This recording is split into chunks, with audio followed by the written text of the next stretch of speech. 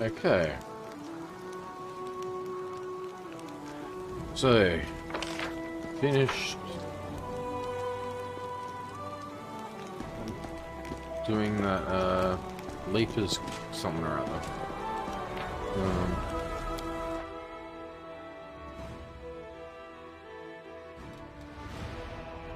Yeah, Leapers Smile.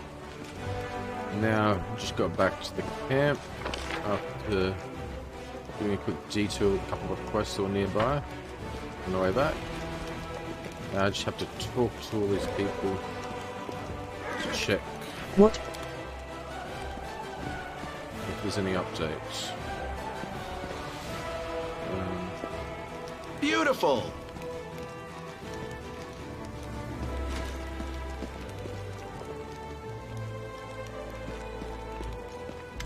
Good days and clear skies. Sealer smiles. See you. Let's see what we can do.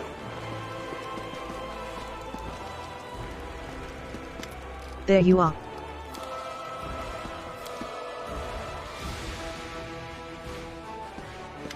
Hello, Commander. Go, and may Abadar protect you. Good fortune to you.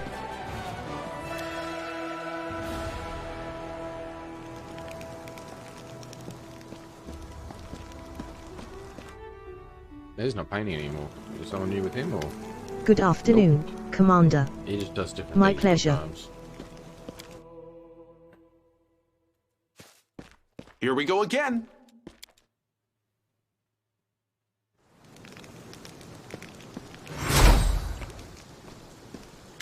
Commander. So I have to go to that birthday party thing as well. We have to. Here we go. I'm listening. Tirabeth says goodbye with a short bow.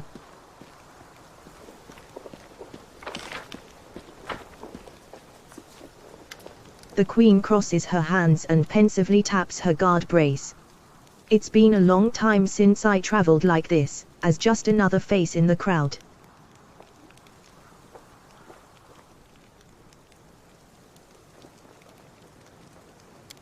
Don't forget, here I am, Kitrani the Knight. Sounds like she's bored. Or annoyed. Ember is bobbing her head and humming a tune. So go.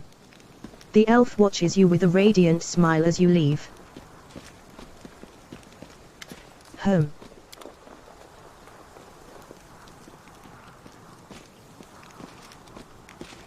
And there's his little raptor. Regil's pay. Alright. There's this one. It is good to see you. Nope. Good luck. Watch your back. Only trust your closest friends. The enemy is cunning and treacherous. Is that a trap?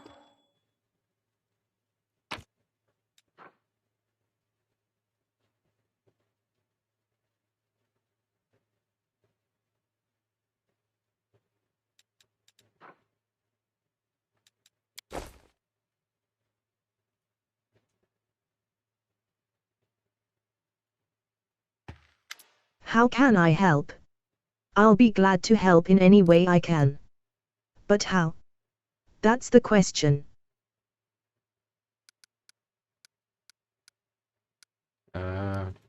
If you have any questions, come back.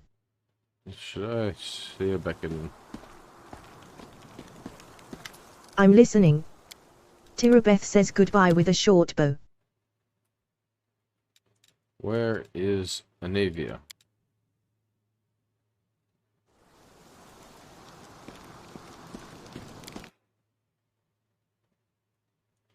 Oh, there she is. Look who Nope. it is. Okay, All right. You watch yourself now. Should I? Get rid of this stuff first.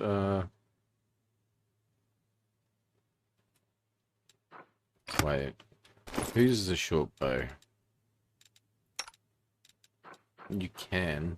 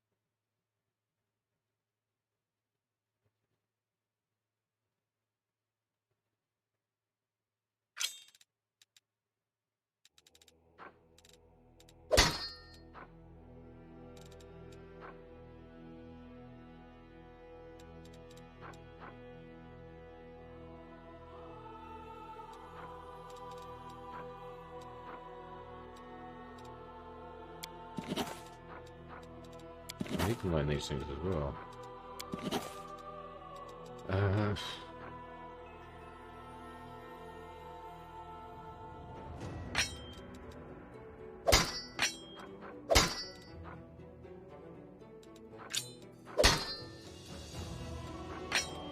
Okay, that's a really low hit chance with that.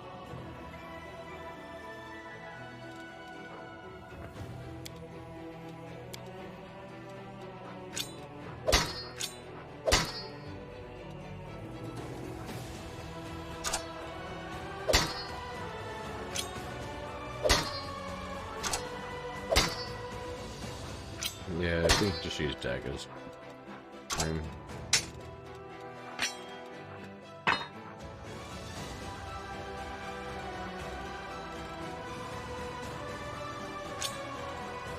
No. Let's sell this. No. Can't use that. Where's she?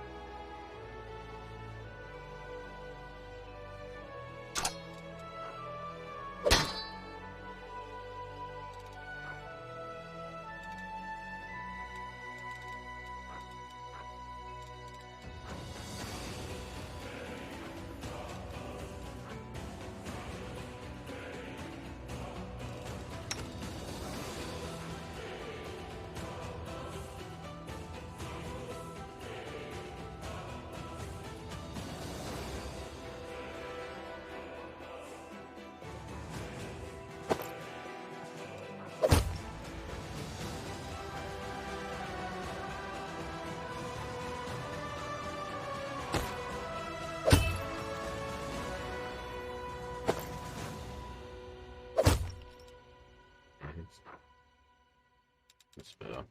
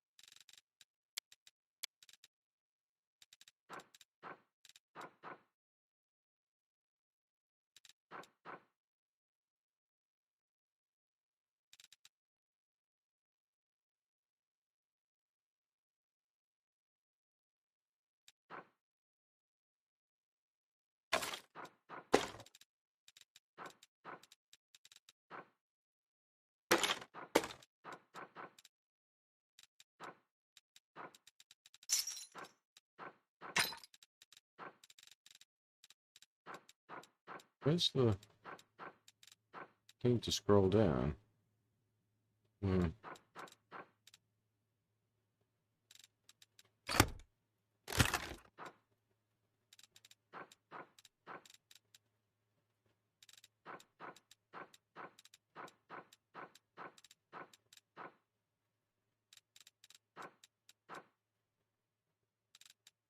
This one's the thing to move up and down. Why is this one not? I should use my mouse on it.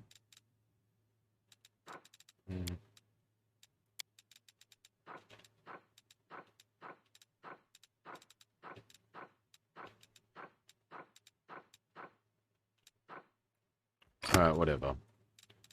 Out here. Solid junk we got. I'm gonna ask that girl about that stuff.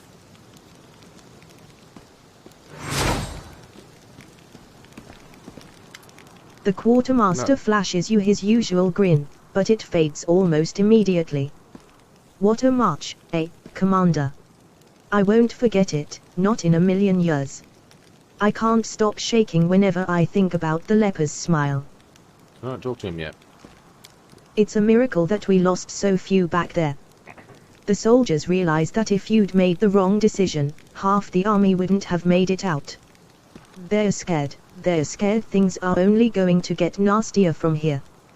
What if we held awake? Lit up the bonfires, poured some wine, raised our cups in memory of the fallen. It'd do the troops a world of good.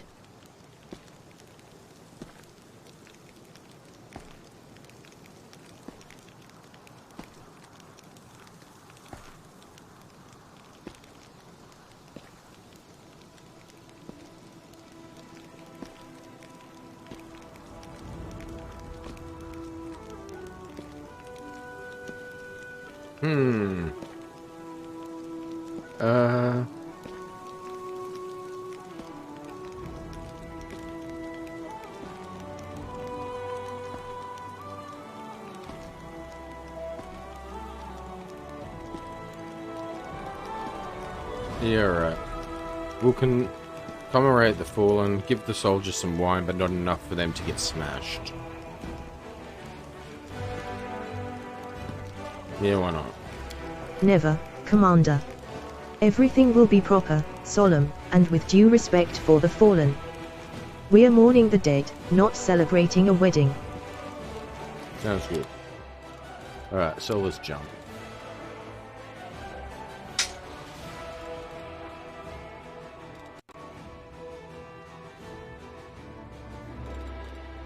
And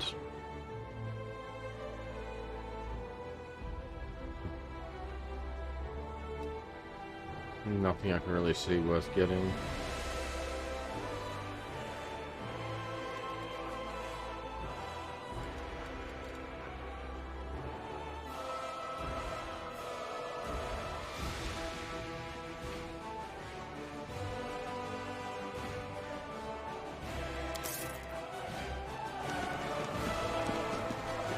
I can handle it.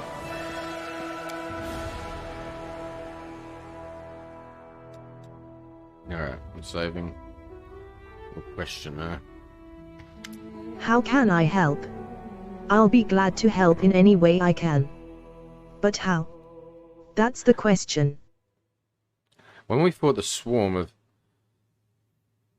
Vasconers, someone put a handkerchief soaked with pheromones in my pocket, which attracted the insects. I found a vial of the same pheromones in your tent. Nura's cheeks blush a little. That's my perfume. Perhaps it's strange to take perfume on a crusade, but, you see, Knight Commander, it is my reminder of a more normal, peaceful life. What I'll go back to after we've won. And besides, her cheeks blush even more, and her voice drops to a whisper, the smell drives men insane. Really? I have no idea how this smell affects infernal insects. I'm a historian, not a demonologist. Perhaps some malicious person used my perfume to lure the Vescarvorous to you, but I swear it wasn't me. Maybe, Nura again lowers her voice to a whisper. Maybe one of my admirers is trying to hurt you and set me up.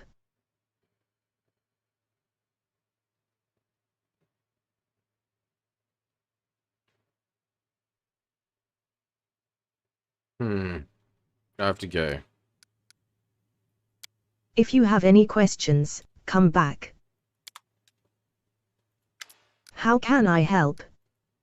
If you have any questions, come back. You know what? I'm gonna load. Oh no. Do a hard save before I talk to her. Alright, just double check. How can I help? If you have any questions, come back.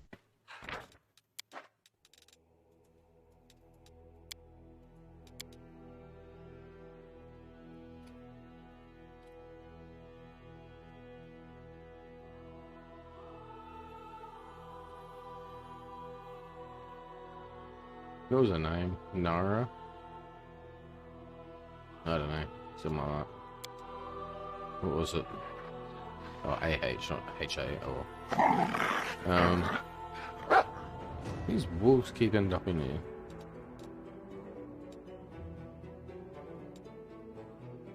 Alright, we'll talk to her now. How can I help? I'll be glad. If you have any questions, come back.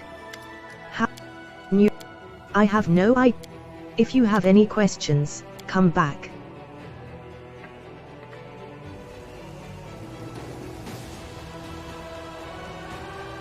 Alright, that's done.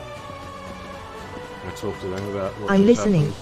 Happened. Tirabeth says goodbye with a short bow.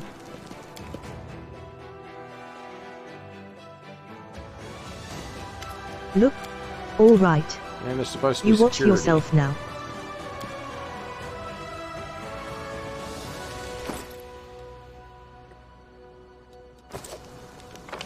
I really need that storyteller to come back. Or whenever that's supposed to be. There's so many items for him to look at.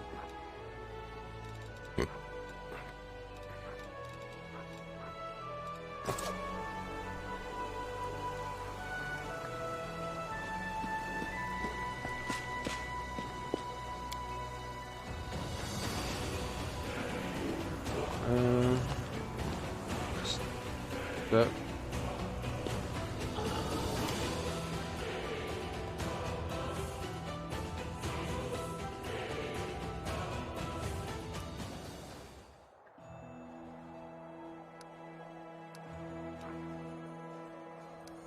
Oh yeah, we got this person that wanted to talk to us.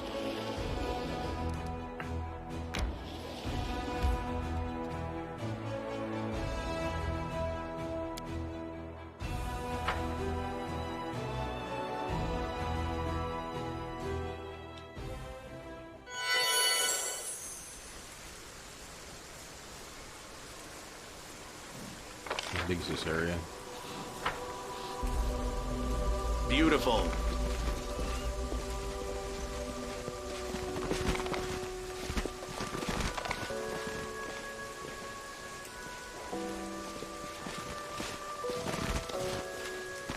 Let's see what we can do.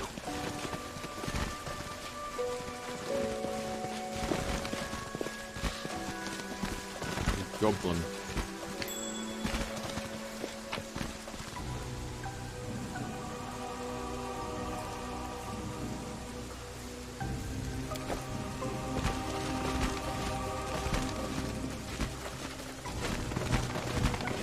Here we go.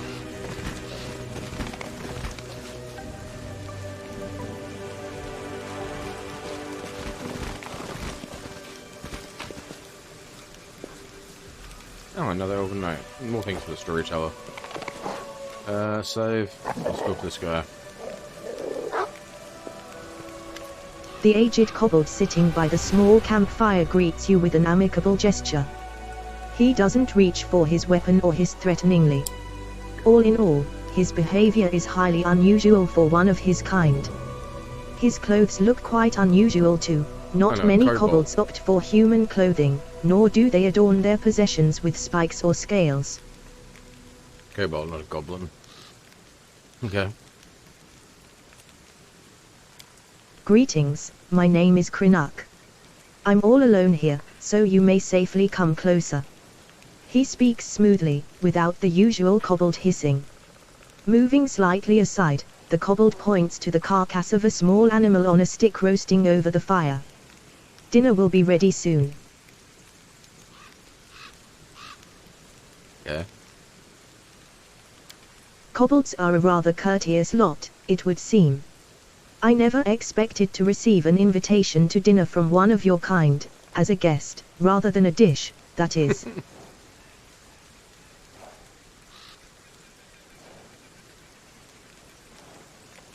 I didn't exactly invite you, Count. My invitation was addressed to the commander. But sit down, help yourself. Beyond the walls of your fancy mansions, you'll find surprises far more unusual than my humble self. He knows where he's from and who he is. Okay. Um,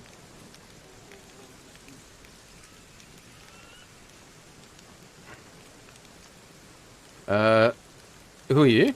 As I've already mentioned, my name is Krenak. At your service. The kobold offers a short bow, an unusual gesture for one of his kind to make. As a rule, kobolds do not express their respect to anyone other than dragons. I am a traveler and a friend to the crusade. I can be your friend, too, if you are tolerant toward kobolds.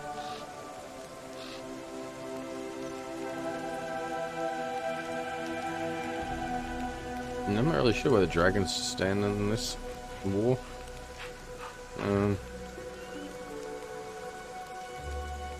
So far, the dragons mostly been on our side. We've only seen one of them, I think.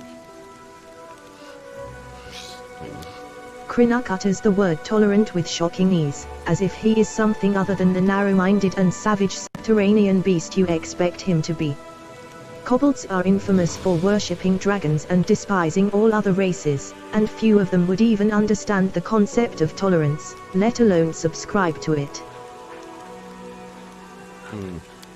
The crusade has many unusual friends, but even I haven't met anyone like you before. I'll be glad to see a kobold in our ranks. Seela smiles amiably. Oh no, don't get me wrong, I have no intention of marching within the Crusader ranks. Yeah. Still, I hope that my humble assistance will be of use to you.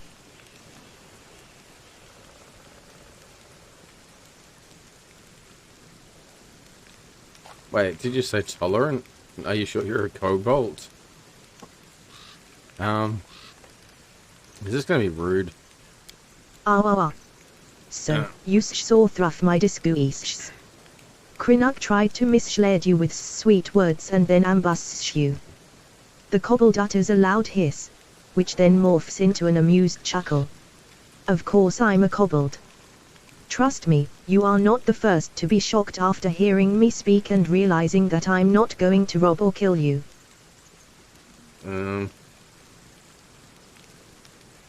That's what. I guess this is a joke.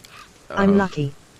If representatives of other races want to be seen as intellectuals or decent conversationalists, they have to read a lot of books, refine their manners, possess a passing knowledge of classical theatre, and douse themselves in fine perfume. Whereas in my case, all I have to do is not lunge at you with a spear or hiss every other word. Was it you who left me that note? The kobold shrugs. Of course. Who else could it be? I wanted to make sure you were interested in the information I can provide. Not at the bonfire. What are you cooking? Judging by its ears and hind legs, it's a hare. The kobold casts a dubious glance at the animal's mouth, which boasts a set of huge teeth. Or maybe it's a tiger. Depends on your point of view, I suppose. What?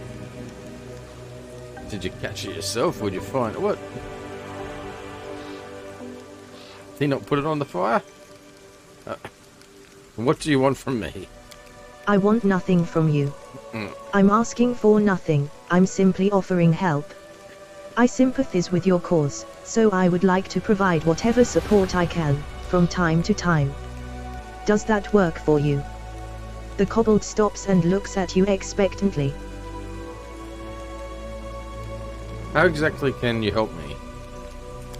With advice, mostly. Throughout my life, I've seen a lot. And a piece of timely advice can be extremely valuable, don't you agree? Of course, if your advisor is a kobold, the merits are not so obvious, but you're in luck. This kobold right here has extensive knowledge of a variety of matters that you may find useful someday. After some thought, he nods toward the campfire. One more thing I have to offer is this hare, after it's cooked. Okay. So he does know what animal it is then. How do you know so much about demons? Krenak gives you a long and heavy look. I've had some experience with them. I don't want to go into the details right now.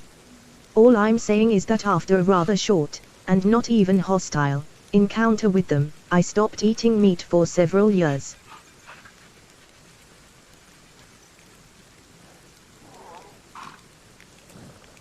You stopped eating. You're cooking meat. What's the catch? No catch. I am acting for wholly altruistic reasons, but my motives are something I would rather not reveal. Crinnock turns his face to you and his wrinkles become more visible in the glow of the fire. We just met 5 minutes ago. Don't you think it's too early to expect complete candor just yet?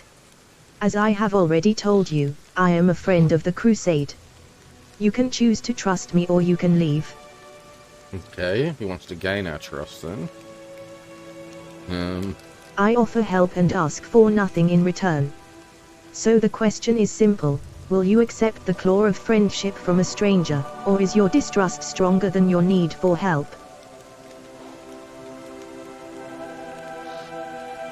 Thank you, we would appreciate any help.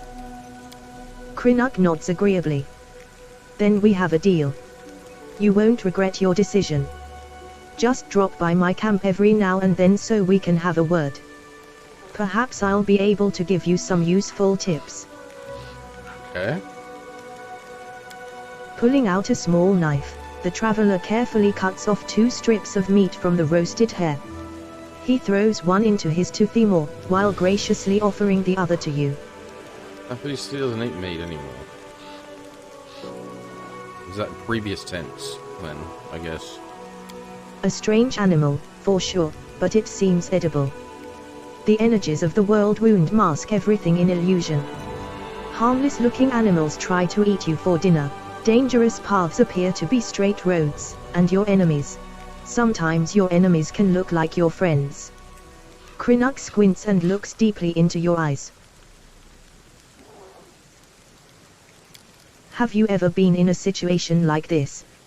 First, you think a person is your friend and ally, but then the scales fall from your eyes, and you realize, they are actually your sworn enemy.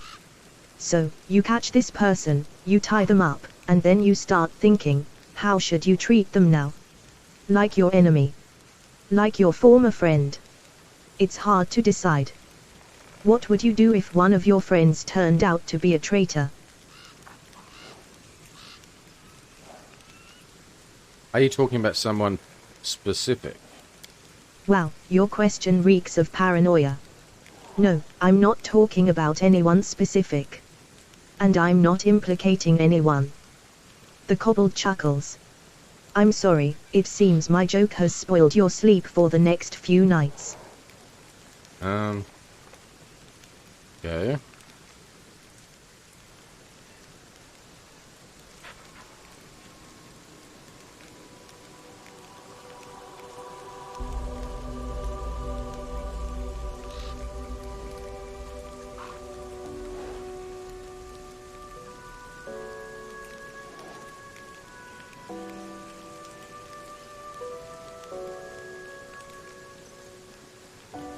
We do suspect a spy at the moment, and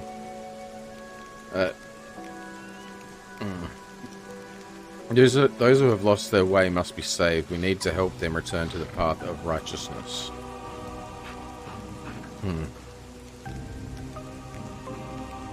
Let's see what he says.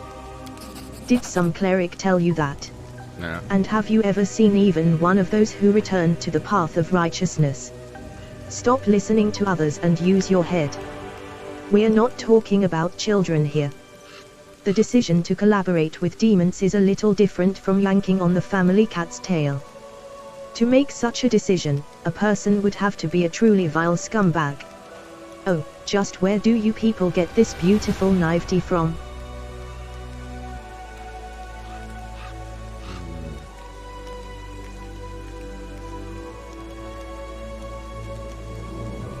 Something in Crinnock's voice sounds merciless, like cold steel. If you catch a traitor, grab them and shake them till they spill everything they know. Some need to be tortured, others will crack if you threaten their family, or bribe them with promises of mercy and gold. Wring the traitor dry, like a rag mop, and think about war, not about ethics. At least, that's what smart people write in books. The fervor fades from the kobold's voice, but subtle glints still flicker in his eyes.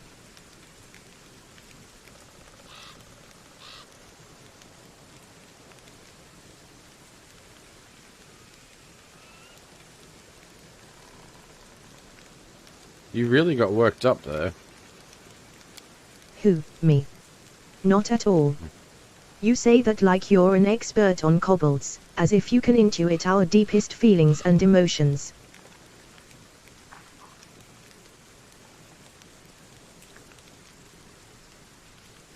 I guess you're right. What matters most is doing what is best for the cause. The kobold shakes his head, pretending not to care. Maybe I am right, maybe I am wrong. I was just sharing my opinion.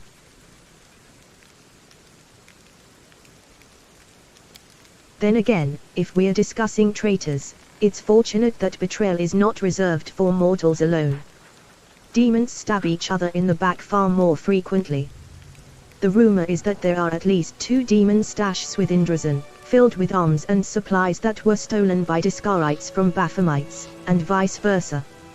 One of them is near the entrance to the fortress, while another one lies by the entrance to the citadel.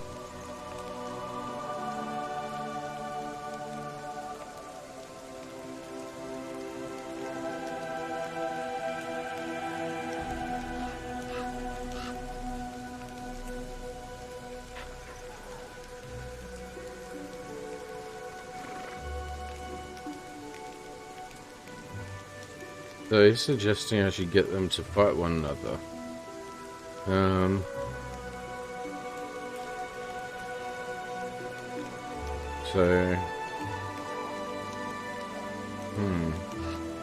Where did you learn that? Gossip, hearsay. The world is an ocean of chatter, and I am quite a skilled fisherman.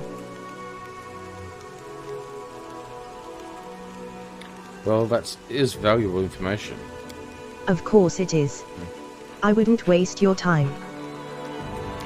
Cracking his knuckles, Krynuk gives you an inquisitive look. I hope that when the time comes for you to make real decisions instead of hypothetical ones, your wisdom won't fail you. Just one bad choice can turn a revered leader into a disgraced pariah.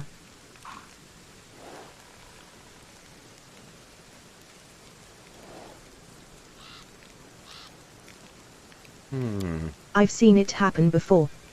I lived through something like that. My tribe suffered a disaster caused by just one bad choice. Can you even imagine? The kobold squints sadly, his shoulders slumping a bit. With a sigh, he begins to talk. I don't like telling this story, but it might be useful for you to know it. Perhaps it will serve as a warning. Will you tell me? Krynuk clears his throat and starts talking in a sonorous voice that reveals his experience as a bard. I was born into the mighty and proud tribe of the Night Ruby. Our caves were vast, our mine shafts were rich in quartz and metals, and our underground lakes were brimming with fish. And, of course, we had plenty of slaves. The Night Ruby was a model of kobold success. It was a tight-knit, greedy, and aggressive tribe that intimidated even a few of the nearby human settlements.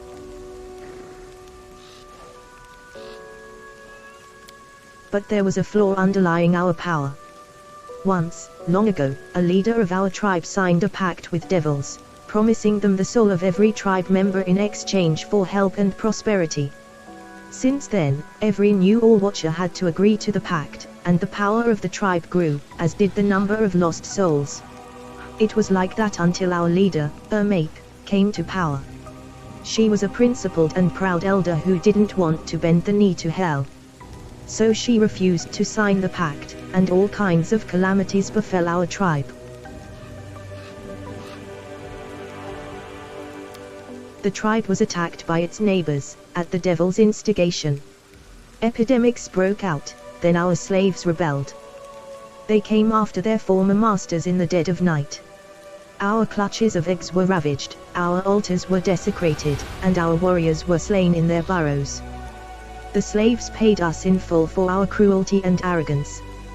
They hunted us, chasing us down through the caves and mine shafts, level by level.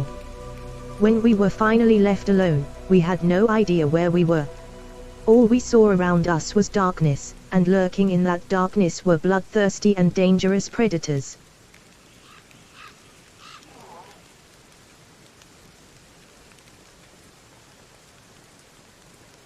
Okay.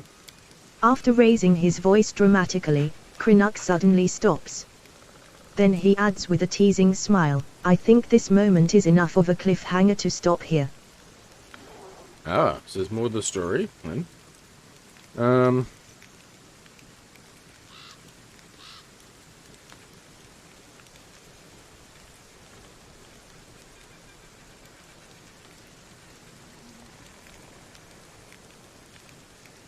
I'd like to know more about you. I'm flattered. But what's so special about me? I've never accomplished any feats on the battlefield, I don't know any special crafts, and I don't even belong to an exotic species. I don't have the slightest idea what you find so interesting about me. You're articulate, for one.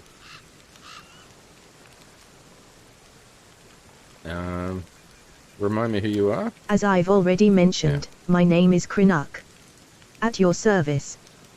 The kobold offers a short bow, an unusual gesture for one of his kind to make. As a rule, kobolds do not express their respect to anyone other than dragons. I am a traveler and a friend to the crew. I'm a traveling bard. And I can already foresee your next question: how does a bard, who also happens to be a kobold, manage to earn a living? All the civilized races of Avistan know that when you encounter a kobold, the best course of action is to smash its skull, trample it with a horse, then burn the remains just in case. Well, the prejudice that, civilized peoples have regarding my kind is quite understandable. Our infamy as robbers and murderers is more than deserved. So, just imagine the spectacle in any tavern when an articulate kobold in decent clothes shows up, offering to share a story or two for a few coins and a mug of ale. I assure you, no matter how big of a deal you are here, if we drop by any tavern in Andoran, all eyes will be on me. I am an exotic oddity.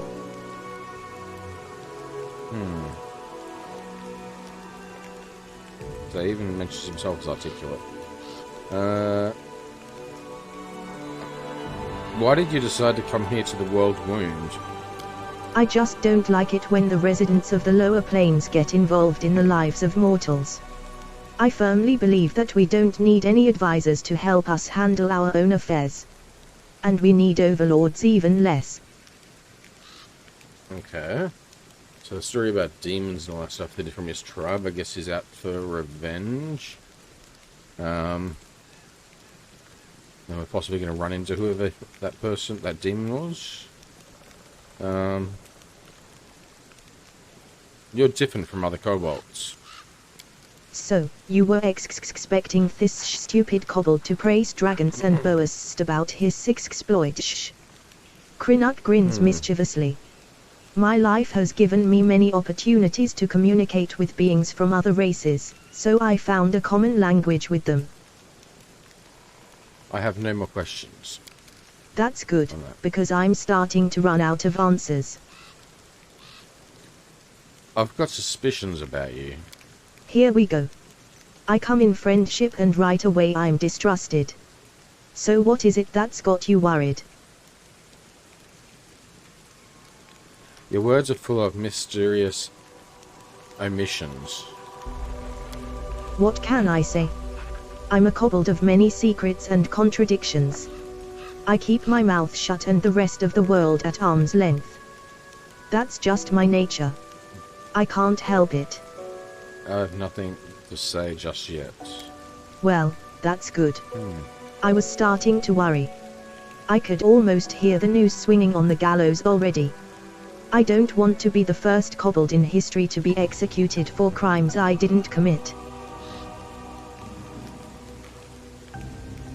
Okay, so something I can question him about later, perhaps. I have questions about demons. You mentioned you know a lot about them. My humble knowledge is at your disposal. What is the demon's main weakness? It's a fact that they are hostages to their own nature.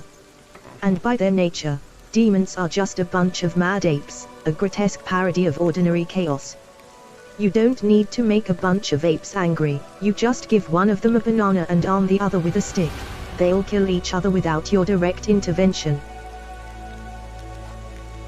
How do you know so much about demons? Crinut gives you a long and heavy look. I've had some experience with them. I don't want to go into the details right now.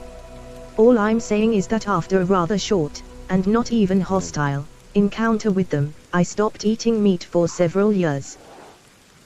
Yeah, you mentioned that already. Do you know anything about wounds inflicted by demons that first appear, then disappear, and later reappear again? Do I need to resort to platitudes such as the weirdest tricks can be expected from demons, or can I just skip that part? I've never heard anything like you're describing, but new sorts of nasty stuff appear in the world wound every day. However, if we think about it some more, don't you think that this wound doesn't cause enough trouble to be something the demons did to you on purpose? When you're hit by the magic of the abyss, you know instantly that death is coming your way, and fast. Everything is clear to me now, I guess. That's a bold statement. Yeah, that's what I thought. I'd like to hear the story of your travels. It's a long one. Which part would you like to know? And tell me about your tribe. Crinut clears his throat and starts talking in a sonorous voice that reveals his experience as a bard. I was born into the mighty and proud tribe, Yeah, you already said this. but there was a flaw underlying our power. Once, long ago, a leader of our tribe signed a pact with devils. Yeah, you said The that. tribe was attacked by its... Said that. After raising his... As you wish. Have you heard about my unusual powers? I've heard you're either extremely lucky, or quite the opposite. You survived the massacre in Kenabras just to spearhead a new suicide mission. On the other hand, you survived then, and most likely you will survive now. Good luck in this noble endeavor. Okay, so some honesty you haven't heard yet, I guess. From a different circle of people talking, I guess.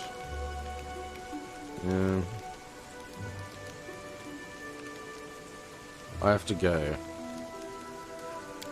Good luck. I believe you'll need it.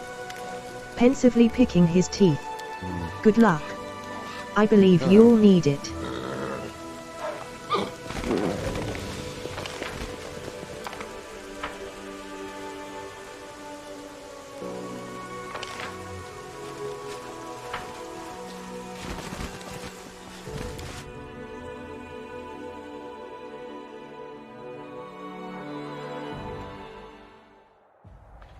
The one who we suspect.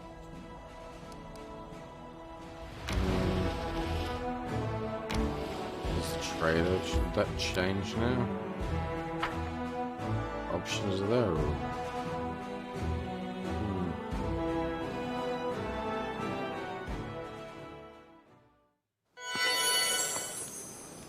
I can handle it. Sleeping camp.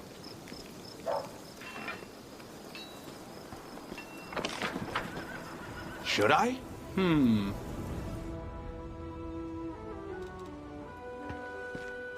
How can I help? If you have any questions, come back. No, we'll try sleep.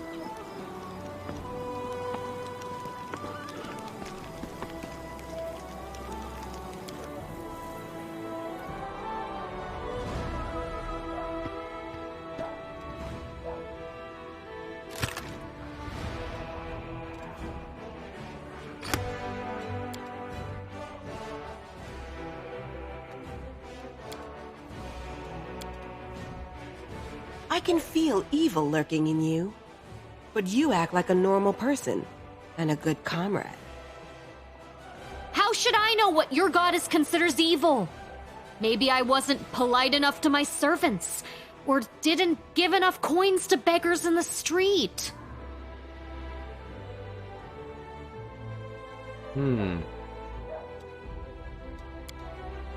She really doesn't like anyone mentioning about her alignment. A necklace or Eldritch. The ceiling. Exit area. So there's nothing new there that wasn't.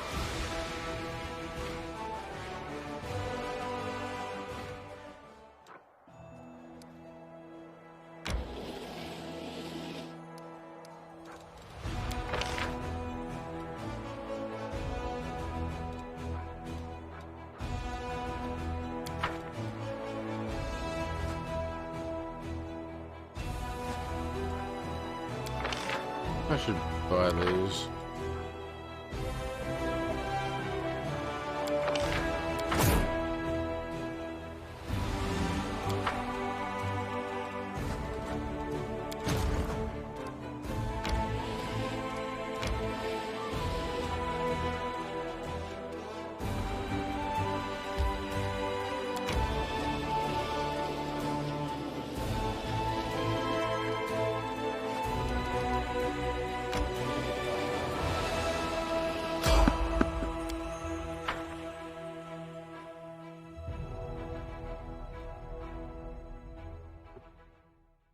No time for debates.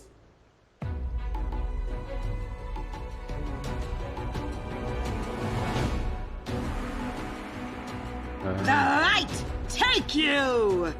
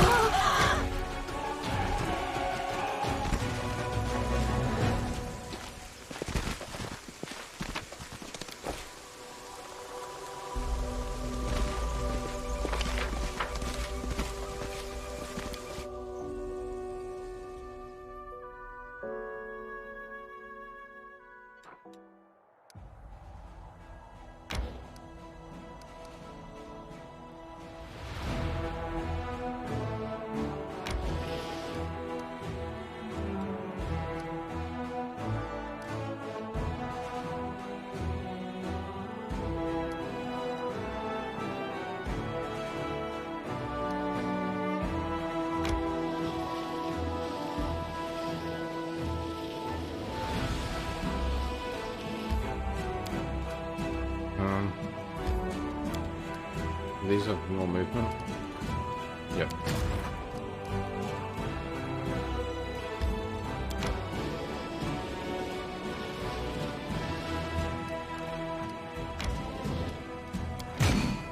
Wrong one.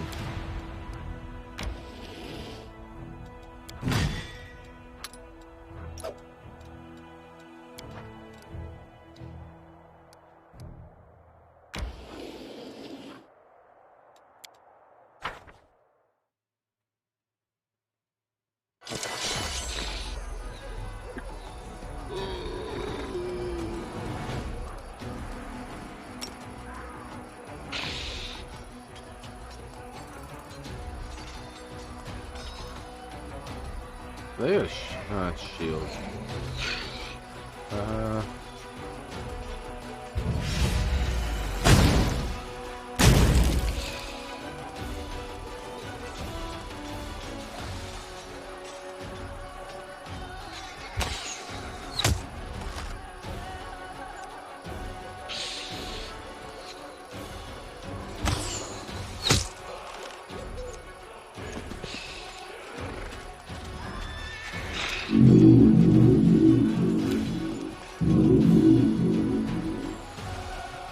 It's still nice on a horse.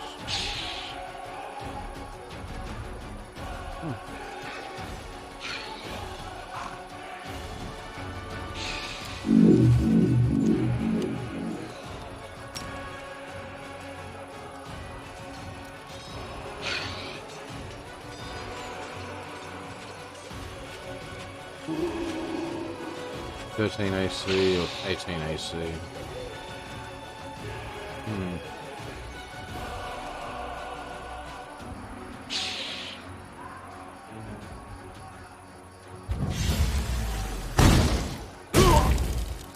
Okay, knock them down.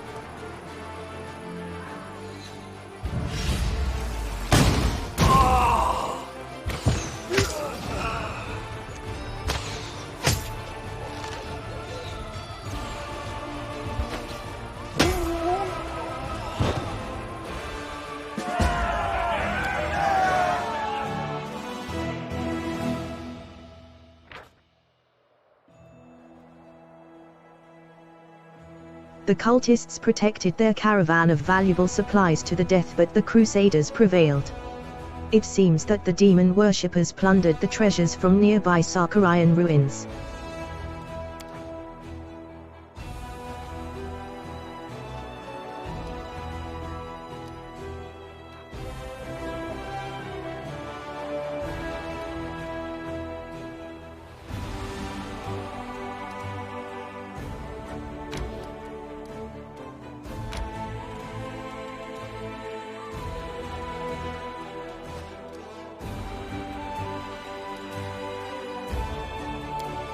We'll save. Do a hard one.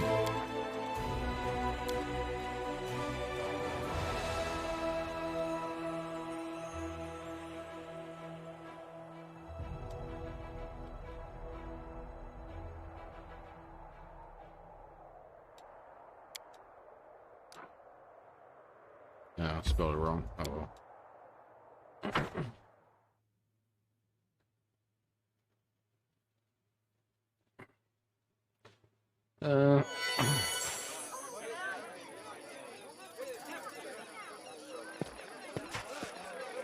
Raptor. Oh. No.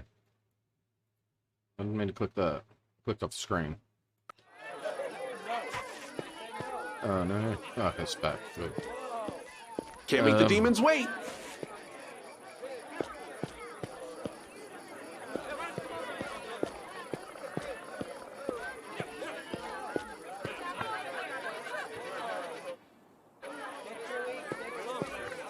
Oh, what's this? My not so numerous, but nonetheless dearest guests. About a year ago at my last birthday party, I assured you all that I nurtured a deep-seated hatred for boring people who give protracted speeches in the misplaced belief that their inner thoughts are of any interest to anyone but themselves. Now I am a whole year older, and also a full-fledged crusader, an honorable position that requires me to be as dull, pedantic, and vexing as I possibly can. Therefore, a speech it is.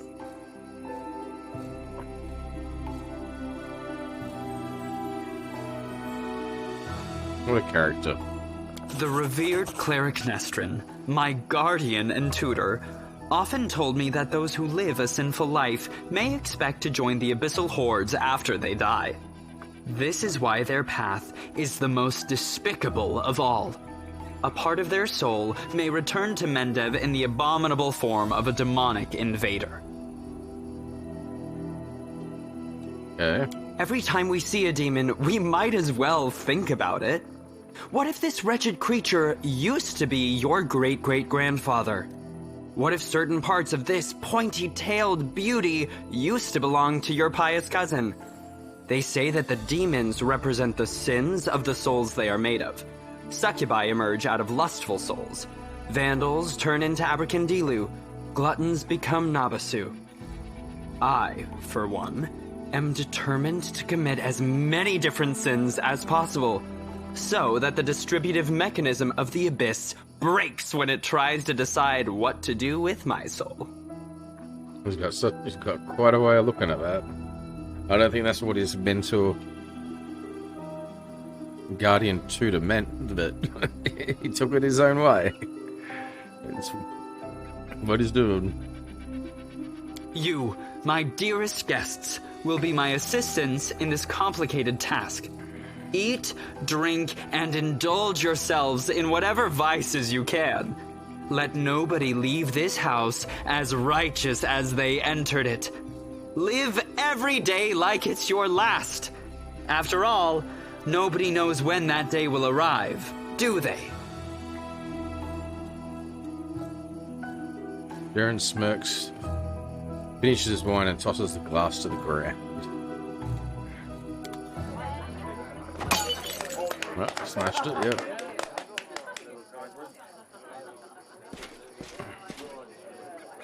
How interesting. Inquisitor Liata whispers in your ear from behind. Did you find anything interesting? Nothing, really. I just took note of a few things. I attempted to find out whether anything unusual or mysterious has happened to the Count over the last 10 years. During my conversations with his acquaintances, 2 people noted that he never speaks of the revered Nestrin, the priest of Iomade who was his guardian and tutor.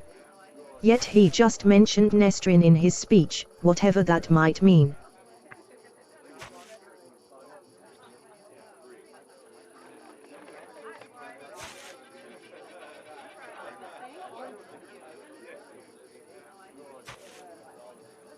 You told me that you tried to find out anything odd that happened to Darren over the last 10 years. Some of his servants complained about strange occurrences in the house, like objects moving by themselves, or candles going out. Of course, that could simply be a figment of their imagination.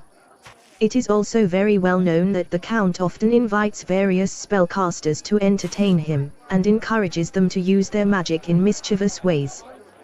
Practically the whole Mendev knows the story about the 3 drunk wizards and their teleportation race across the roofs of Kenabras after a party at the Count's house. What I'm trying to say here is that any fluctuations in residual magic at his house are not at all surprising. Okay.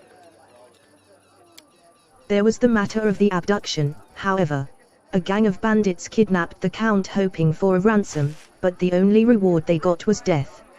Afterward, the Count told everyone that he had hired the bandits himself as a joke. The other mercenary squad that freed him and executed the bandits was also in his employ.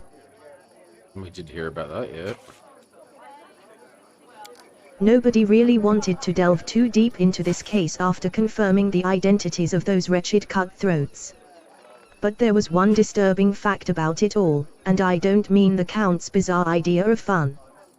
The mercenaries who supposedly freed him had also cut off the bandits' heads, after they had already killed them. Their heads were cut off? You mean the bandits who attacked Darren? Yes. Perhaps I wouldn't have even noticed this detail had I not visited Heaven's Edge right after the tragic incident. I remember that we also found several headless bodies, both of guests and demons. We thought they had been decapitated during the fight. My companions have been finding several heads among their belongings recently. Strangely, things like this weren't a problem before Darren joined the party. What? That is an alarming coincidence. Now we have another reason to conduct an investigation. It is crucial that we find out what exactly happened at that tragic feast. What do you need? What do we need to do, Inquisitor? Now that's the hardest part. I need to dive deep into the past of this place, which requires casting several different spells over some time. It would be very convenient for me if nobody interrupted the process, especially the Count himself. I don't think he remembers my face, but a suspicious stranger casting unknown spells might attract his attention. All in all, what I want you to do is to distract the master of the house. Right now he is playing host in the very place I'd like to start with.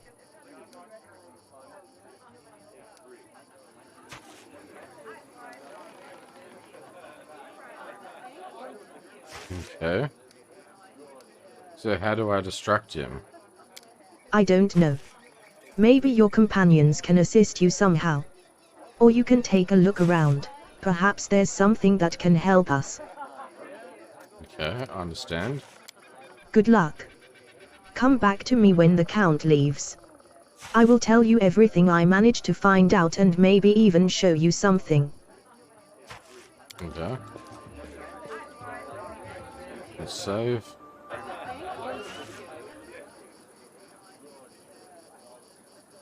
Alright. The executive clans here are in a miserable state. They've been neglected for many years. Well, he's hardly visited this place, supposedly, I think. And those spells on it for no one to be able to get in.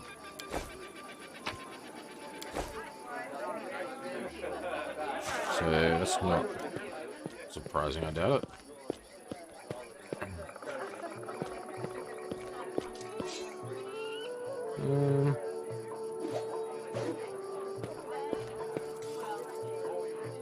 Beautiful.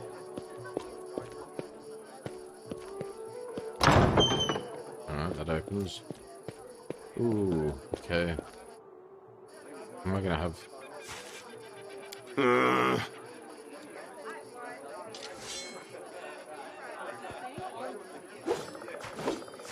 Okay, I have to roll a 19, at least.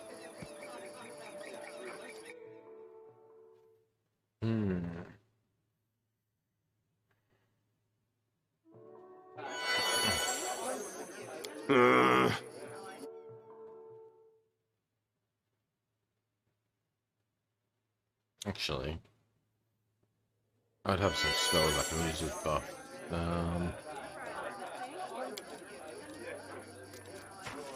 Maybe.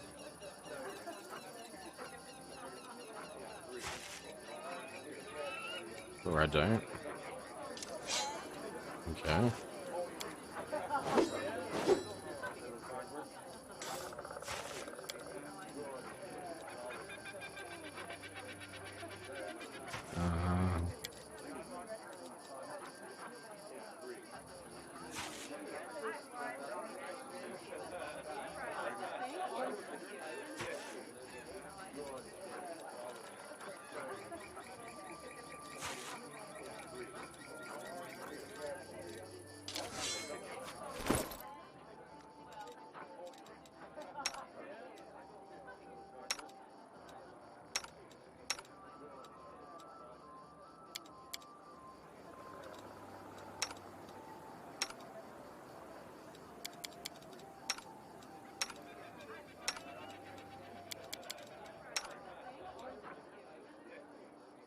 This world, knowledge arcane, no. Law nature. Oh, this one. Give me one bonus.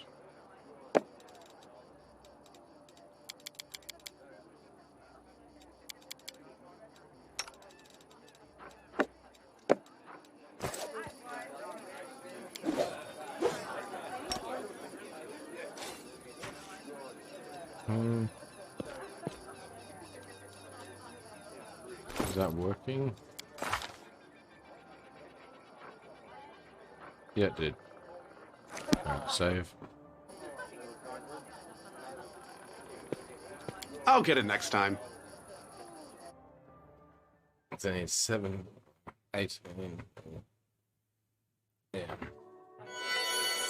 Just 18. I'll get it next time.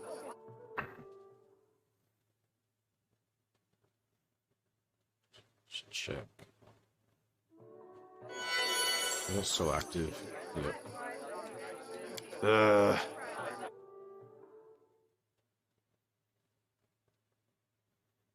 Only 3 out of 20 chances that this could work. I'll get it next time.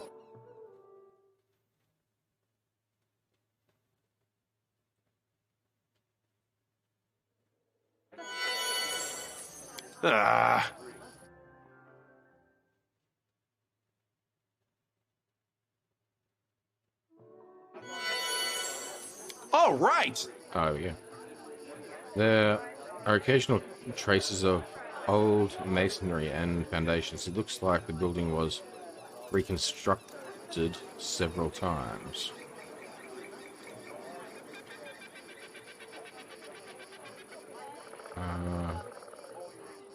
Does that mean there's a way? Something back there behind her? Alright, well... She can... No, keep it on me.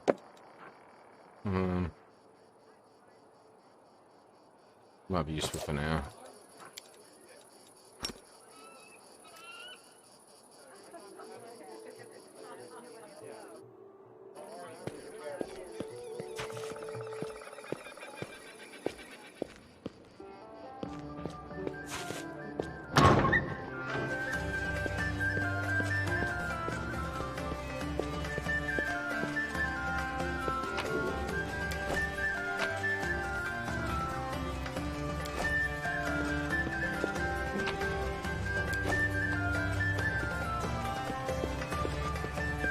Beautiful.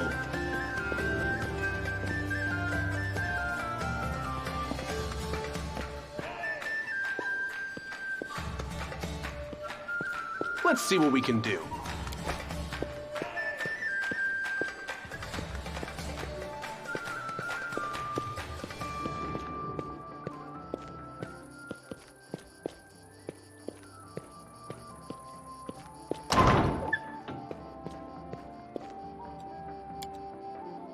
The door is sealed and looks like it hasn't been opened in a very long time. The door is sealed and looks like it hasn't been opened in a very long time.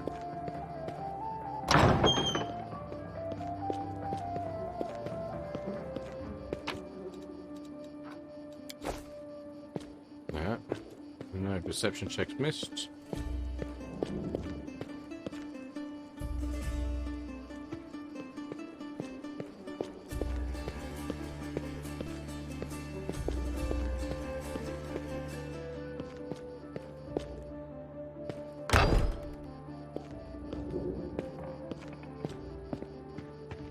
Is that a trap? It seems there is a hidden cache inside the wall. You see a keyhole amongst the decorations. Yeah. Here we go.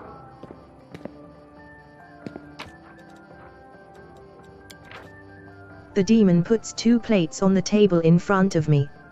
On each, a bleeding human heart. Look, he says. The right one belongs to a noble and righteous man, a loyal servant of Iomade.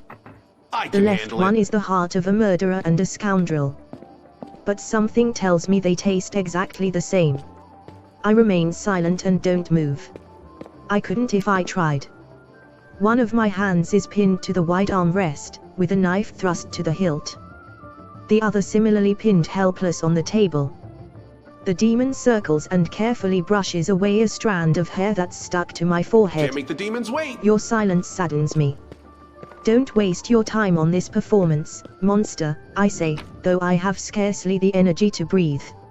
If you wish to torture me, go ahead. If you want to kill me, then kill me. My life is in your hands. But my soul is not, and never will be. The hearts on the plates in front of me continue oozing blood. They've only just... The door flung open. The three chaps sharing adventure stories fell silent. "Hail, friend," said the visitor in a deep voice. "Have you got a room for me, master?" The bored half-elf behind the counter peered into the visitor's face and whistled. "Blimey. If it isn't Grigas Jeffs." "Hail, friend. Let me give you a room, your gold is no good here." "No, I'll pay for it in full." That's what the society is for.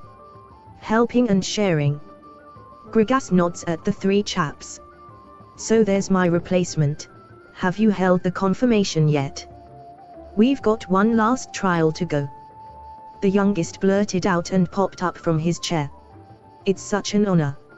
I've read all the chronicles. All about your adventures. I heard you joined the Decemvirate, Grigas," another uttered. "Oh, did you? You should cut off your ears then, they deceive you." "Am I wearing a mask?" "You ain't. Good for you. A PathFinder with no eyes is no good." "I'm not interested in politics. I'm interested in seeking. So, are you going to pour me beer? And I'll tell you a couple of tales."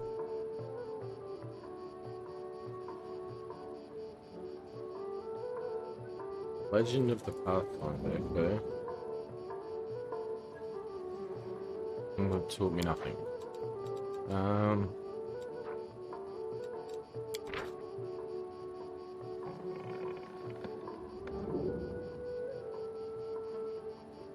"For the third night in a row, I've dreamt of the Grey Gardeners knocking at my door. I cannot believe it is my turn. To be cut down by a blade washed in the blood of 1,000 revolutions, as a wave of popular outrage washes over me, as my head tumbles down the steps of the scaffold. We take up the sword, and by it we shall perish. Once we struck down the imperial scum, but now it is we who must face the blade. The insurgent beast called revolution will never be sated. It needs new victims. This time, it's my comrades and I. The cruelty of the hoarders in power echoes in the cruelty of the paupers, now intoxicated by their own freedom. We wanted change. Well, here it is. This is a country now of mad fanatics, fighting their treacherous past every day. Former friends are today's foes. My workshop has been converted into a secret headquarters. If I could do it all over again, I would repair to my easel and refrain from the cause that has sent me down this path."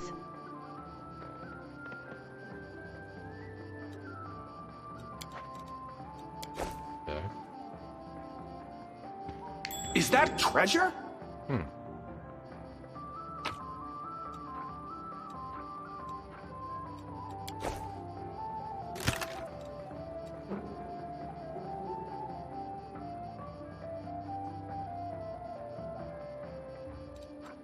Oh, lots of diamond dust.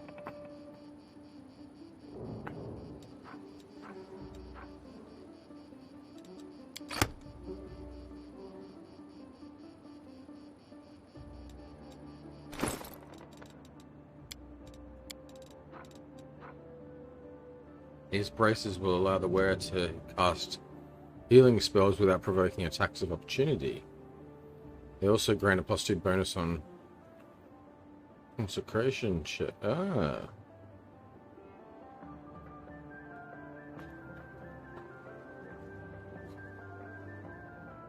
That'd be good for the melee healer, I guess.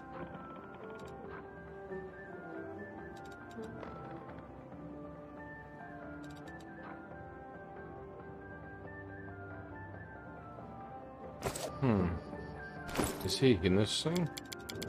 Oh yeah.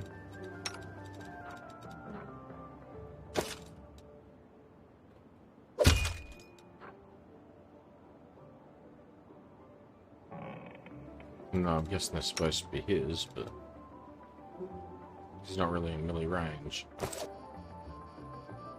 Here we go again. I'm gonna save.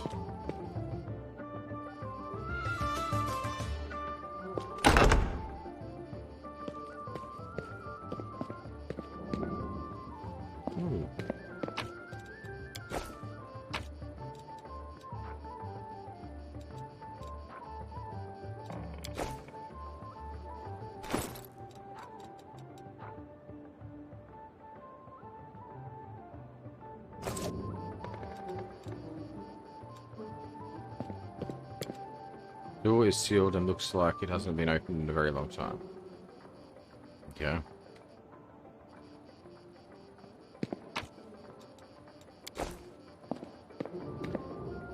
Perception check failed.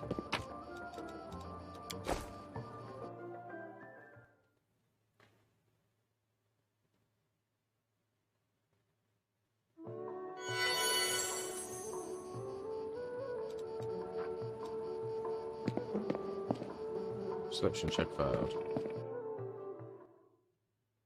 What roll was he getting?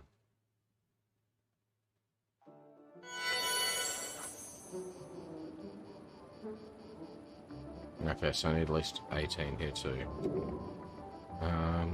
Beautiful! Nope, failed.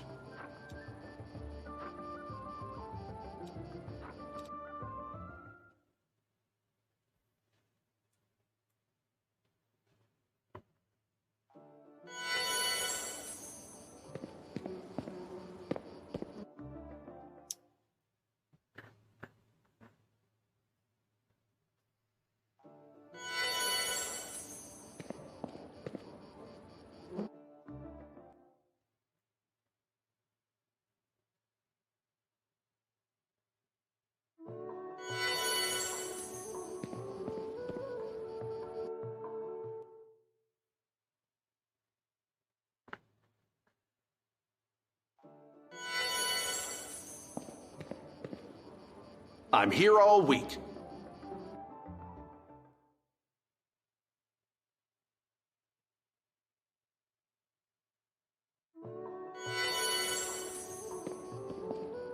Here we go again.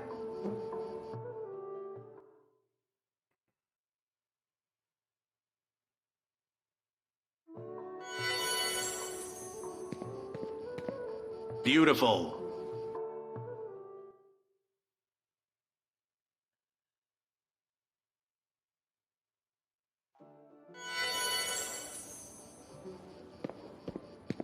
What's going on here?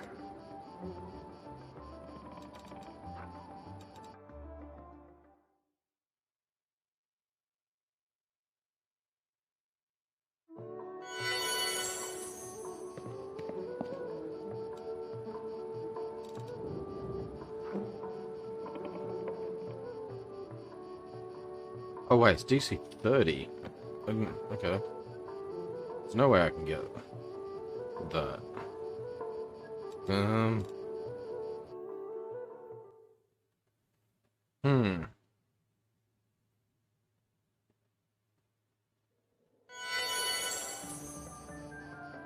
wonder if I can come back for that, whatever it is. Or have I got anything to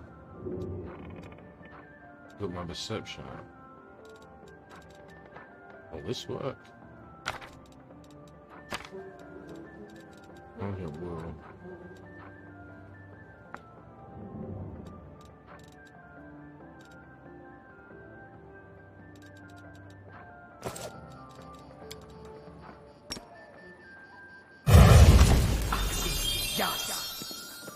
Nope. There's a waste.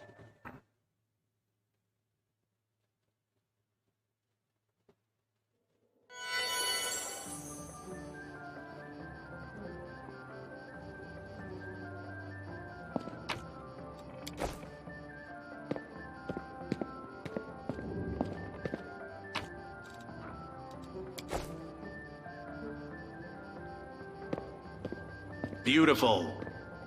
Yeah. Have to come back for that. It's just normal heavy shield, it's nothing important. Maybe one of... Yeah, when I come back to this place, hopefully I can bring companions or something. Because none of these are working to do. Let's see what we can do. Actually... Is there anything else I can put on for perception?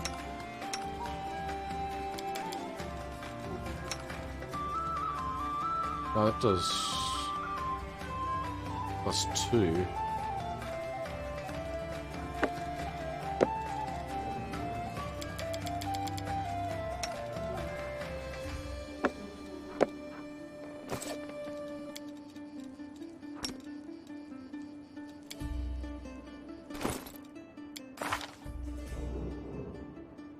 It's only 6 now.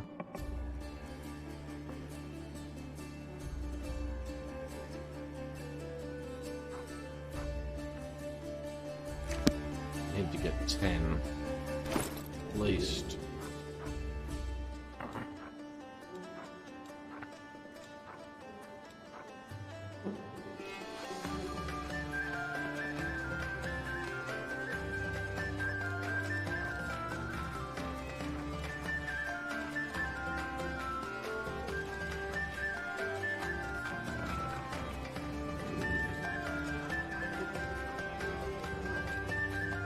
No one's wearing anything to help with perception.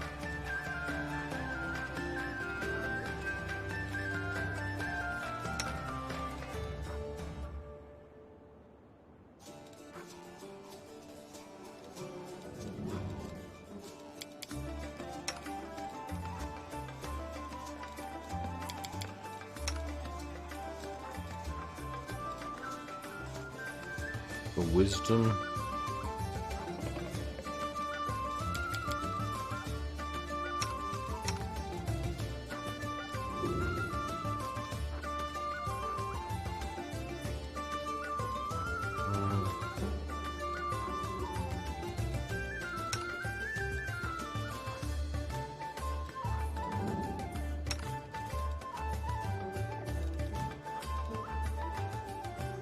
Intellect.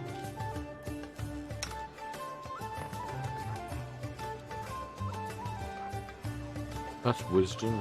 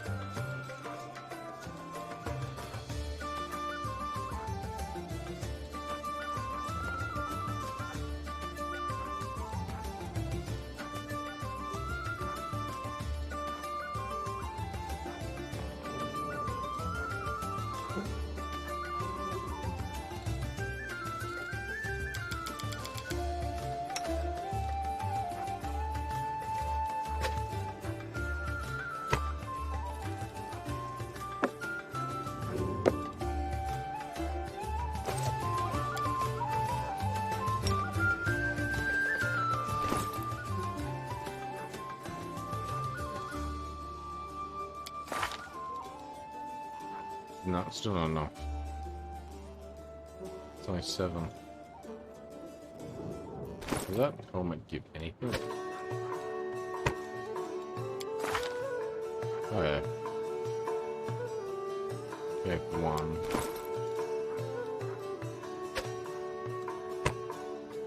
And it was plus 2.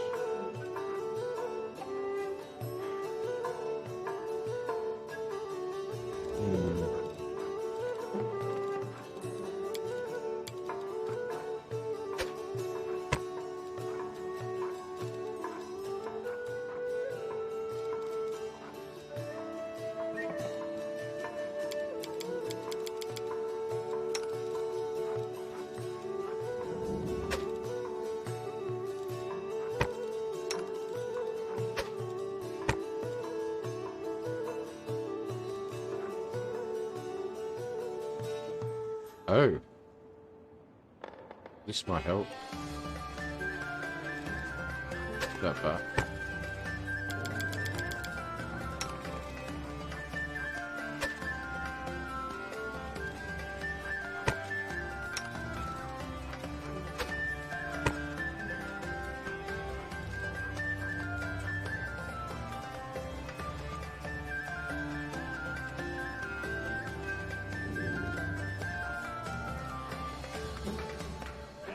Okay. See if this helps.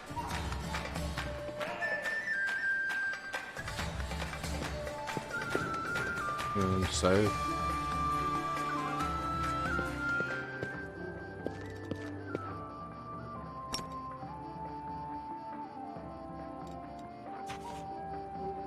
No work? Oh wait. Yeah.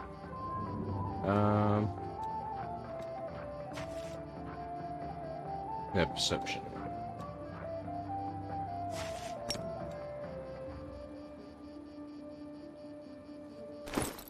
Nice one perception art. 12. Should be able to get it now, hopefully.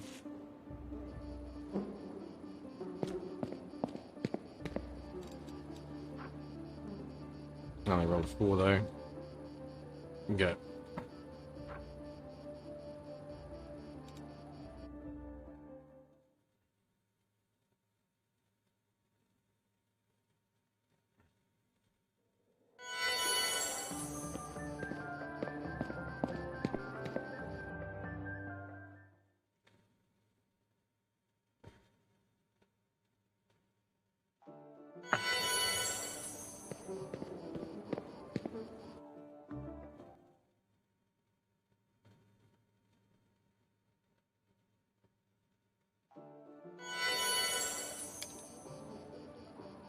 Beautiful!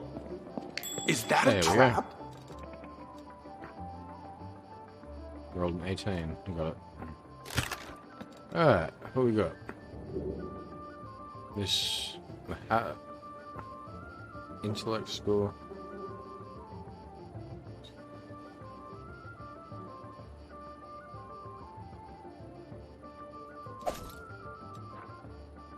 Wand of mirror image, diamond, and scroll of echolocation.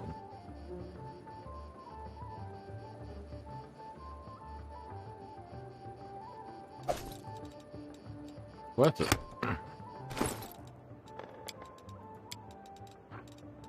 Alright, pull the stuff back now, the way there was. Charisma, come on. No. Just put that there. I can keep these other things on for now.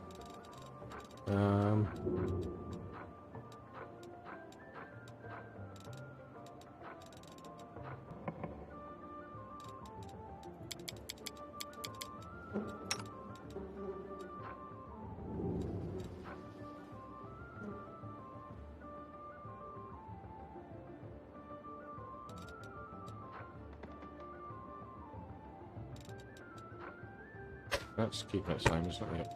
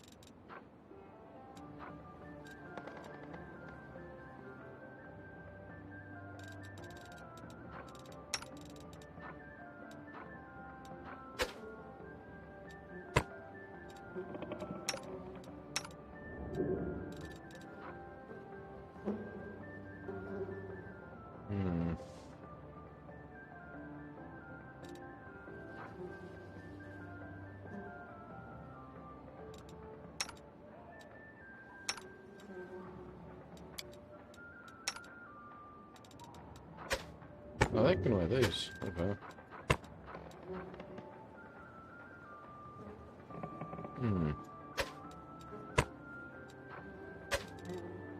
What seems to like do for him?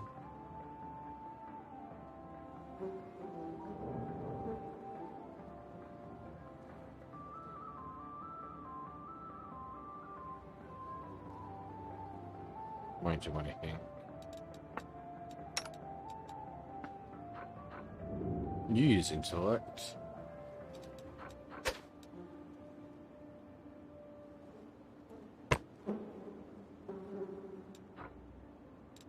Some things.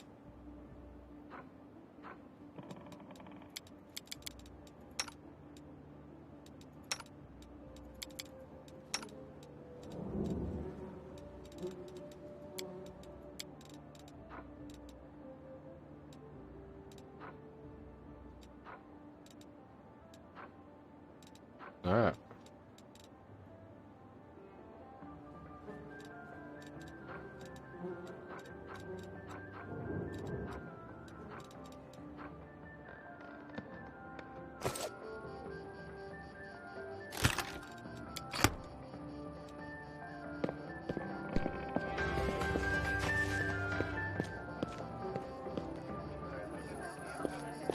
start talking to people.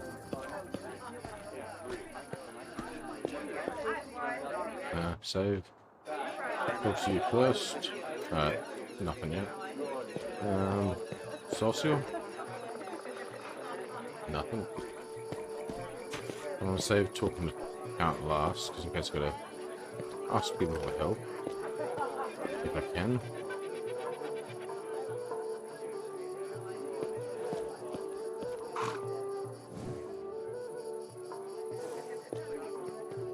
Let's see what we can do.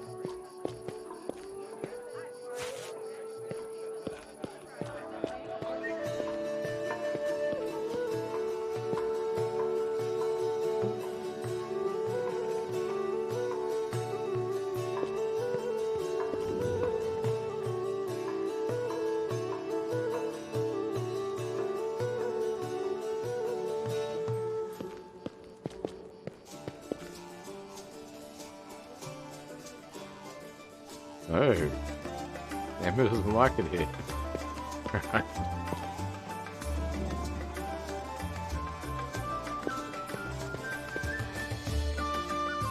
Alright.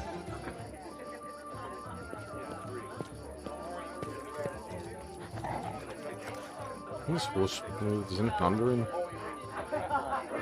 No.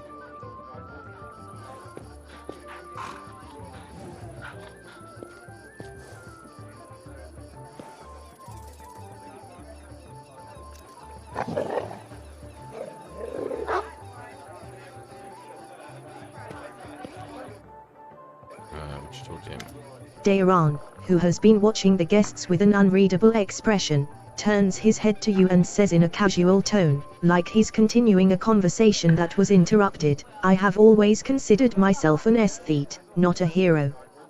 When doomsday comes, I thought, I'd pour myself a glass of 100-year-old wine, sit in the front row, and just watch the world burn. Playing the violin was also an option.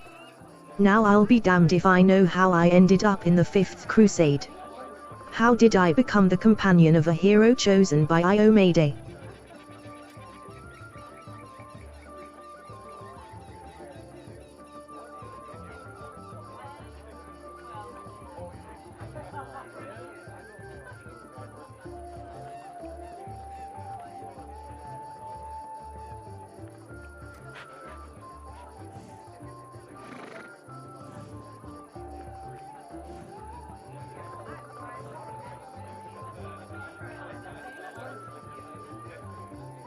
Perhaps this is your chance to finally do something worthwhile. Yeah,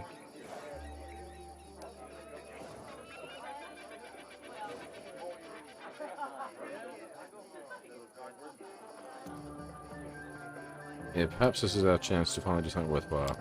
What do you want me to do, then? Dance a waltz on Drazen's ramparts with a charming courtesan. Sounds worthwhile to me.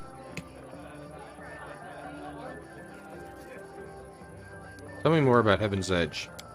This estate was once a truly beautiful sight, with its lush gardens and placid ponds. Daeron smiles briefly. It is a genuine smile, quite different from his usual half-smirk. The house itself is not that large, however. This land was part of the border region even before the world wound, so my ancestors took that into account when laying the foundations. The larger the mansion, the harder it is to defend.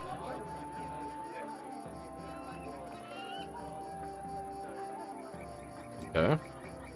I'd gladly give you a tour, but I'm afraid there's not much to see here. I didn't have much time, so my servants only managed to clean up this yard, the Great Hall, and a couple of rooms. There is nothing interesting about them, except, perhaps, the magical firefighting system powered by water elementals. I'm not sure it's still functional, though. Interesting.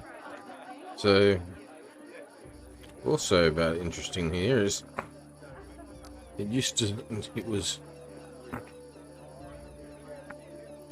built as so it could be defense, because it's harder to defend something larger, so maybe there's other defenses here in those areas I can't get to later in the game. Do you remember that you...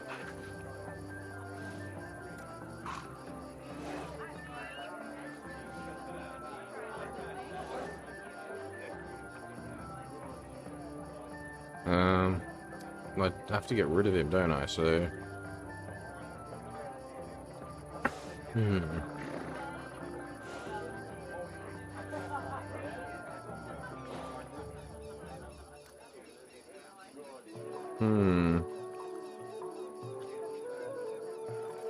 Alright, I'm gonna save before I do this choice. Seize your chance to have fun.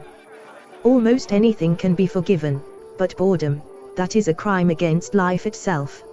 Okay. This party lacks a certain spark. Spill wine on his suit. Oh, I'm sorry, I didn't mean to. Oh, and did you also not mean to ruin a suit that cost more than a thoroughbred? Don't fret, I have a spare. Just you wait, when I return I shall look even more stunning. Okay. I guess that's better than asking me who to work. Alright.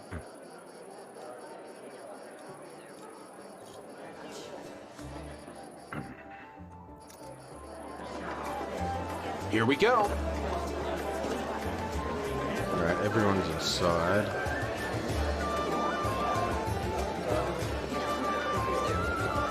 Still can't talk to anyone.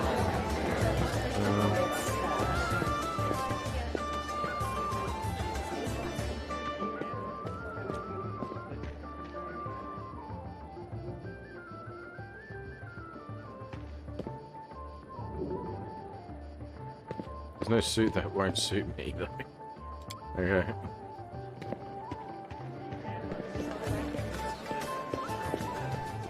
I can handle it.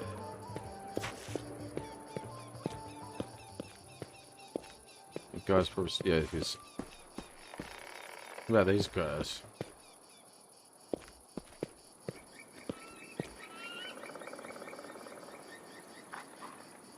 Alright, doesn't matter. Looks like the Crusaders. I see that you did your part, Commander. Thank you. Now get ready to watch and listen closely. I will unravel the past of this place and try to show you whatever I find.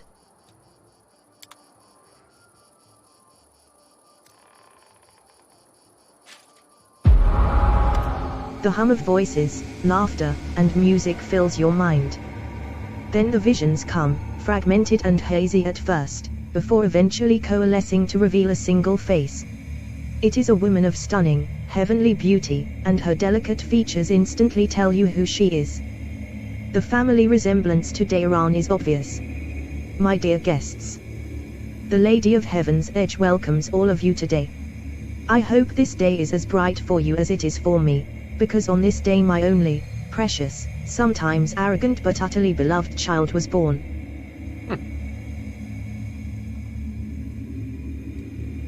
A child is usually a reflection of their parents and caretakers. Countess, will you allow the humble tutor of this young man to address the guests and the man of the hour as well? A new face appears. It is a handsome old man with a strong, dignified posture and a voice that emanates power. Can't we have just one day without your sermons? It's my birthday, after all. 10 years ago, the young Deiran had an utterly angelic appearance. His table manners and expression lack the dignity of a true angel, however. Day. I'm sure the revered Nestrin only wanted to hug you and offer you his best wishes on your birthday. Wait. What? What's that noise?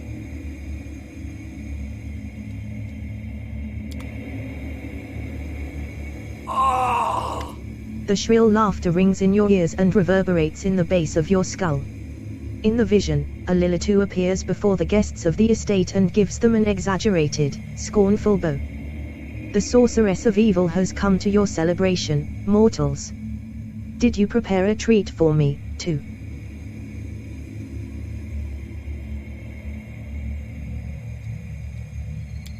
What do you want, spawn of the abyss? I've already done everything I wanted to. Hey, you, doddering cleric, look around. Don't you notice anything odd? The plague is in your wine, in your food, in the air around you, in your blood. Soon you will all die. Pray to your pathetic goddess and call upon your healing powers all you want, but they are not going to help you. Nothing will help you. I will give you a chance to see it for yourselves, and when I return, the grave realization will have already sunk its teeth into your throats. Oh, how I love watching mortals in their final desperate hours.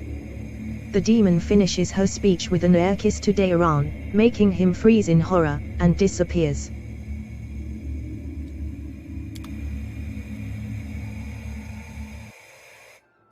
Lyater shakes his head and slowly exhales, rubbing his temples. The first appearance of the disease and the Lilitu, one of the many sisters of the accursed Minago. So far everything I've seen matches the official version of events.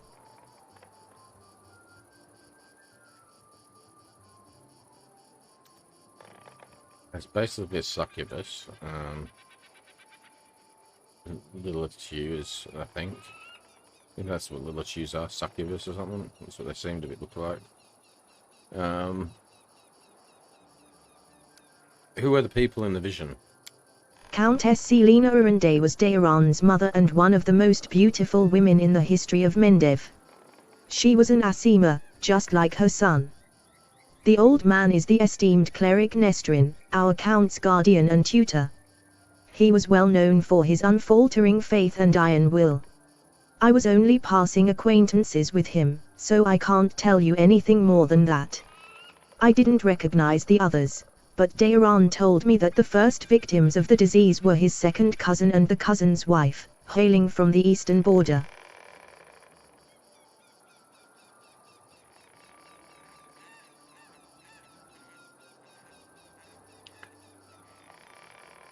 Surely the cleric could have done something. I can't say for certain, but I believe there was nothing he could have done. Magical diseases are already difficult enough to cure, and this plague struck very fast indeed. Now we must find out what happened next. What now?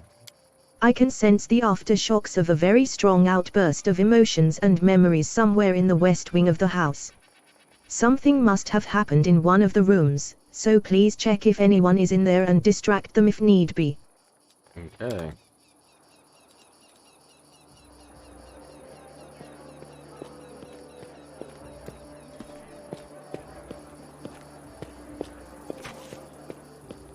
Can't make the demons wait. Oh, damn, it's not.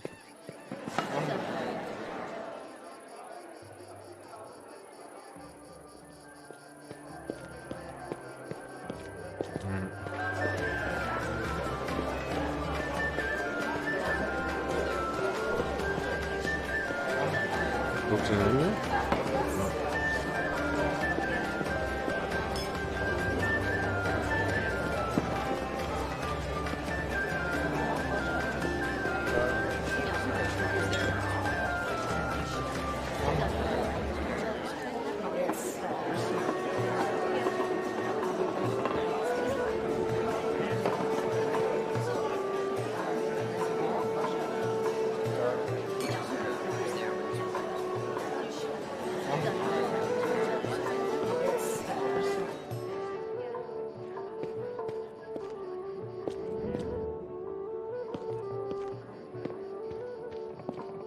It still hasn't changed.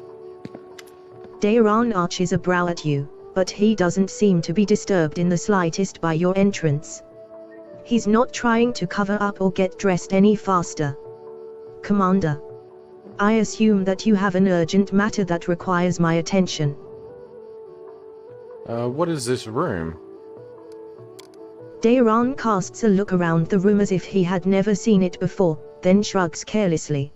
Really? Just a random room. I told my servants to make some rooms ready. This is one of the rooms they chose.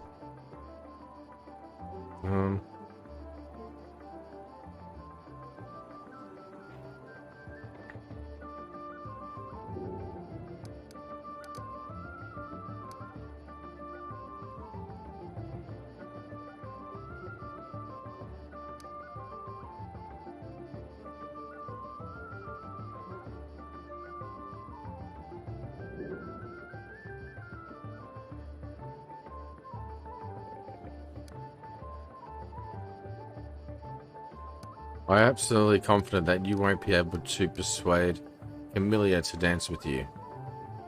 It seems like the most easy one he should be able to accomplish, and not a bad thing for his birthday, I guess. Ah, now that is a challenge. I can imagine her either graciously acquiescing or deftly slipping deadly poison into my wine just for suggesting it. Such is our dearest Camellia. I don't know, she seems to have a thing for him. Well, the father, I think, wanted her to be associated You've with given me a people of brilliant idea. stature.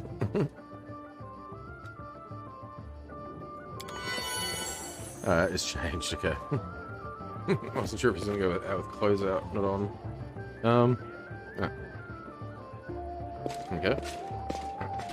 I see that you were able to do as I asked. Prepare yourself. This vision might be rather difficult to watch. Okay.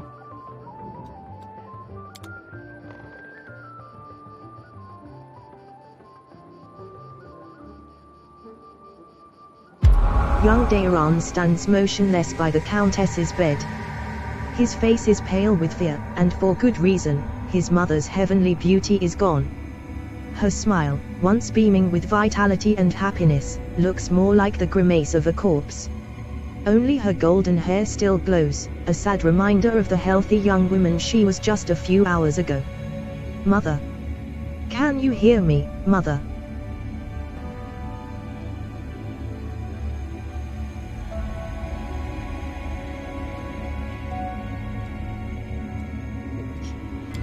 Day, my boy. How did you get here? The Countess's voice is fading. Don't come any closer, this disease.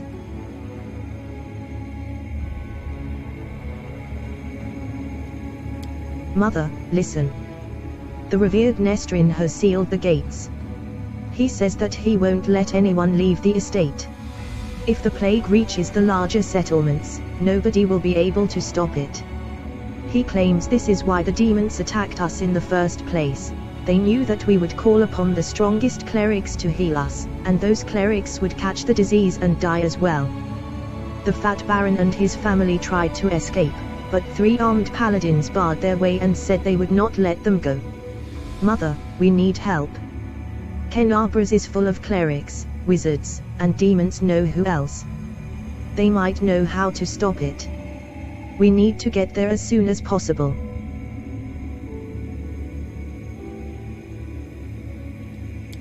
We must obey the revered Nestrin.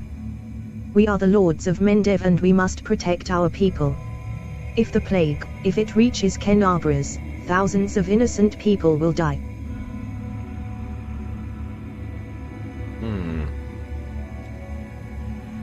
I don't care about any innocents. Daeron's voice rises to a shout. You're ill, Mother, you're dying. You must tell them to open the gates and take you to Kenabras. They won't listen to me, but you are the lady of the estate, they can't refuse you. I can't. I must. Please leave, my dearest. Don't lose hope, you can still. A convulsion overtakes the Countess's body. Her last words are swallowed by a long, guttural groan.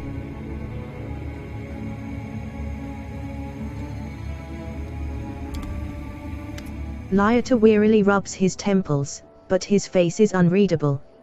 Now I have an answer to one of my many questions. Nobody went to Kenabras in search of help, because the revered Nestrin didn't let them. He valued the safety of the city more than the lives of his flock at the estate.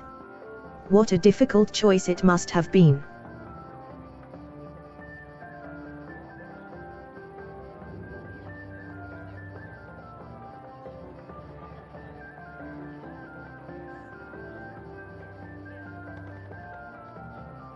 Alright, we'll go with a good choice. All lives are equally valuable. How could he refuse to save them just because he thought some others people might suffer? The magnitude of potential disaster made him do so. Or perhaps it was a matter of his dignity. No one wants to be responsible for wiping out an entire city. Lyota rubs his chin thoughtfully. I have never been in the revered Nestrin's position, but I know the price of difficult decisions. Especially those that you have to make quickly. I have no right to judge him. But we must continue our investigation. The next site I'd like to examine is the Great Hall. That is where we found the remains of Nestrin and the demons. I assume that he killed them in a confrontation, but we must make sure of that. Please help me clear the area so that I can study it. Okay.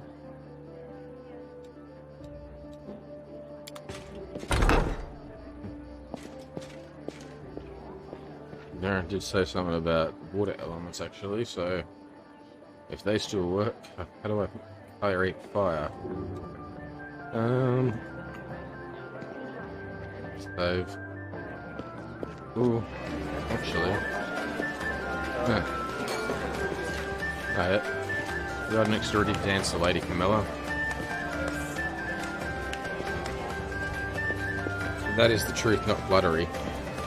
You, on the other hand, are an extraordinary liar, Count, and that is the truth, not an insult.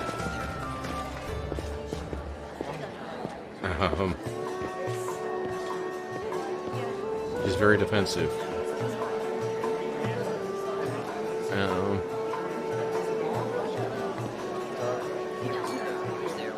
Right. I talked to a few people. No.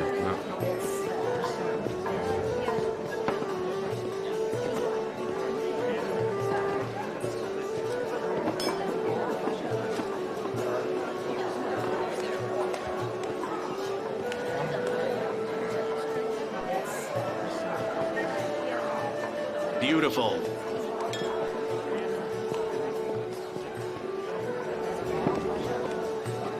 Alright, let's talk to him.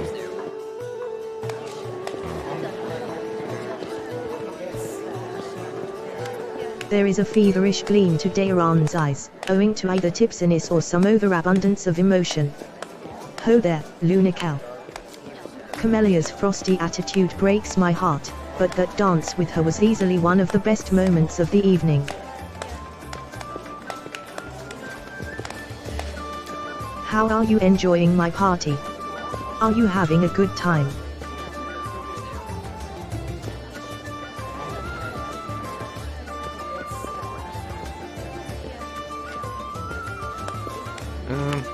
How about you, Darren? Are you having any fun?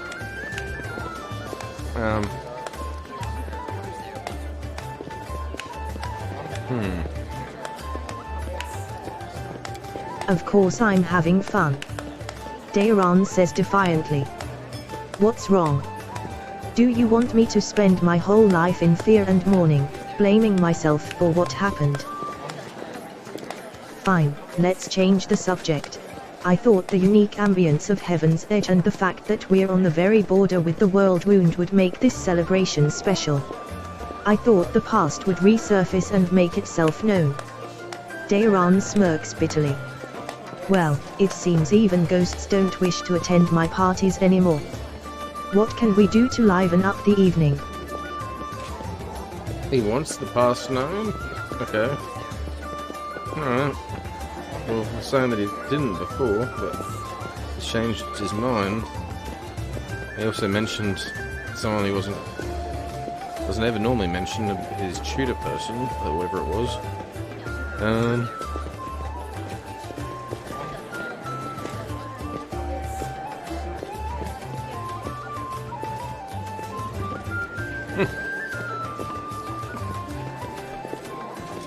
You'd ask him to report his career plans for the next 3 years.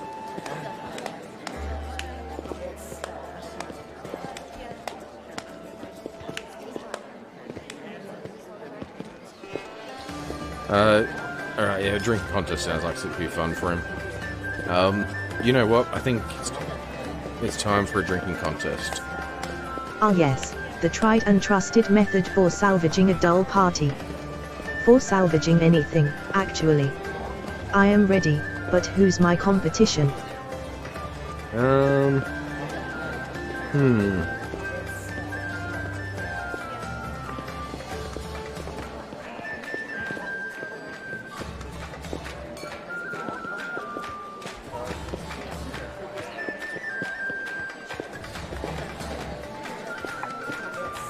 Alright, we'll go to Seela.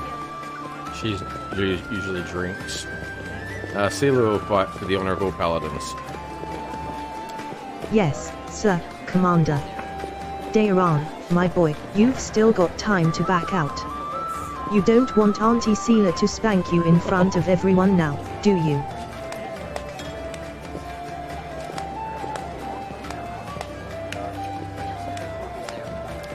What'll you do if I win?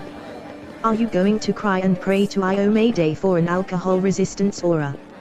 Now that would be something worth seeing. Let's drink until one of us falls unconscious or begs for mercy.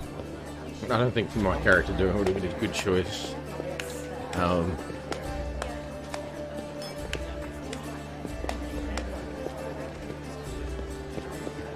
I guess I have to be alert for whatever's going on to happen.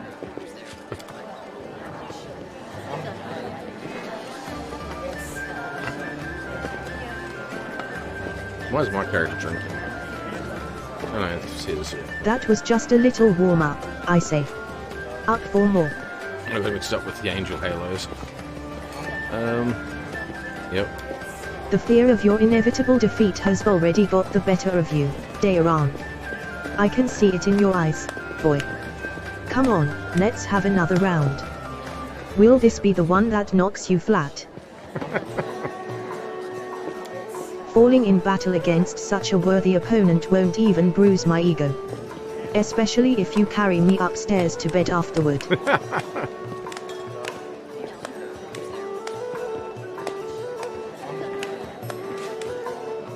I'm cheering for Darren. Go on, Count, show her what you've got. That was unexpected. I thought everyone was against me.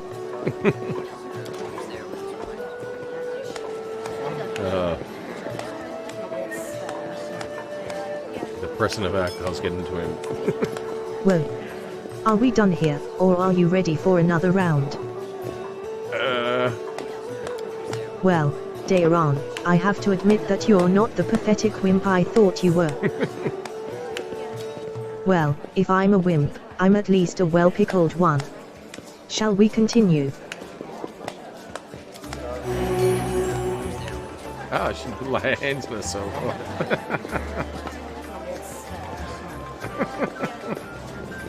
My grandfather, or maybe my great-grandmother, put this bottle in the family cellar.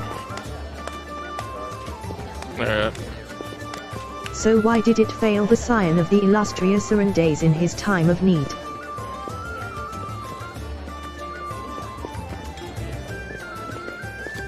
Daeron looks a bit unsteady on his feet. I don't feel very well. Hey, everyone. Let's go back outside. I need to get some fresh air in them lungs.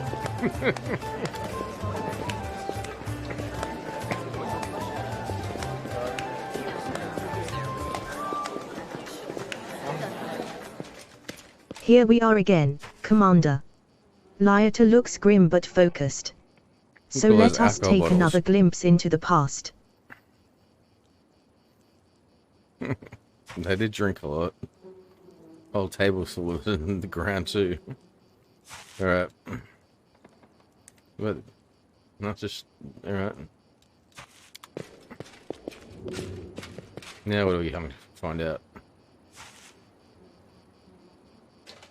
A ripple of laughter flows through the hall. It begins as a sweet, charming chuckle, but then turns into a rasping cackle that makes Daeron huddle even deeper into his corner.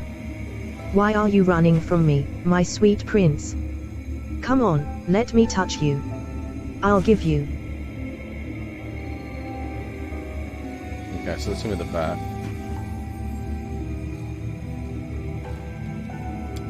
The booming voice of an old man dressed in Iomadaean robes shakes the walls of the hall. Get away from him, demon. Let the boy go. By the blade of the inheritor, you touch him only over my dead body. Is that the father or the tutor or someone? It's the tutor, I guess. You are pathetic, old cleric. Are you the guardian of this charming little prince? Well, you guarded him in vain. The disease is already circulating in his blood, and soon he will rot before your very eyes.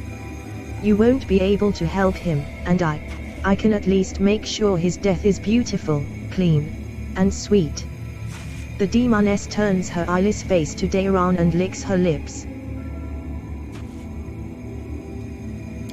A coarse laugh escapes the young man's throat. We'll see about that. Lyater turns toward you in astonishment. Droplets of sweat glisten on his temples. Something is wrong, Commander. My spells are not working as expected. It's as if some kind of a supernatural explosion occurred here 10 years ago, blending everything together, the magical auras, the emotions, the memories. I will try again to read it. No one's come in to see it, I don't know what I can see. Could it be dangerous? I cannot say for certain, but it is unlikely.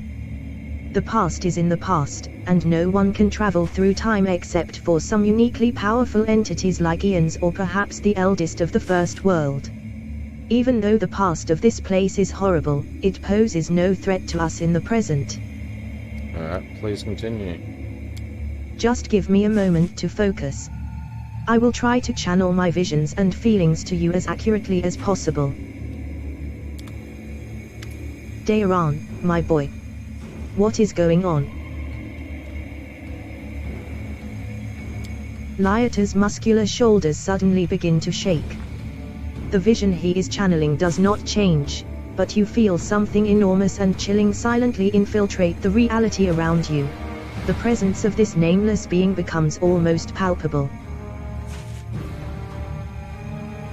What? What being?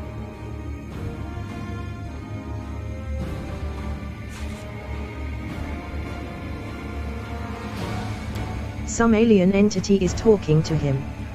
Hurry, old cleric, stop him right now. Do you really want to see what happens when?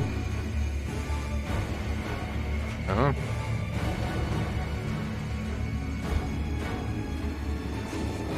Just telling him to stop him from talking to someone. Save me. Can you save me? The presence thickens into something more tangible. The entity is silent, but you feel your blood pulsing in your temples, and each beat brings a new image, or rather, a new notion. Help brings a feeling of relief and safety. Exchange makes the pulse stronger, more demanding. Date and secret come immediately after. The images become heavier, almost visible. Secret.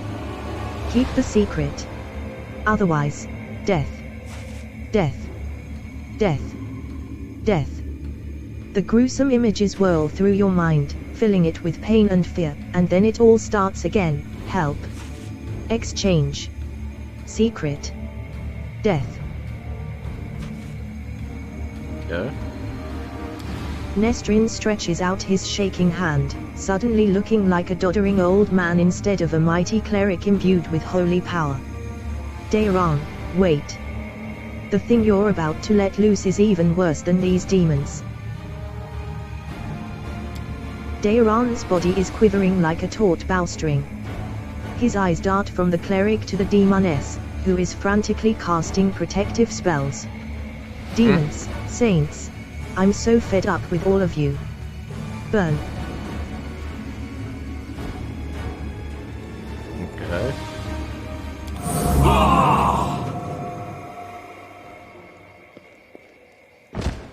Oh, he fell over.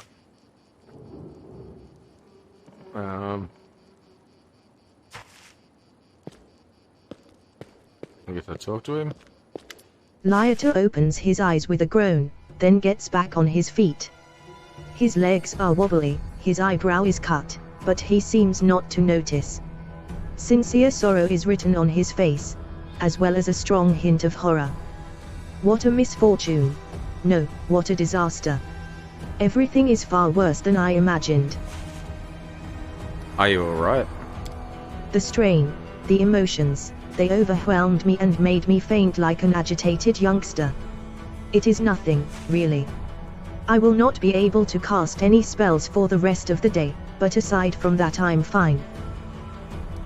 Do you understand now what happened 10 years ago? The Inquisitor slowly exhales through clenched teeth and says in a low voice, still massaging his temples, yes and no. Damn it, my thoughts are astray. I will try to explain everything to you in full detail.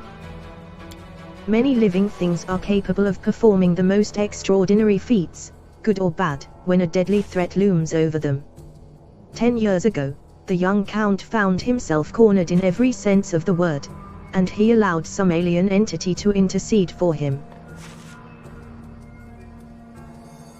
It frightens me that all my experience as an Inquisitor is completely useless in this case. It does not resemble anything I've ever heard or read about. This entity, I think I will call it the Other, possesses uncanny power. It was capable of instantly killing 3 greater demons, a mighty cleric, and a host of other mortals. You saw everything yourself. What's even worse is that this entity, this Other, it is still here. Lyater takes a long pause, his gaze is drawn to the chamber where all the guests are laughing and dancing. Daeron's eloquent voice rises above the music for a moment, he's asking someone to bring more wine and add more logs to the fire. I don't know what exactly this creature is, but I know what it did to the Count. It turned him into a living gateway. The Other is not inside the Count's body, it is not directly controlling his mind, that's why there are no obvious signs of possession. But it is looking through his eyes. It treats him like a window into our world, and it can instantly step through it to wreak whatever havoc it desires. Does Darren know anything about all of this? Yes. Of course he does. Did you hear what the Other tried to convey to us? Help in exchange for a secret. Death. Death to those who know the truth. It wants to have an opportunity to use the Count as a gateway without anyone knowing. This is what made Daeron deny that he remembered anything about the conclusion of the events at Heaven's Edge. What might the Other want? This is the strangest thing about it all. It came to this world 10 years ago, and it's still here, right? All this time it has been watching us through the eyes of the Count. Had it, for instance, wanted to kill Her Majesty the Queen, it would have had plenty of opportunities to do so. The Count can get close to practically every influential figure in Mendev, but the Other refuses to act. Or its interests lie in some other sphere.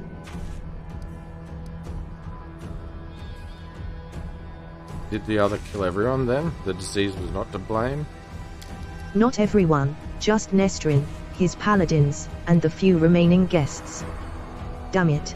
I know that it was the work of a mysterious omnipotent entity, but it still stings. I was here 10 years ago and I didn't check everything personally. And those who did failed to sense that something was wrong.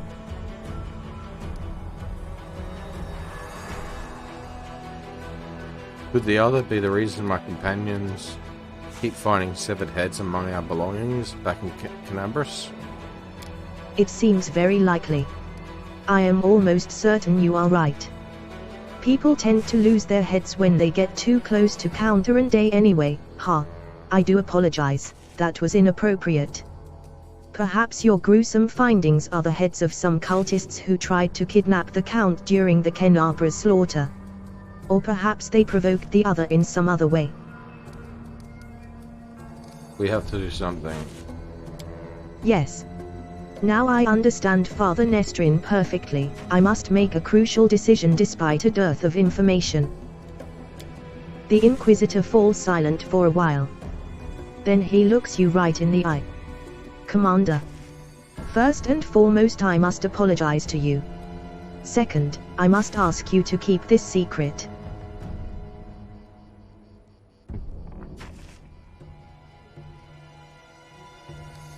What are you sorry for? I apologize for dragging you into this mess. You see, The other, an entity of immense power, stated very clearly that it would kill anyone who found out the truth, anyone who knows that the Count is actually its living gateway. I suppose this secret is currently known to 3 people on Gularian, you, me and Count Daeron. And that means... Lyata gives you a crooked smirk and shrugs. Why should I keep it a secret? As soon as the Count finds out that we know his secret, the other will understand it as well. We do not know what it is and what exactly is the scope of its powers, but we do know that it would dispose of anyone who might reveal its existence.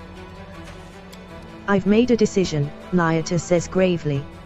I will not tell anyone about the discovery we've just made, not even the Queen or my superiors. Instead, I will immediately go to Nerosian and sift through all the archives of the Inquisition in order to find out what exactly we are dealing with and how it can possibly be defeated. I may also make some cautious inquiries in other places, including Absalom. Still, I will not reveal the truth until I have found at least some reliable information. I am asking you to do the same. Specifically, do not say a single word about our investigation to the Count himself.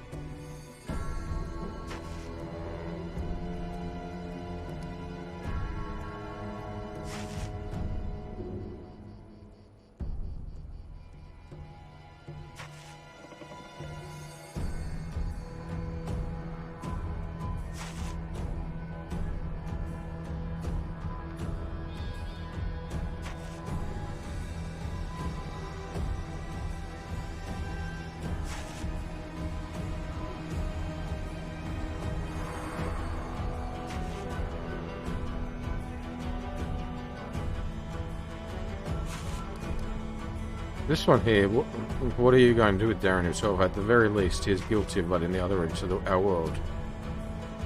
That's bull. Well, it is true, but it's not really his fault. He was a small child, and his mother was dying. He was dying, everyone was dying. He had no idea what to do.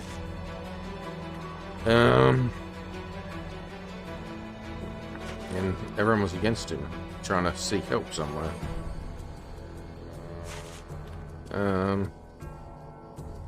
Mary wanted to go seek other people help, and then this happened instead. He got help from it, whatever it is. The other is.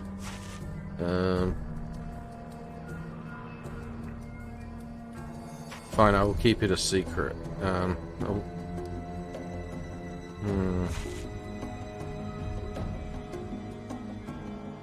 I'm not going to say about carrying a bomb. I'm not going to get rid of him. I will say this actually.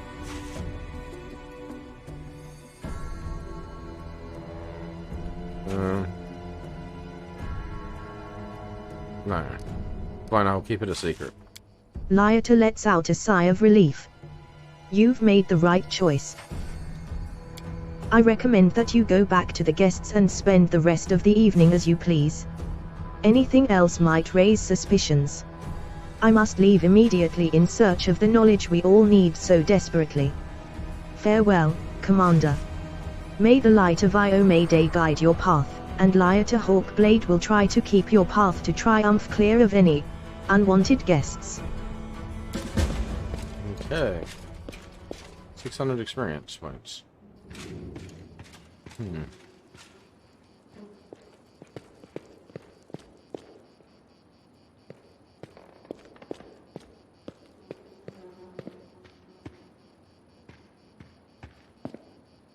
There's another chest here, but I don't have a key for it.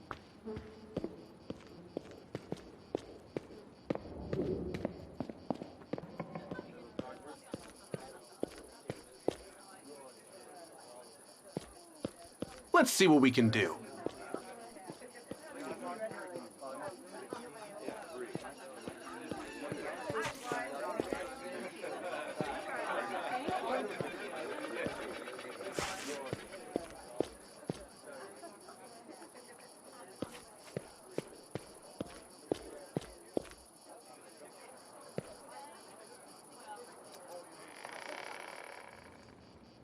Here we go.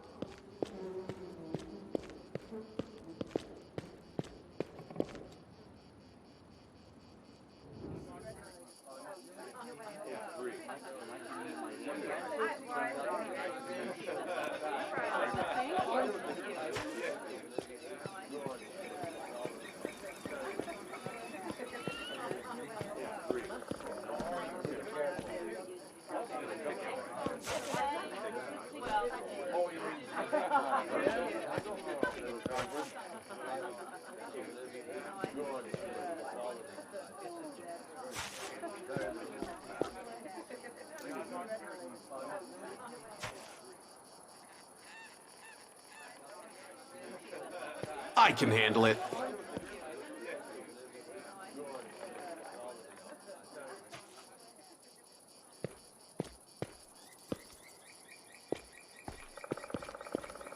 Can't make the demons wait. All the animals just in there.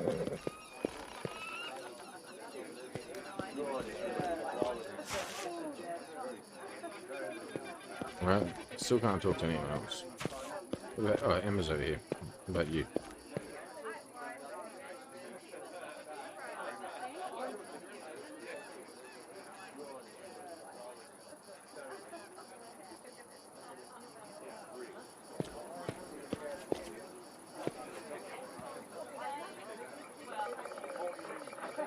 What?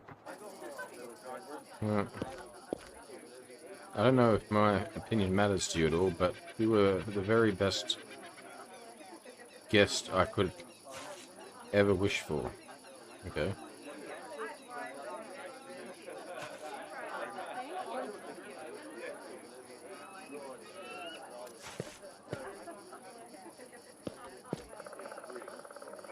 Alright. Guess we're finished here. The party's over.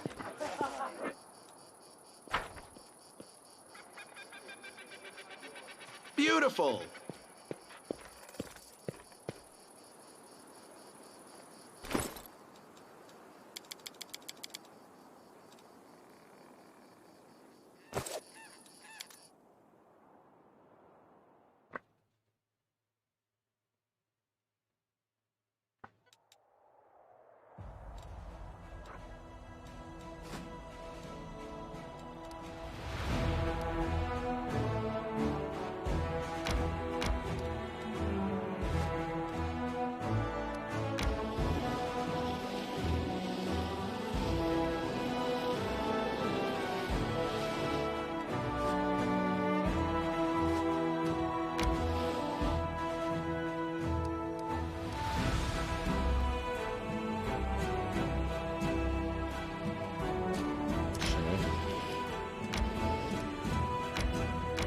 I can't get past that.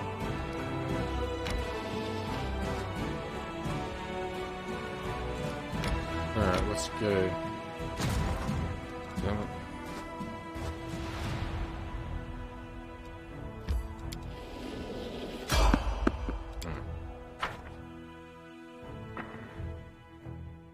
Get back to camp and ask what people's opinions are. Here comes trouble.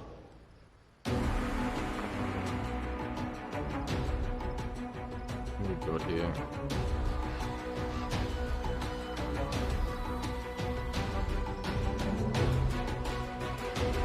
The light take you.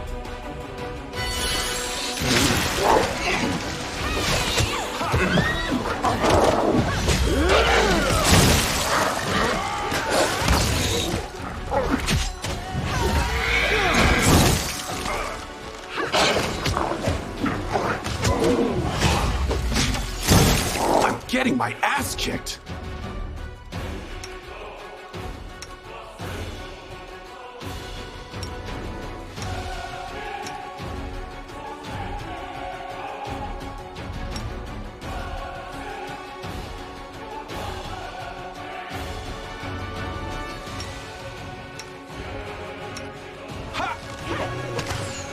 That hurts!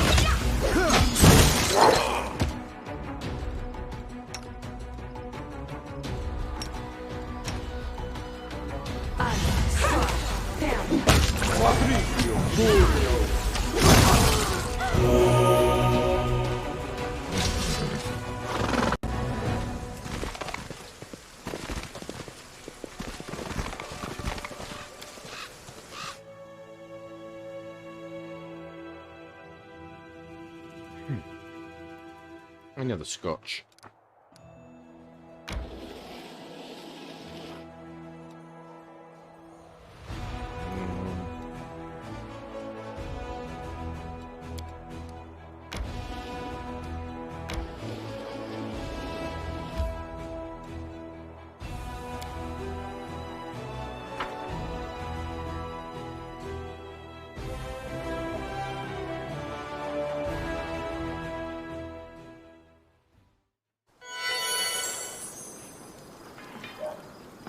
I feel like a chosen one.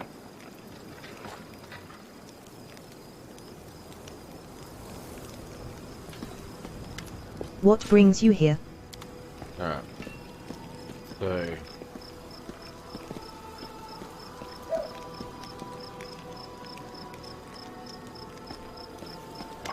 Greetings. I won't keep you. I'm listening, Knight Commander. He complained about not being invited to one of the council parties before. He didn't say anything though, for this one. The bearded quartermaster. That dude's not here. I did say he was going to research it, so maybe that's why he's not here. Let's see what we can do. We'll ask you.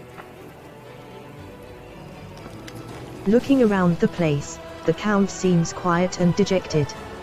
Ah, Lunicow, hello there. I'm feeling uncharacteristically pensive right now. Or rather, I'm finding it rather difficult to put my thoughts into words today. I'm trying to understand something. We've been traveling together for a while now.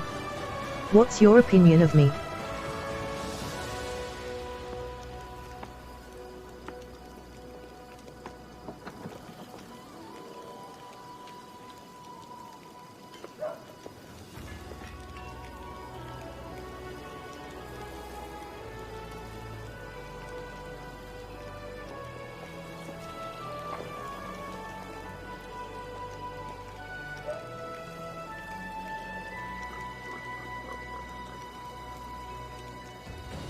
I'll go with a good choice, I guess. I'm not going to call him arrogant, and I do like third choice. If you don't let anyone get too close, but there might be a good reason for that, but you can always count on me if you ever need any kind of her support. But that doesn't give you a good option, though, which it should. So the good option here is I sincerely believe that you can change and become a better person.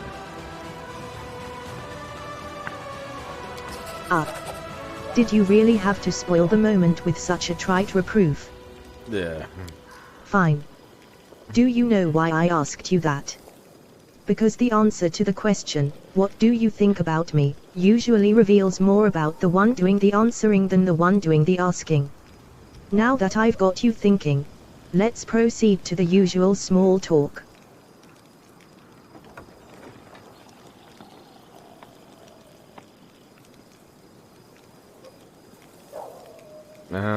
Do you want to talk about the past? I've been thinking a lot about what happened since our visit to Heaven's Edge.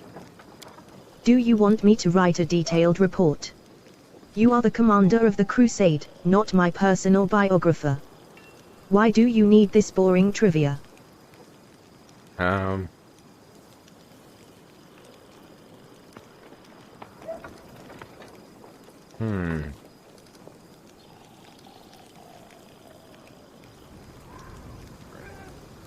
I should go. Okay, that didn't work.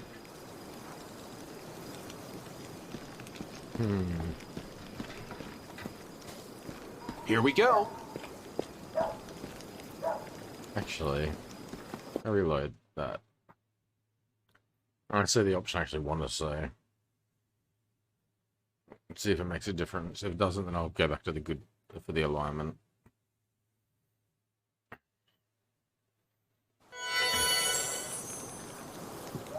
Looking around the place, the Count seems quiet and dejected.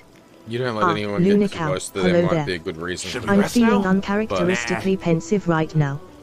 Or you rather, can always count on me if I'm you need finding it rather something. difficult. Daeron's eyes widen in shock, and he looks at you with bewilderment. Then he smiles.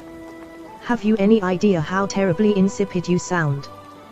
Throw in some extra nonsense like you can confide in me and I'll be adamant that you were raised by a couple of trite playwrights who put you to sleep by reading their boring scribblings on the workings of the heart.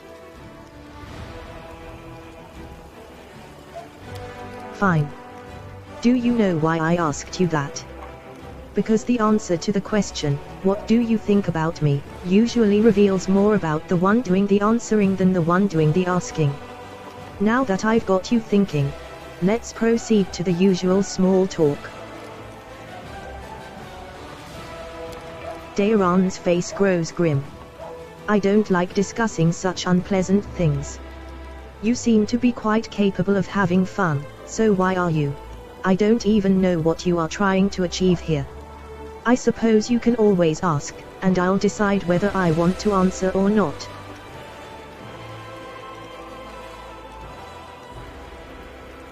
Oh, it gives me more options now. Tell me... Good change, though.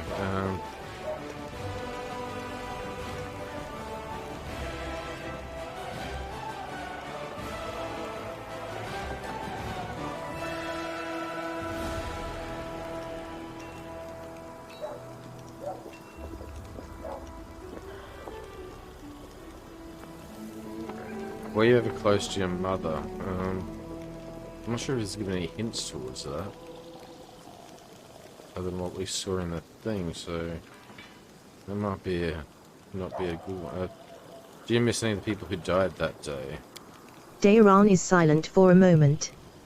His pupils seem to pulsate to the rhythm of his thoughts, or emotions, perhaps. I regret leaving my mother alone. She deserved a better death than that. They confined her to a room so that she wouldn't infect those who still believed they could avoid the illness and... Oh, I forgot that you didn't know. All right, that's enough. He shakes his head.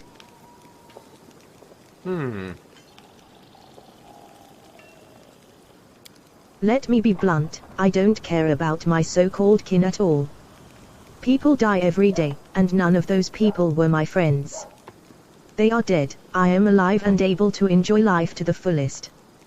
Besides, there are many things far worse than death. Alright, so he's mentioned his mother now, so... Were you ever close to your mother? Daeron sighs.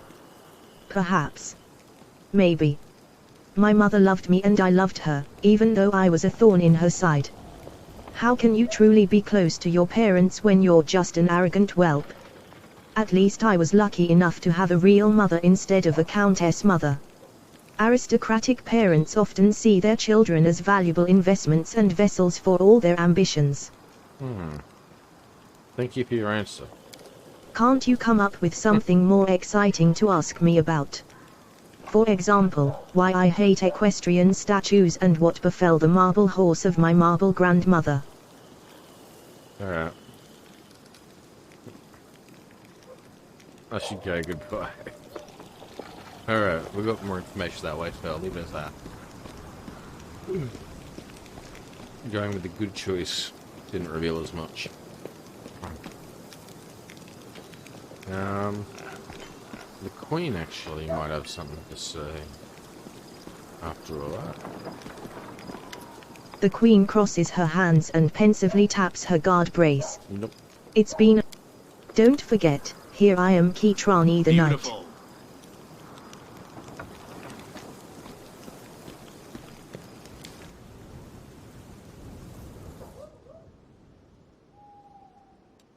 Oh. Let's see what we can do. I have to talk to that gnome, or that kobold. Just gonna say anything new now.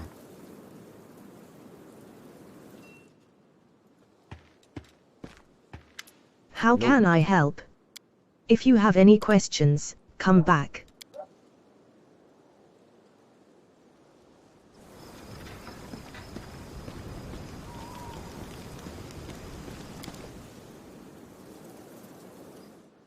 Yeah.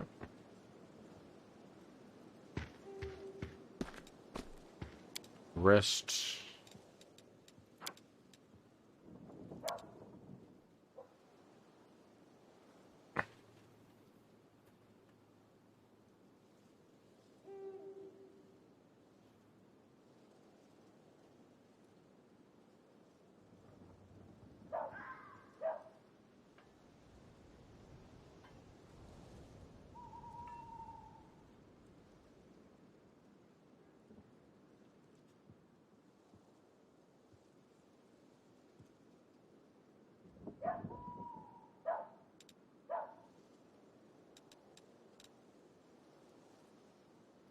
What the hell? Someone stripped the flesh from his face? What?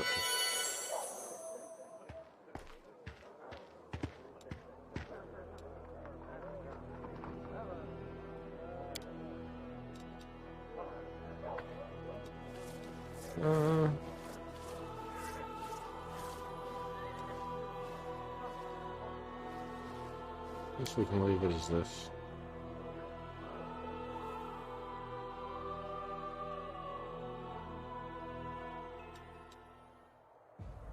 Okay. These guys should be able to move now. Yep.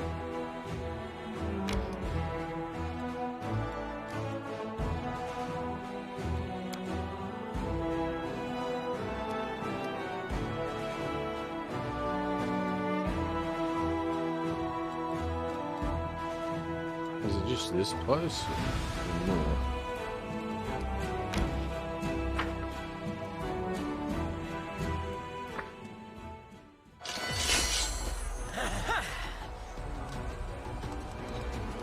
Right. This.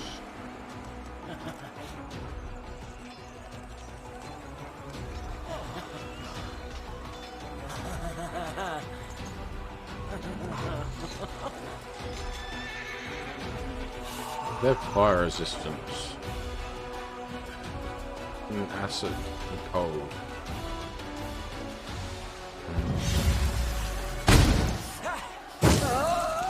Still killed it.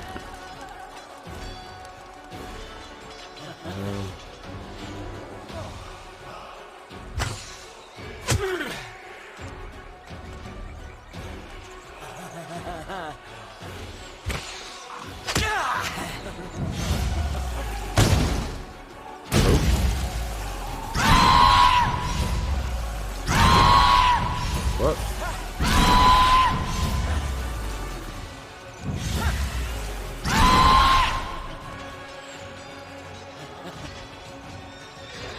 The hell?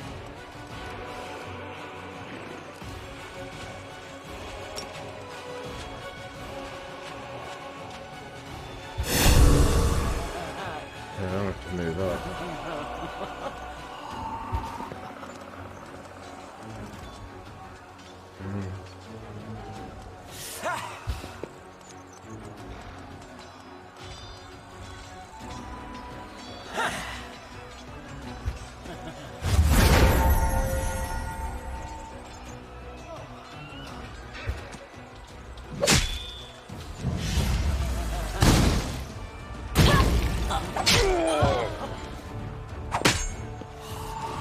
Alright, I just lost a lot of troops.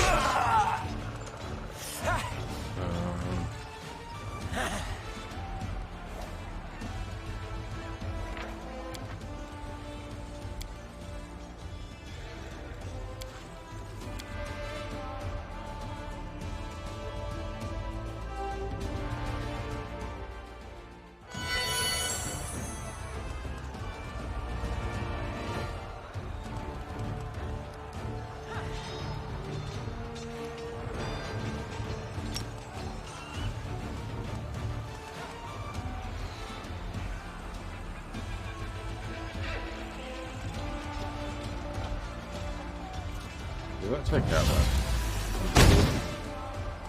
Yeah.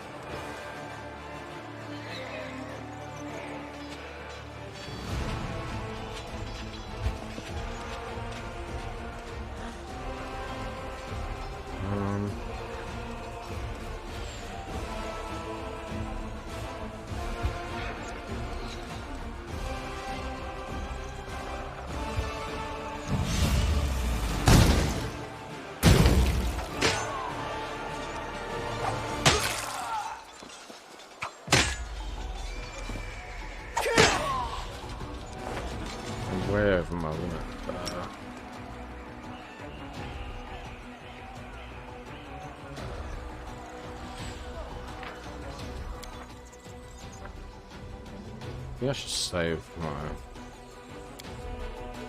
heal for after he casts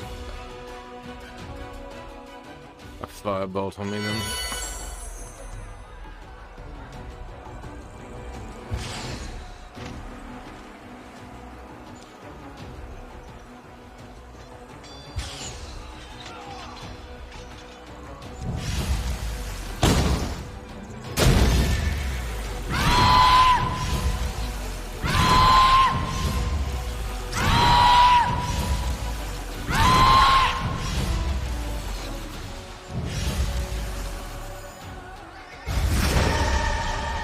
What the hell? I was feared. Crashing despair. Alright, we'll heal.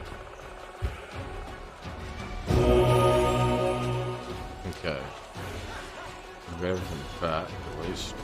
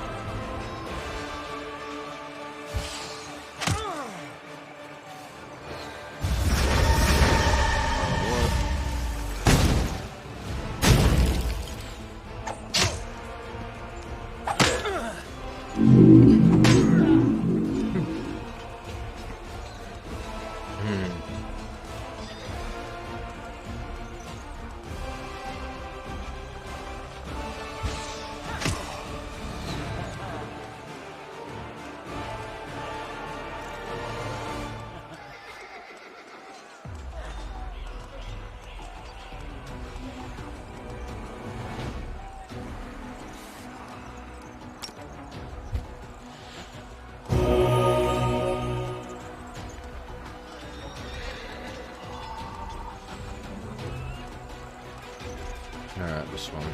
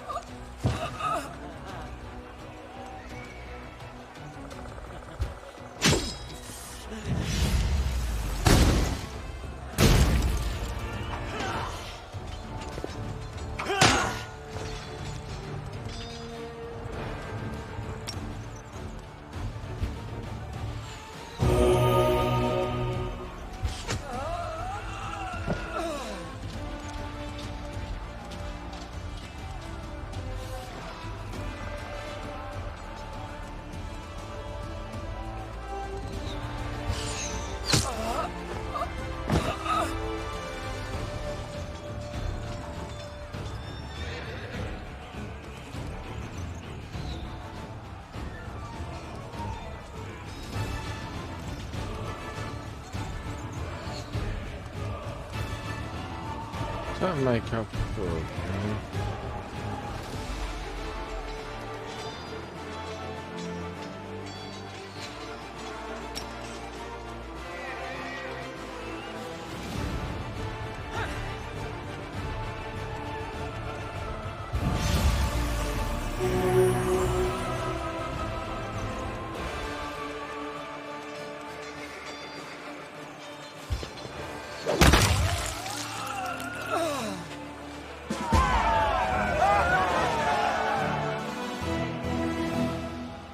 Alright, we've got some of these, but lost.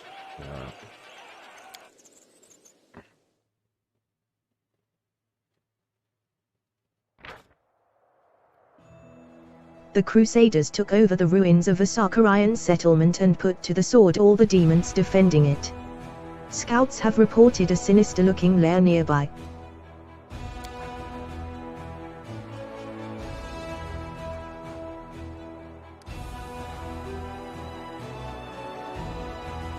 Alright, level up. All units in the army have a +3 bonus to saving throws per level of this feat. All spellcast units have a +2 bonus to AC and damage per level of this feat.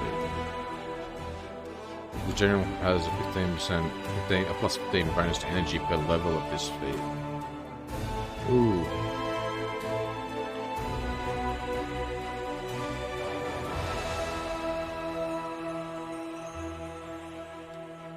I think that would be important.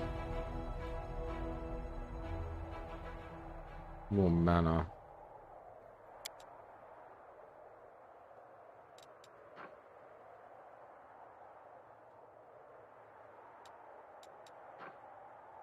A guaranteed ability, okay. Targets units ignore up to 3 points of damage reduction. 3 rounds. This is an arcane spell, right?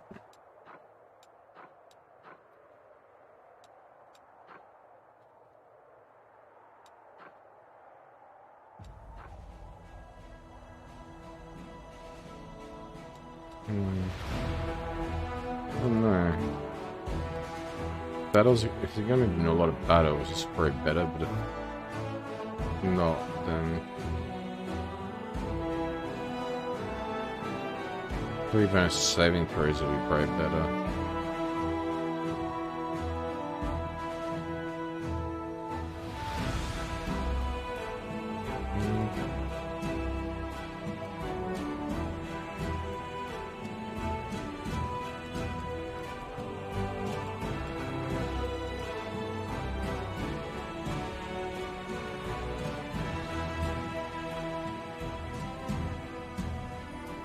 Look at this.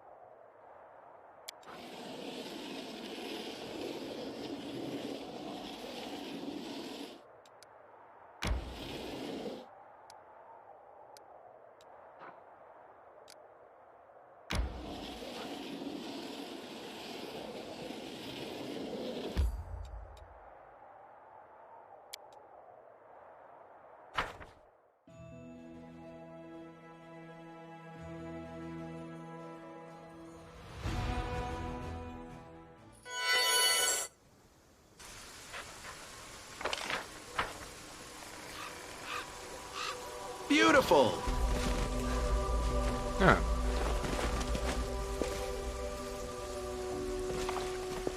Another one of you.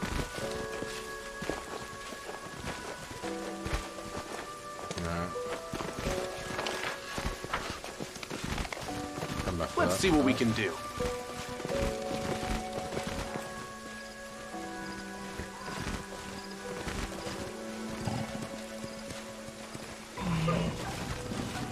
Here we go.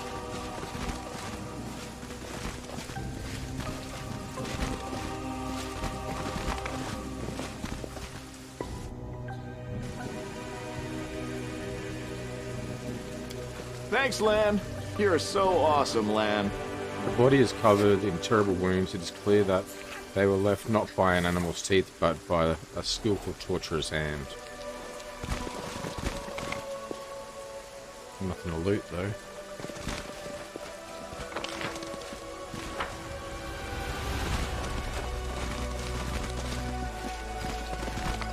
I can handle it. That down, yeah.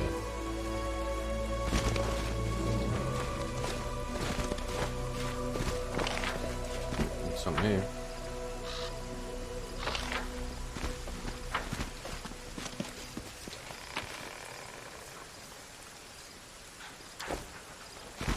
Okay.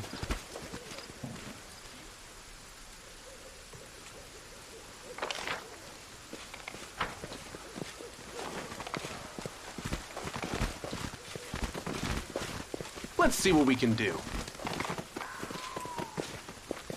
Exactly.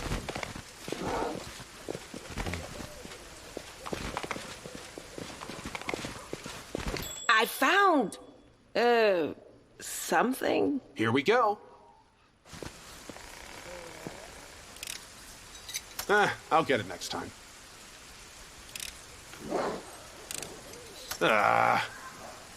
What's going on?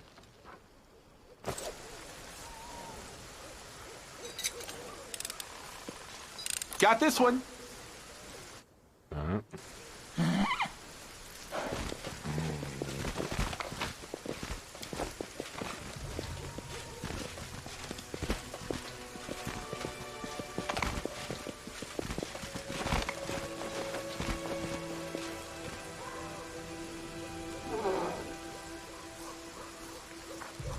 Was I able to get over there?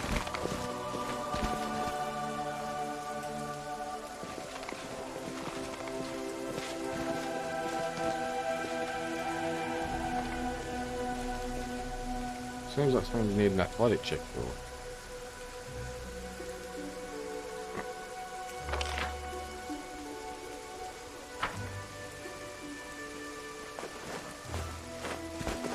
I can handle it. No, no athletics. Okay.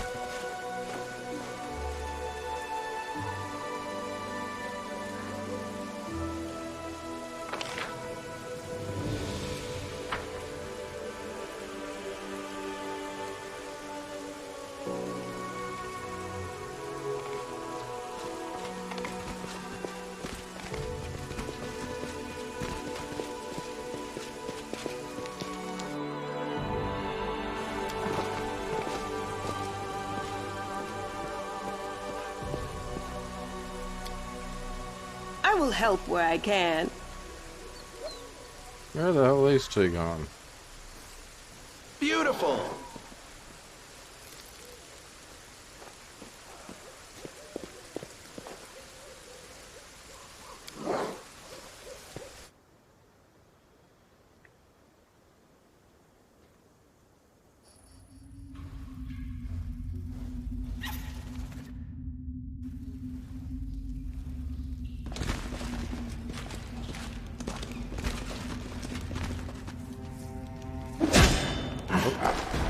Out of my sight!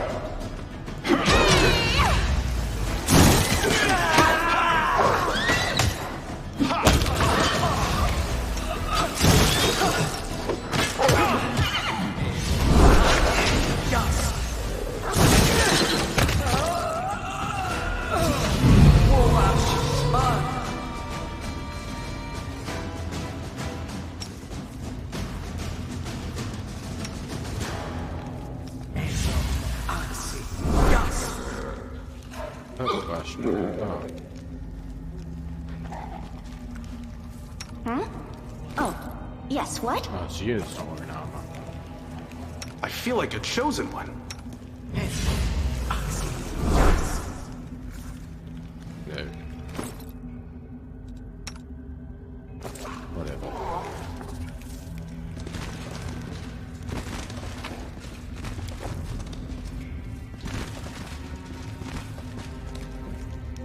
Is that a trap?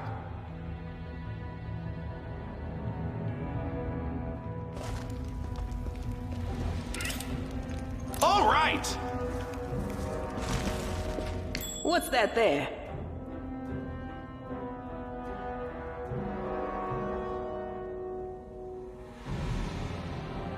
Here we go again.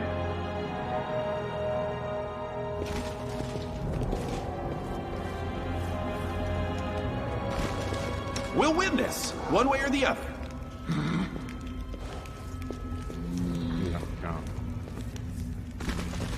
Let's see what we can do.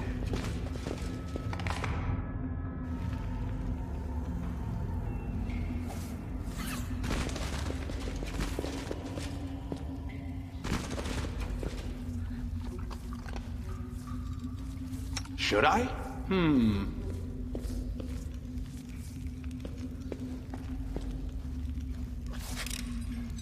All right!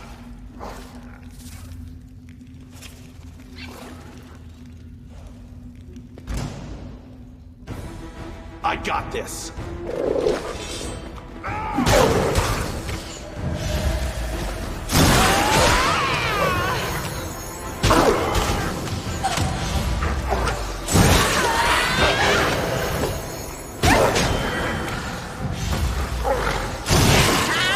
Done with you.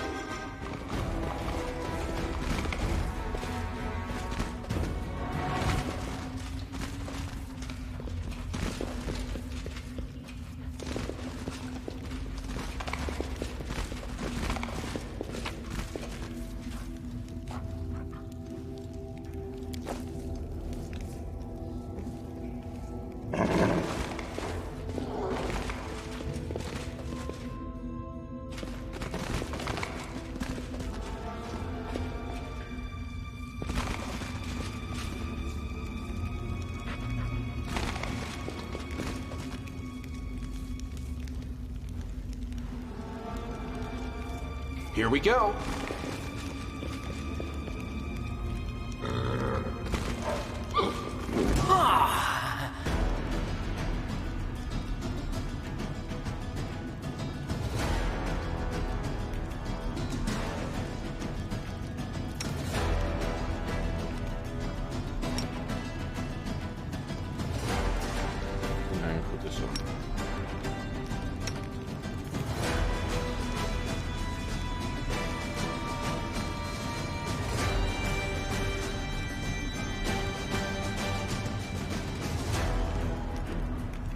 Into the fray!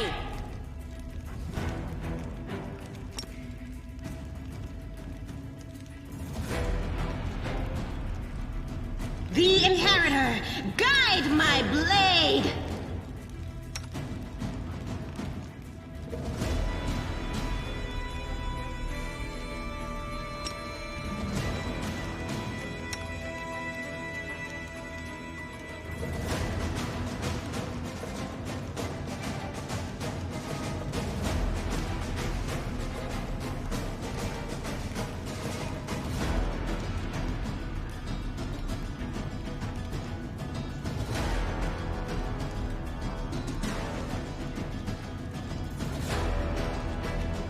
I'll remove this obstacle.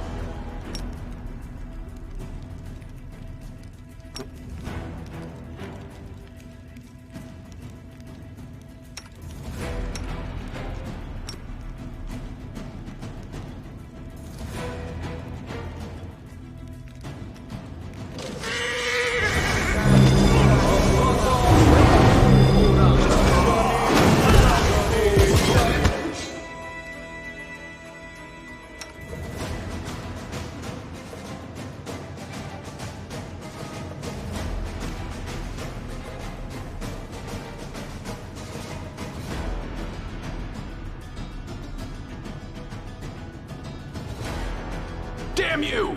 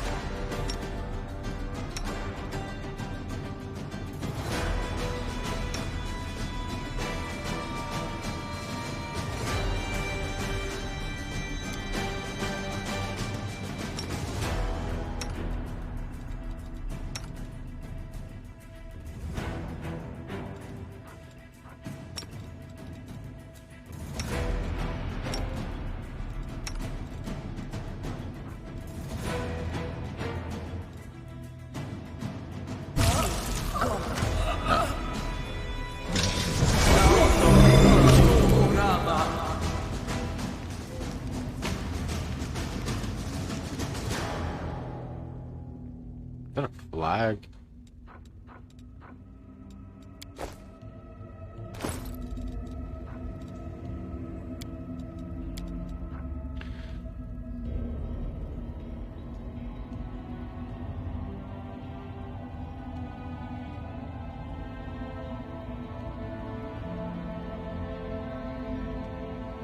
Wow.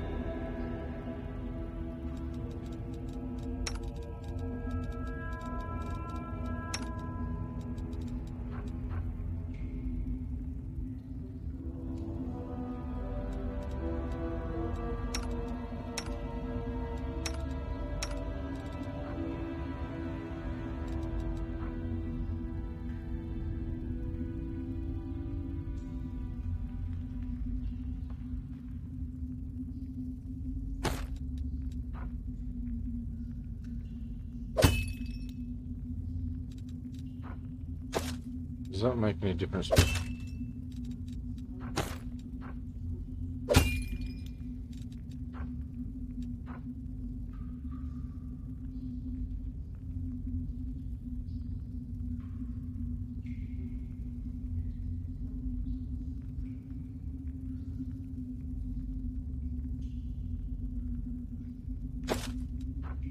Ooh, put it on.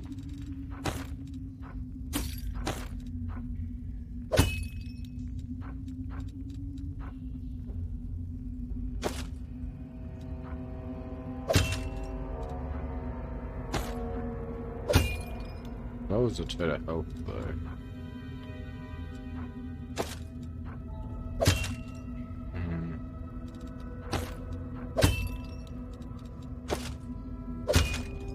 No, I'll just keep that one. You then.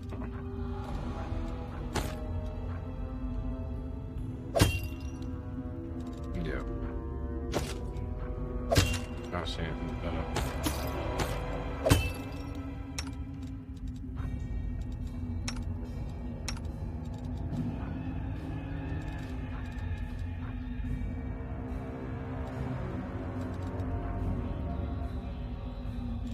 Strength and dex.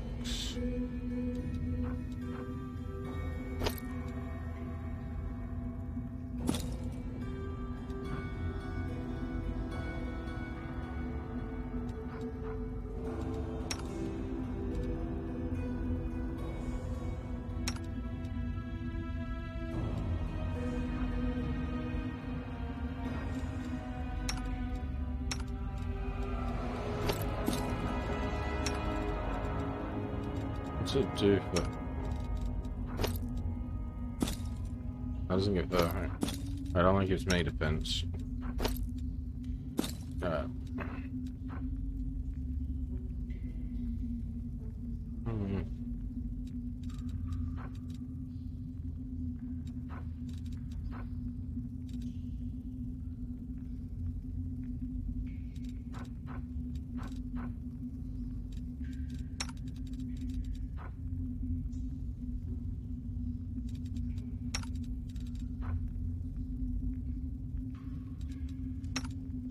Different.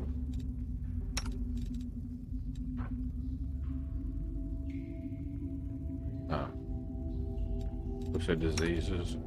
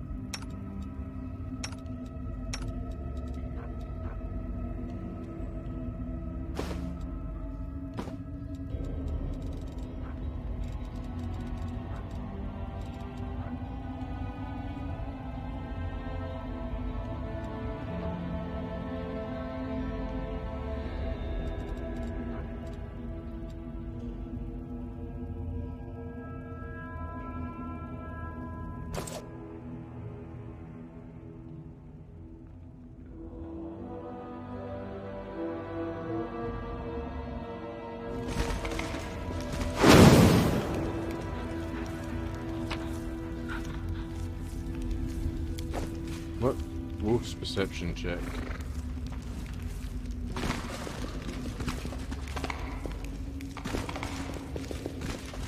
They all failed.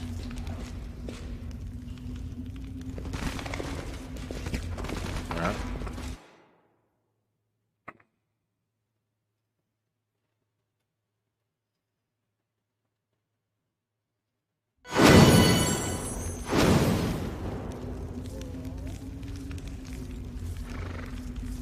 Alright, let's check up here first.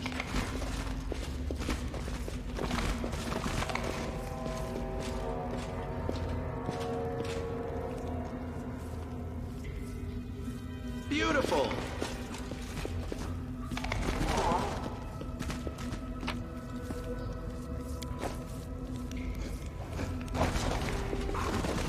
Something Oh, yeah. over there.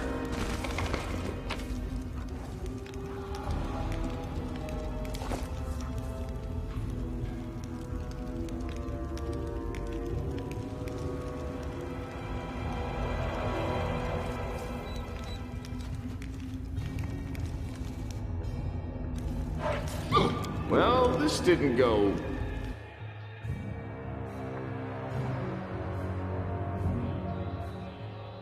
Let's see so with these checks. Forget it.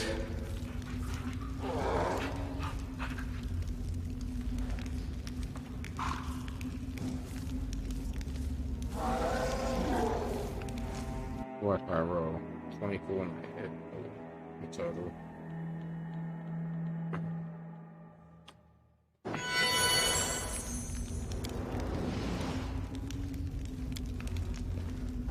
No. Near. A success worthy of praise. This person's murderer were masters of torture, judging by the wounds. They tortured him for weeks before he died.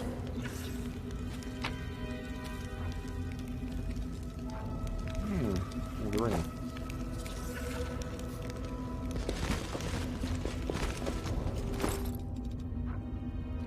If wherever this ring has my evil class ability, this grants them 1 additional use per day after resting.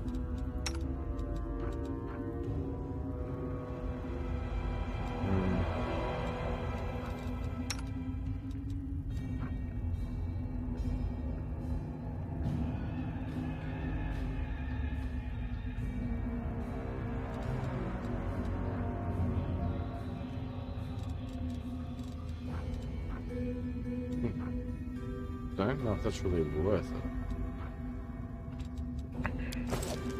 No reason to pause.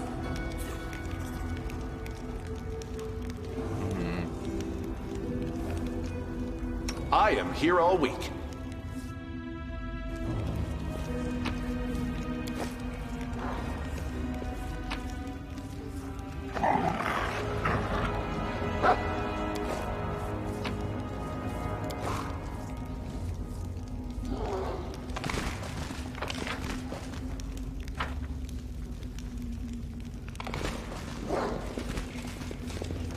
Beautiful.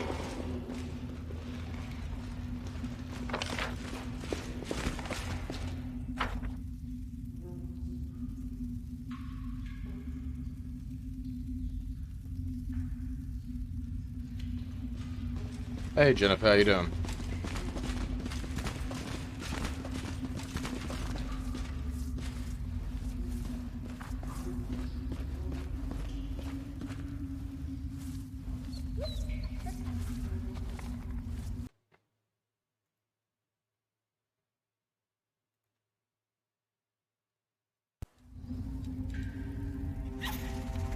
Pretty good. Just playing some PathFinder again.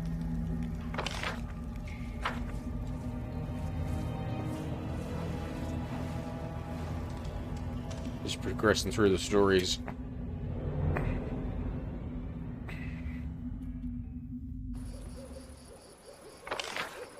I'm determined to actually finish this game for a change.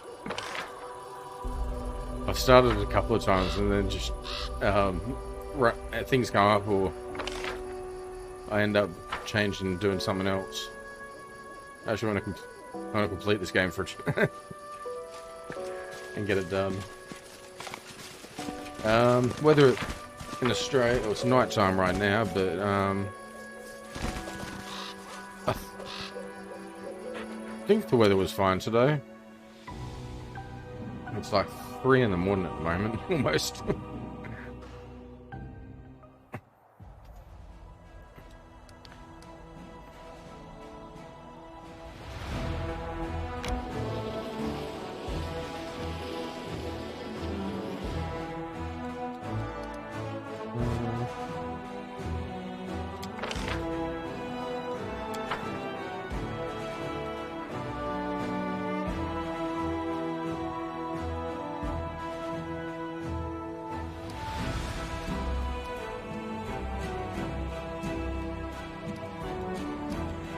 Probably rest. Where's the rest button? Okay.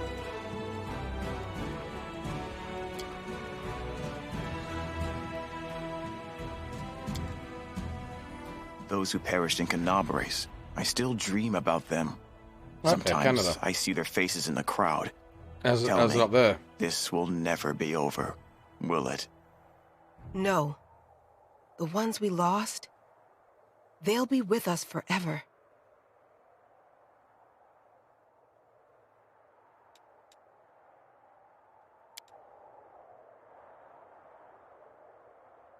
Oh yeah. Is that degrees Celsius or Fahrenheit? I'm guessing Celsius.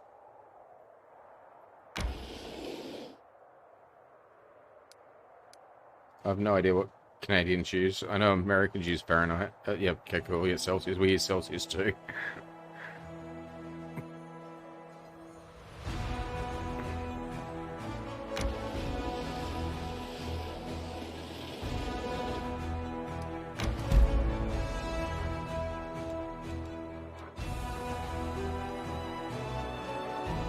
That didn't show up for me before when I was down that way.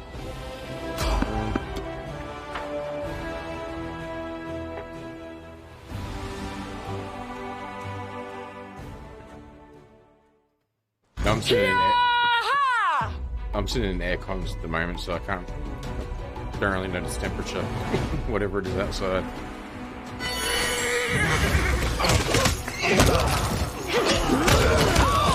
We've been in winter.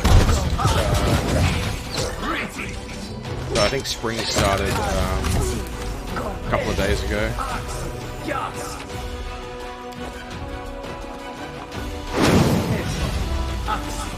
Out of my sight!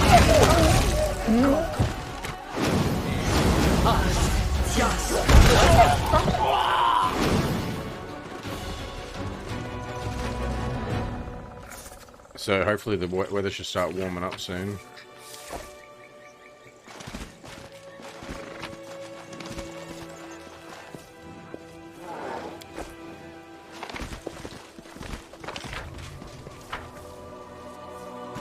Here we go.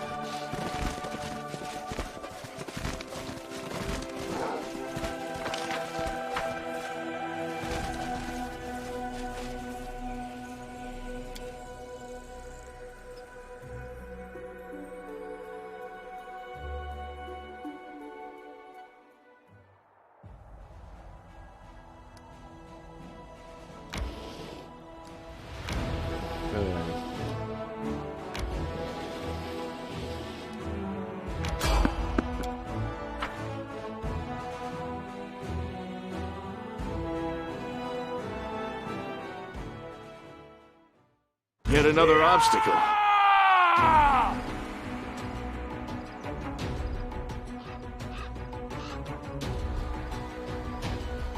The Inheritor, guide my blade! Hey, hold on!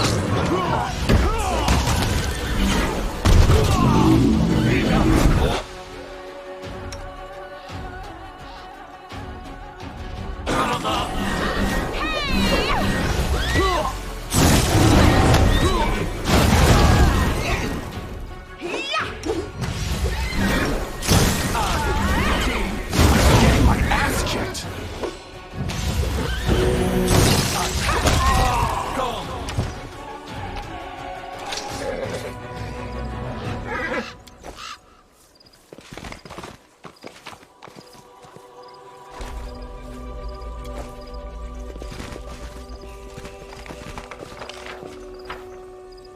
I've got wisdom damage. Oh man, if I got someone to do Skip that. the pleasantries. What's the restoration?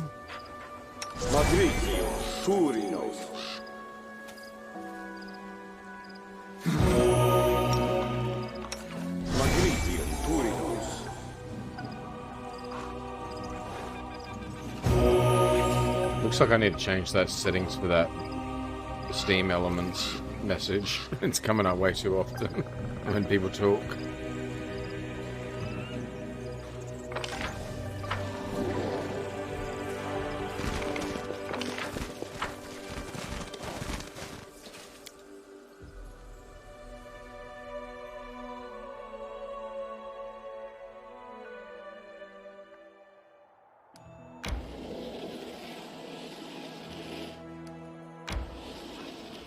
Okay. This army should be able to move now.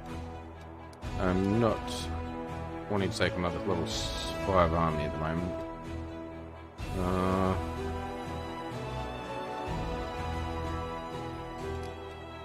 Actually, might not be so bad.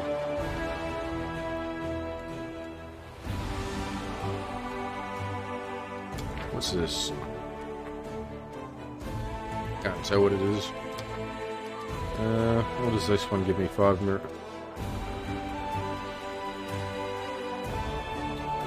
Symbol.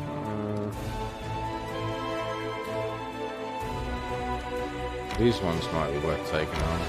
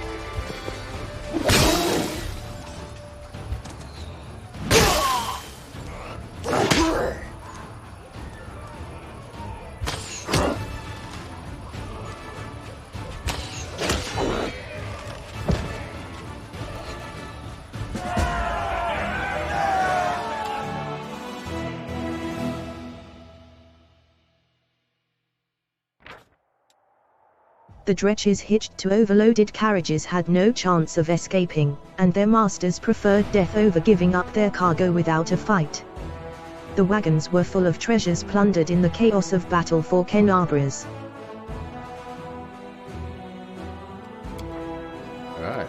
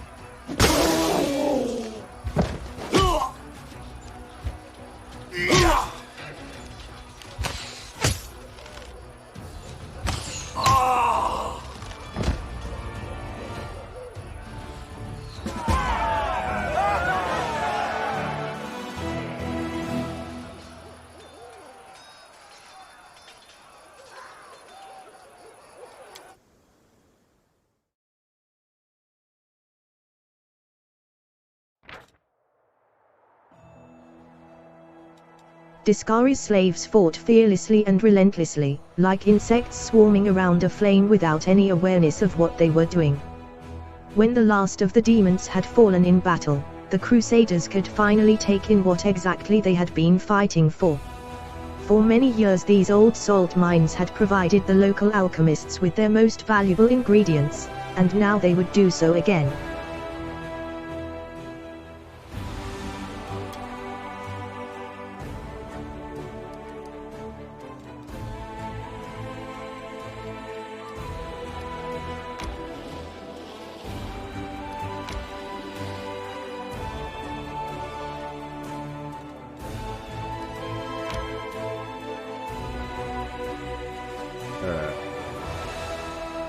Now, I come over this way, I think.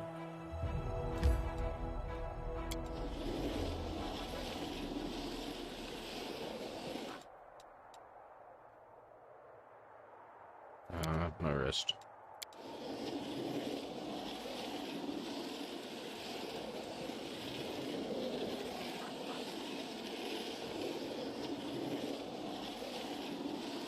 Actually,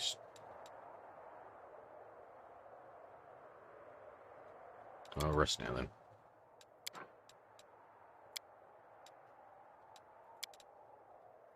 Nenyo, I'm amazed by your energy and zest for life. Every time I look at you, you're running around, noting something down, spouting one new idea after another. How do you manage it? I simply enjoy what I do. If life's not like that for you, perhaps you're in the wrong line of work.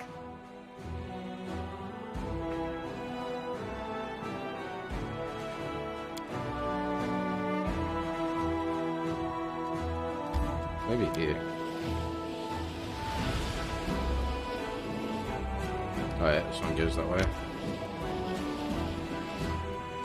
Ah, is that all it was? Just regions. Alright.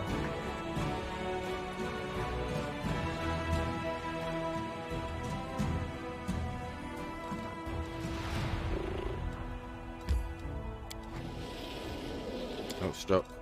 We've got more people we can recruit. Definitely need a larger army, so...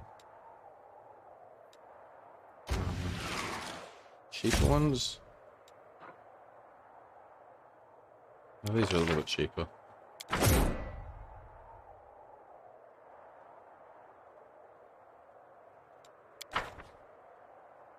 Alright, they can come all the way out this way.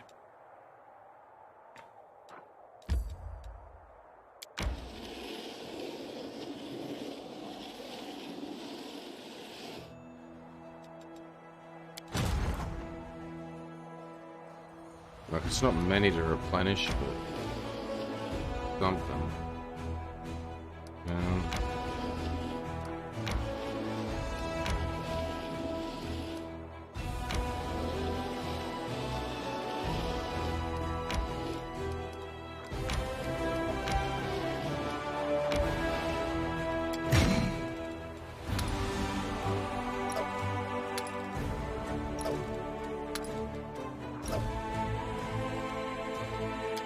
Okay, it's a level 6 army.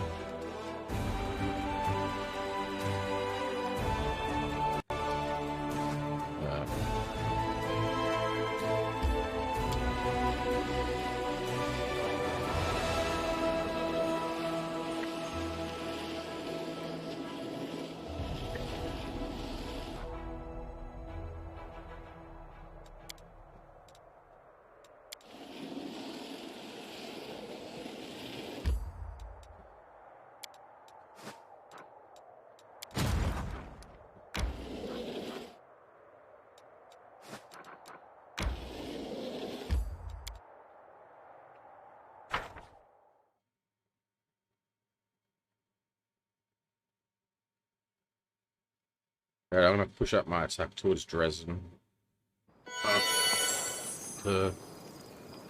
I get my army up that way. Because it doesn't look like there's much else to do.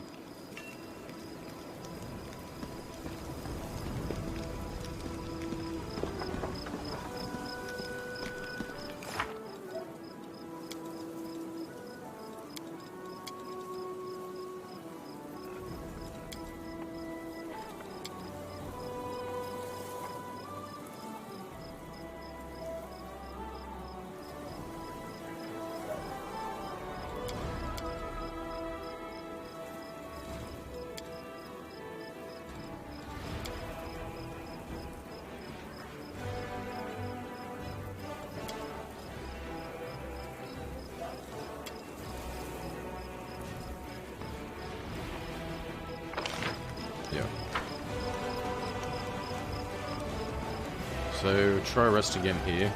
See if there's any more of those dreams. I'm not sure what the chances on those things happening.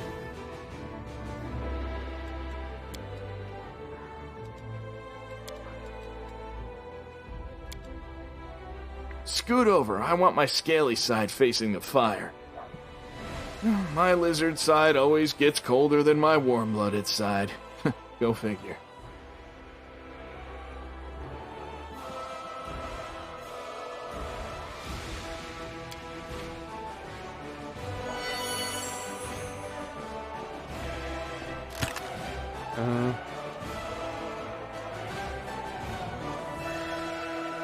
I'm gonna do a big equip actually. The other characters.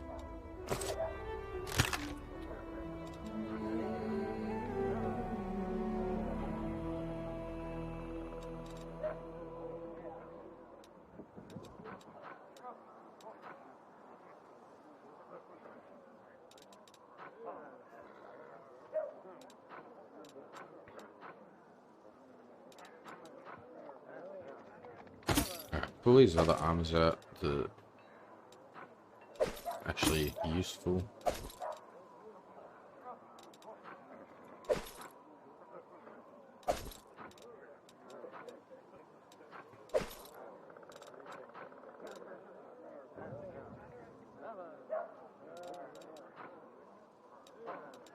Let's see if any of these are useful for the other characters.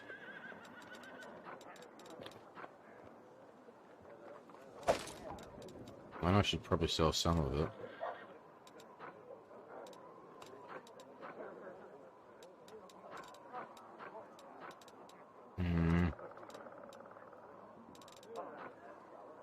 I'll get rid of that. Sell that.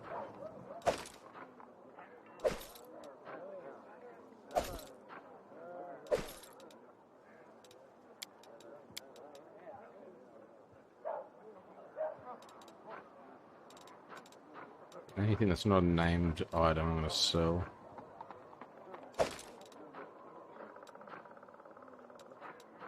We'll keep on the named ones, just in case.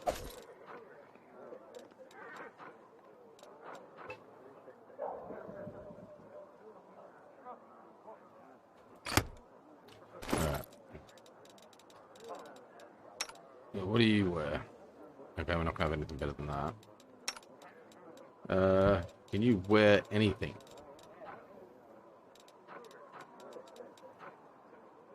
No, not even that.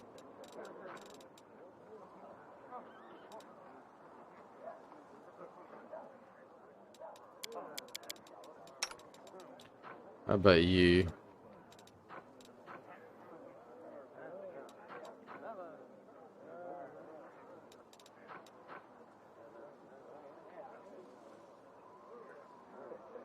That's probably the best you got. Camellia. You can wear medium armor.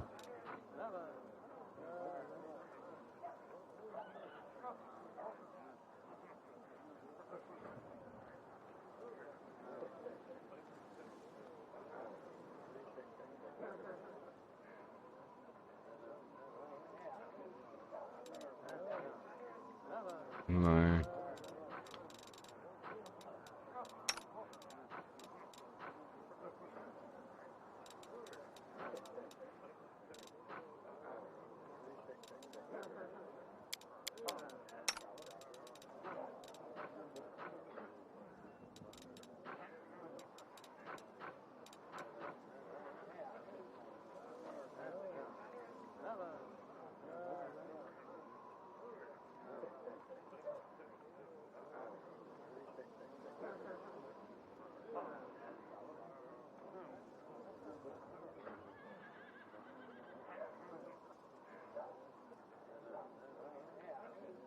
He's going to be casting arcane spells, so no.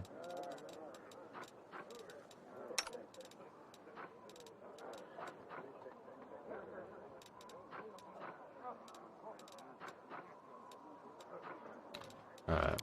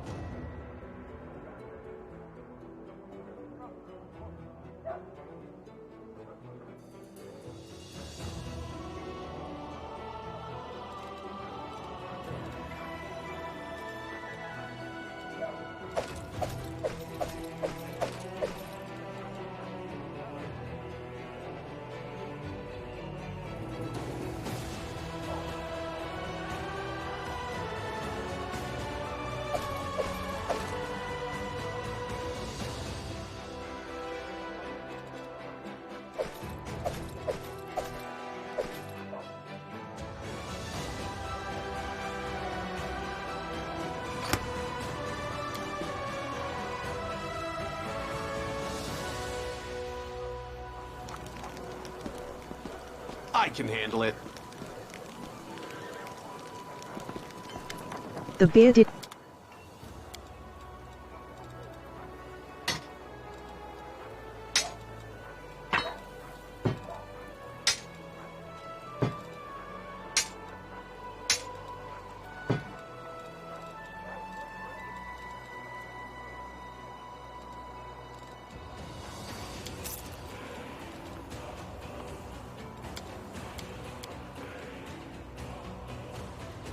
Alright, I can carry stuff again. Can't make the demons wait.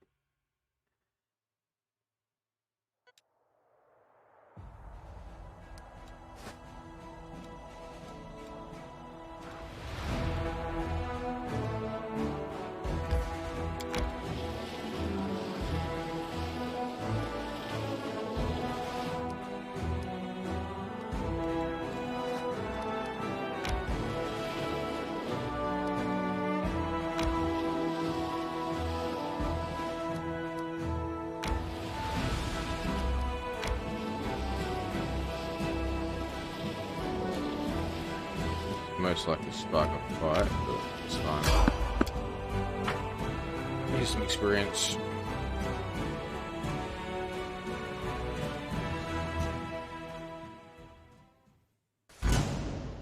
Whoa.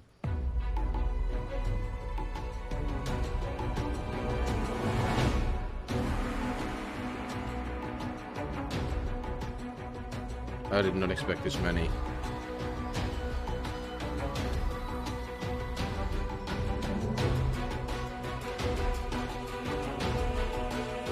The light, take you! I got this.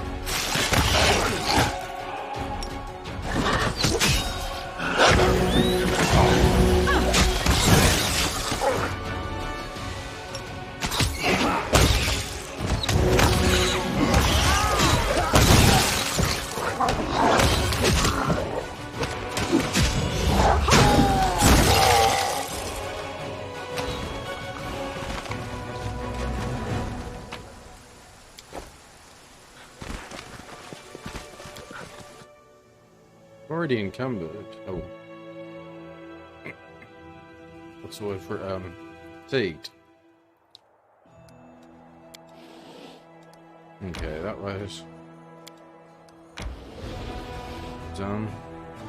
Is this army replenished yet? Yep. Alright.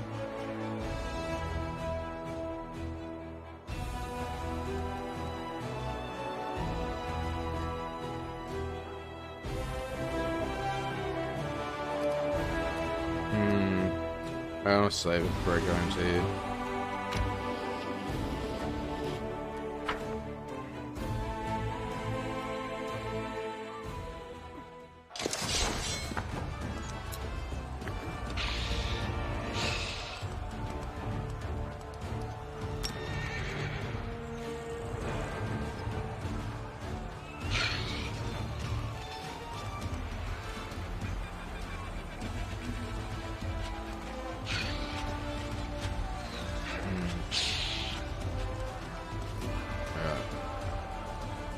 Kill the archers.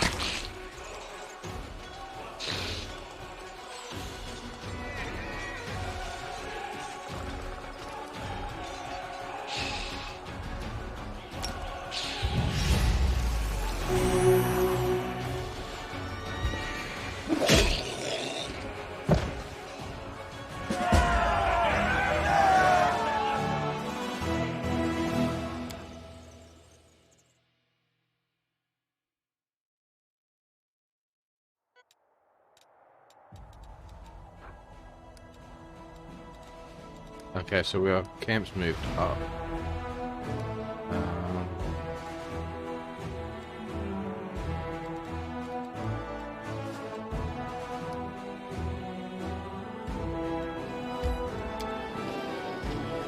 There should hopefully be new stuff.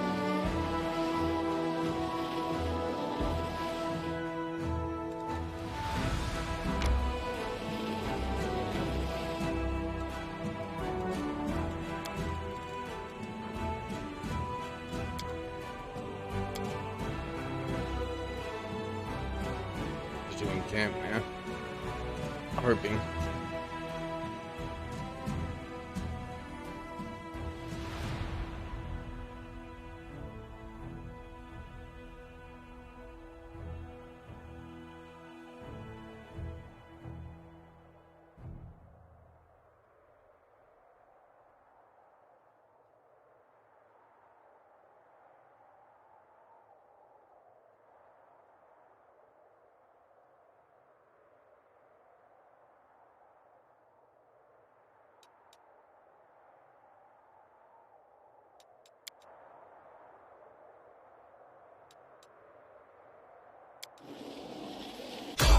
Yep, someone on the road. Thought so. New event.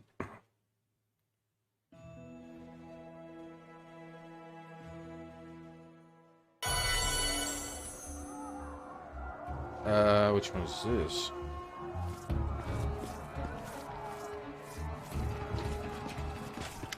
You wake up in the middle of the night to screams and the sounds of battle.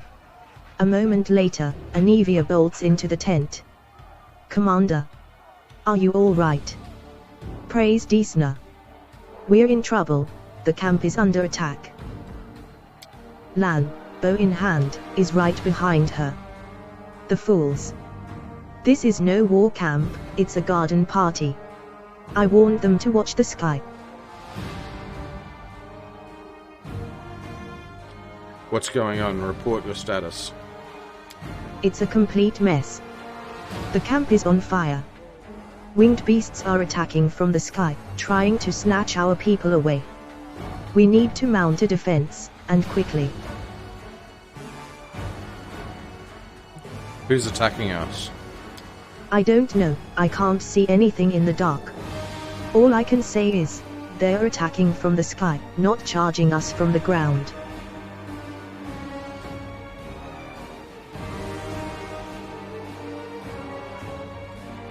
I got a closer look at them. I don't think they're demons, more like flying statues. At least, their skin's like stone. Regular weapons are all but useless. The description sounds menacing, but you still have no idea who or what is attacking your camp. You're not even sure if they're demons or some other monsters. Alright, do that again.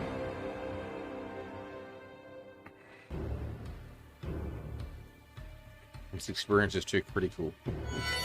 Read them a butt kicked.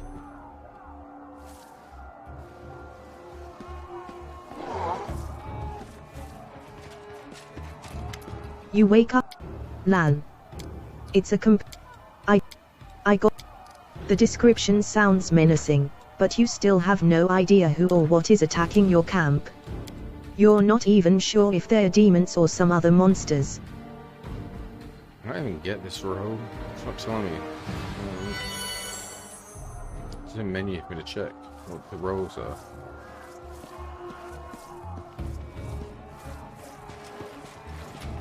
You wake up in the Lan, bow in hand. It's I got the description What am I getting? Oh, it's only a DC at 13. Bloody hell. Should be able to get that.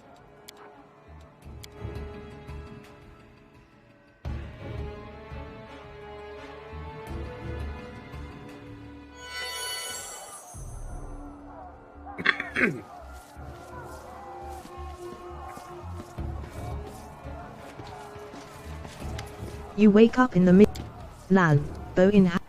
It's a complete mess. I don't know. I got. The description sounds menacing, but.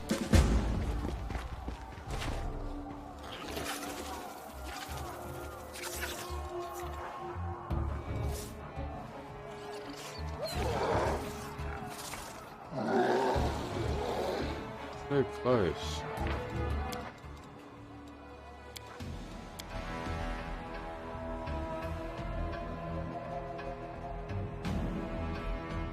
I'll be back in a minute. I'm gonna get a toilet.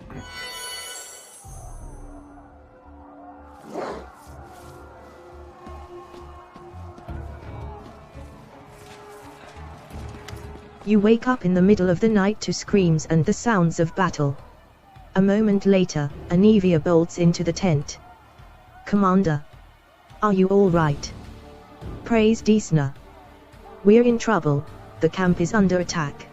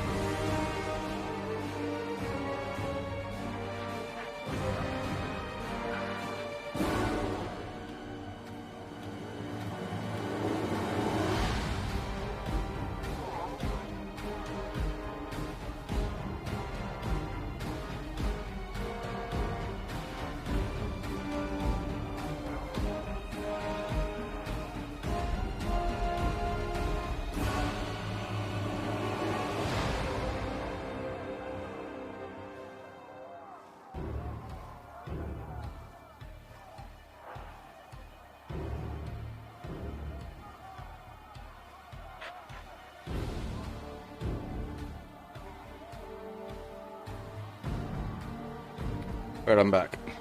Started to get myself a rum as well. Some Bundy Red.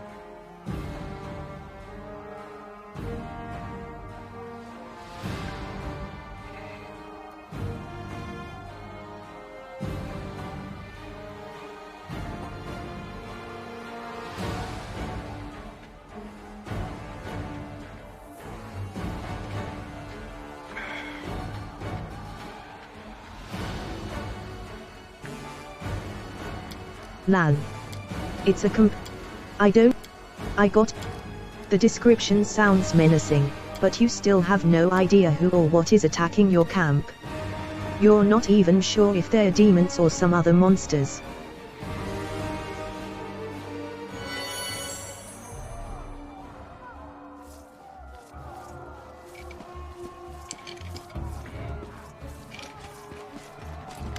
You wake up in the middle of the night to scream. Lan. It's a complete mess. I got it. The description sounds menacing, but you still have no idea who or what is attacking your camp. Roll so bad. You're not even sure if they're demons or some other monsters.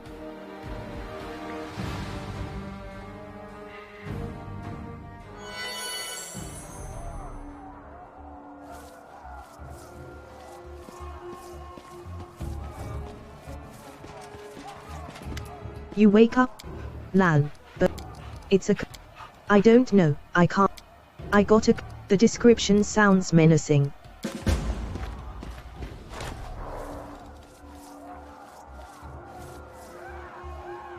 I rolled a 4. I'm sure that I also rolled a 4.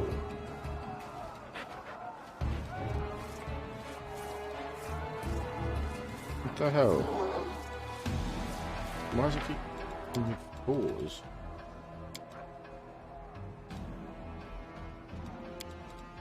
Just have to load from back here.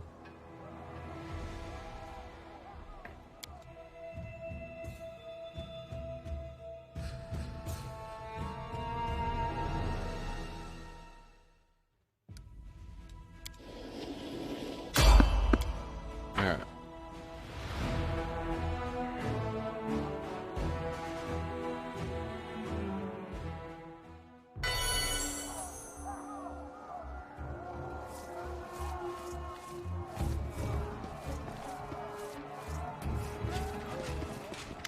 You wake up, Lan.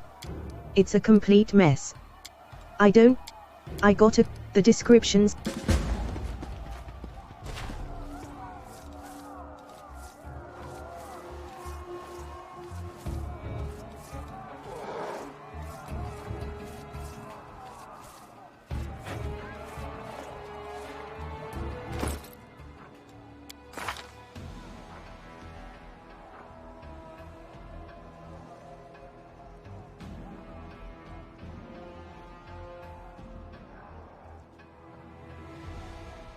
I've only got 2 points in knowledge as well, that's probably why. But it should be doable.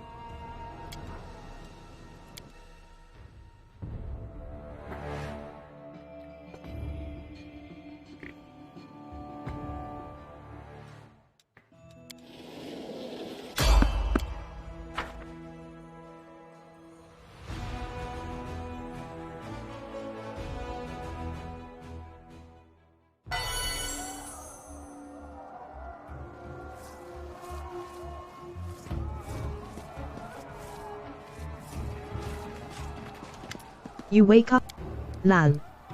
It's. I got. The description sounds.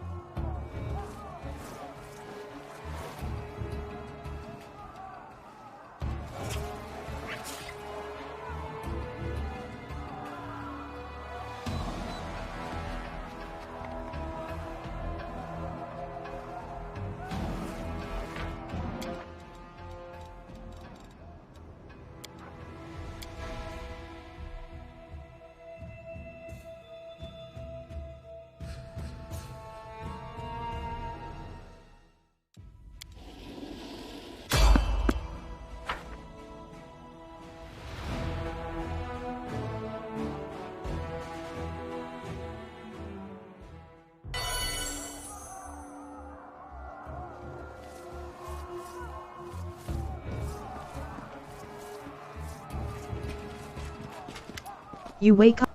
Lan, Bo. It's a complete. I got it. Even this vague description is clear enough. The camp is under attack by gargoyles. Okay, I see the arms. Yeah, amount of effort to do that. Okay, so I got at least the land with me. Are we in trouble yet? Here we go again. Absolutely no tank.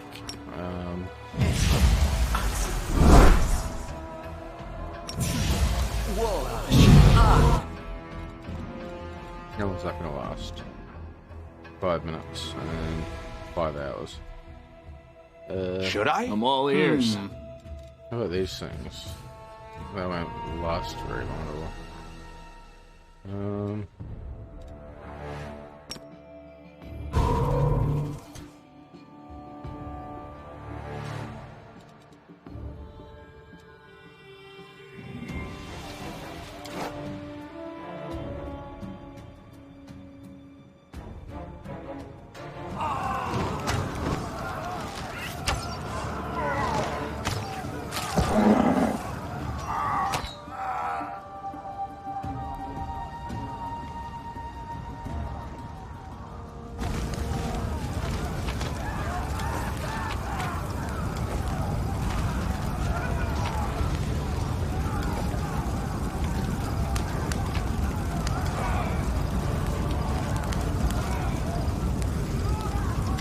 Nura is panicking.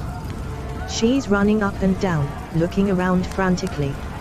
She casts about and notices you, then dashes right toward you. Commander. Commander. What's going on? Save me. There's another problem with them. Perception check. Why do you have a vial of alchemist fire on your belt? What? Where? Nura looks at the vial on her belt as if she's seeing it for the first time. Should burn the tents down. Gargoyles.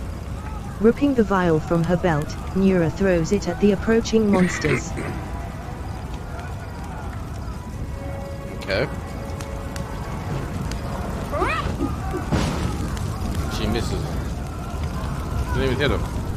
Yet another Just obstacle. run away.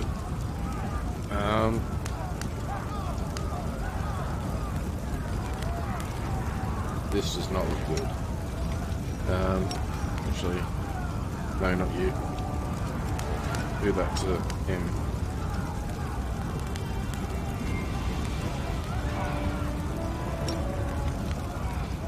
This pet's gonna have to take a few hits.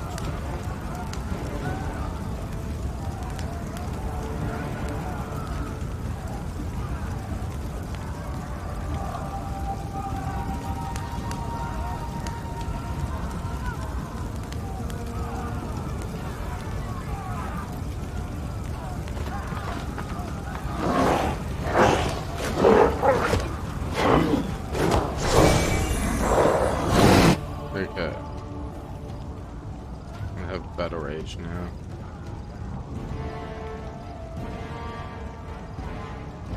Alright, what else can you do? You've crossed the wrong mongrel. I got this.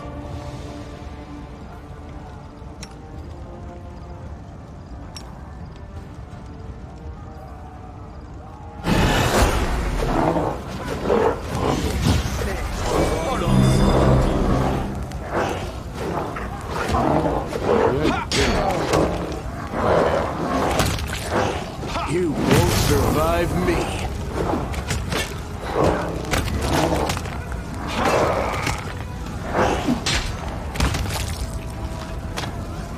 Alright.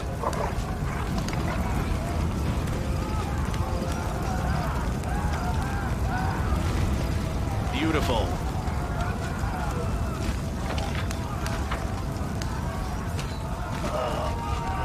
Did we find trouble? No, they did. Now who's attacking?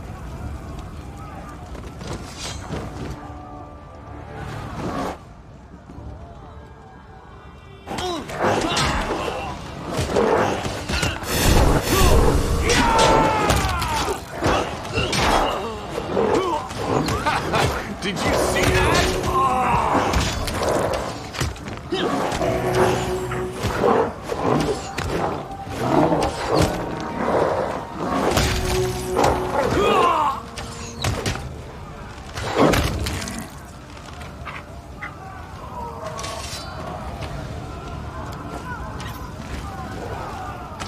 Let's see what we can do.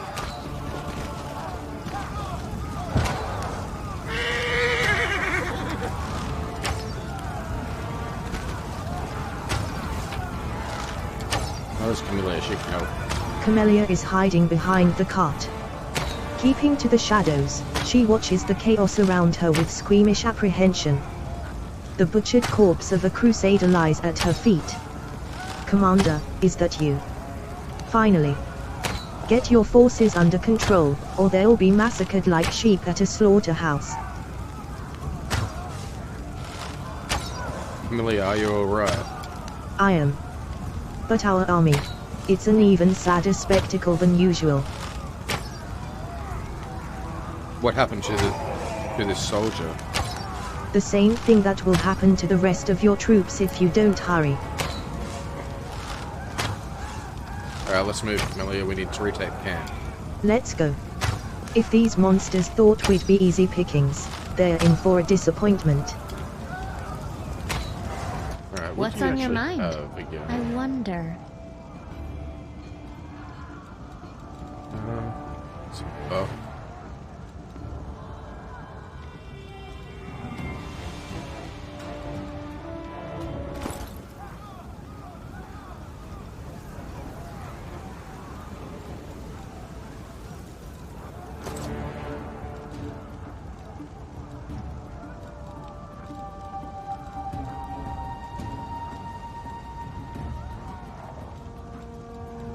Get rid of these things.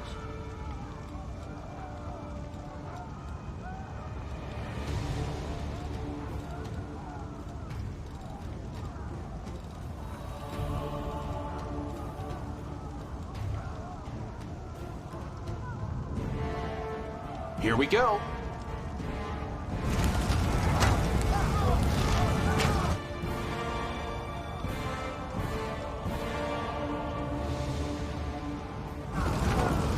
Save the last one for me. Endure this!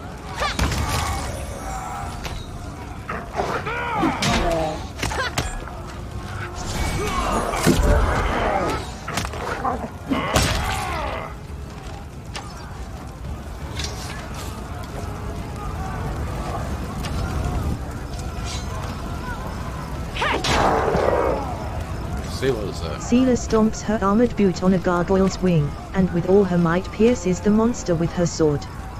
Turning around, she yells to the soldiers.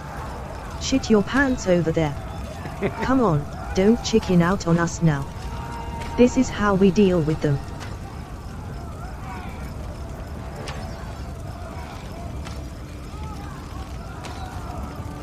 Hold your position, steel yourselves. You are crusaders or cowards. Are you crusaders or cowards? The commander. The commander is here. We can fight. Let's stand up to these beasts. For the commander. For the queen. For Mendev. Seela, are you alright? I'm fine, but our soldiers are panicking. Going down easily, not even putting up a fight. The veterans from Kenabras are holding up all right, but the ones the Queen sent are greenhorns. A sorry sight. Let's go, Seela. We'll teach these monsters a lesson. Yes, Commander. They'll be sorry they ever came here.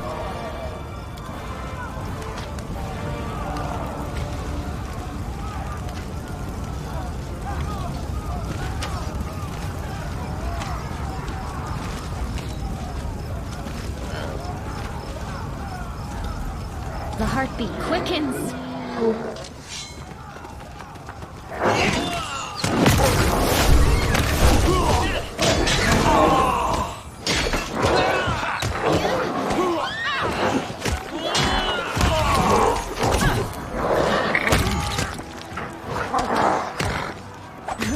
veiled in crimson.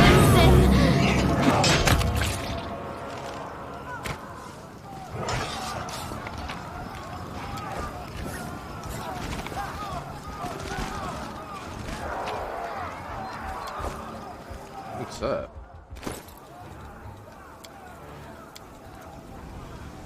Whoever this headband has the ability channel and positive energy, increases the amount of damage this ability does. I thought I had that already on someone, unless they dropped it or lost it.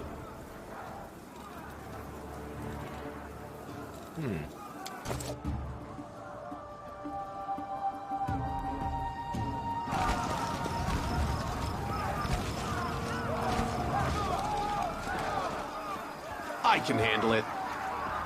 That was Irabeth. Breathing heavily, Tirabeth leans on her sword. Blood is trickling down her battered armor. Clenching her teeth, she looks hatefully at the monster before her. It bares its teeth in a mocking grin. I won't give up. In the name of Iomade, I won't give up. Tirabeth. We're here. Hold on, we're coming. Oh no, you won't. Surging forward, the demon knocks Tirabeth off her feet with a sharp blow to her face. Then he leans over her limp body and sniffs. Young. Healthy. Strong. This one will be tasty. What a fine gal it will make.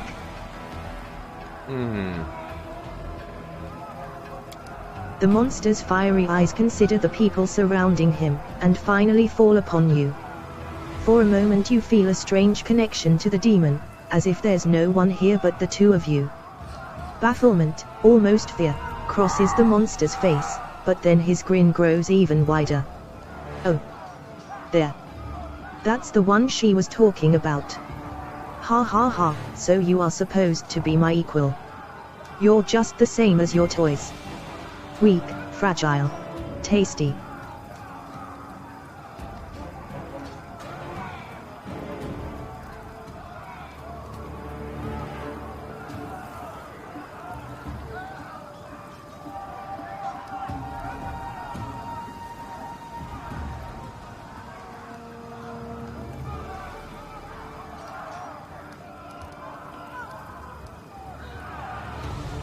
What do you mean I'm your equal?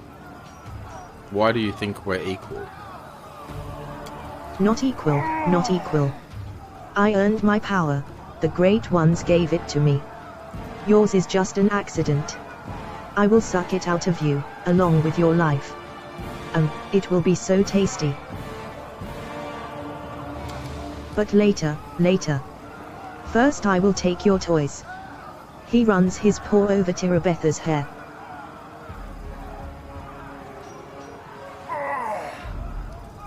Who are you? Who am I? I am Nulkinith, the favored child of great Cabriari. My name will be your undoing. Your life's end draws near. Kabiri, demon lord of the ghouls, graves and secrets kept by the dead.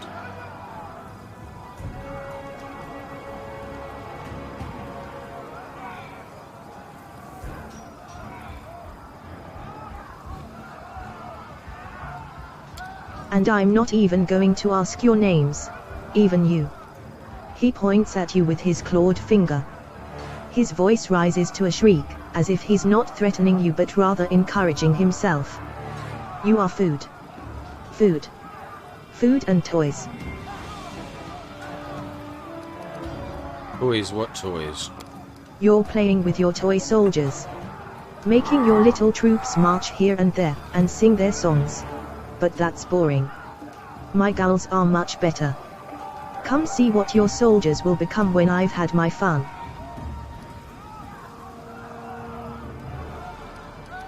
Who is she? Who told you about me? You don't know. You know nothing.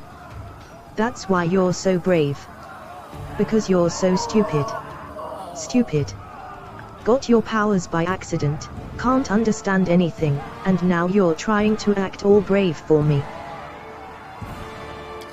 Perhaps you'll be unlucky enough to meet her, but I'll destroy you before that happens. But maybe I'll give her your skull.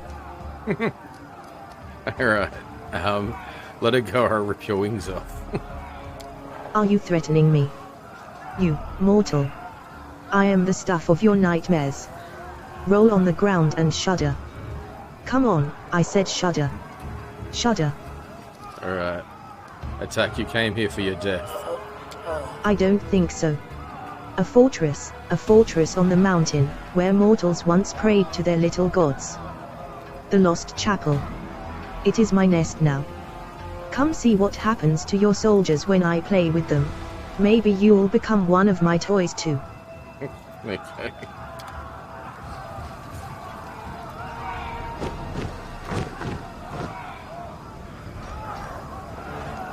Commander, convene an urgent council.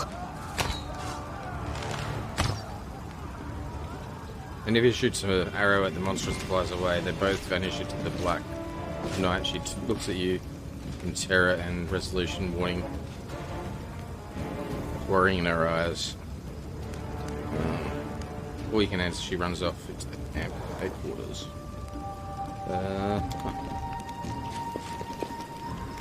So, I haven't got any of my troops. Can't make the demons wait. Oh, strangers there again.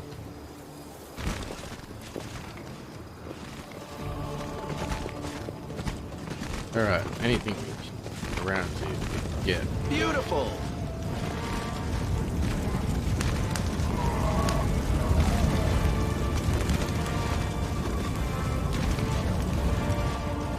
Oh, it's on the bit.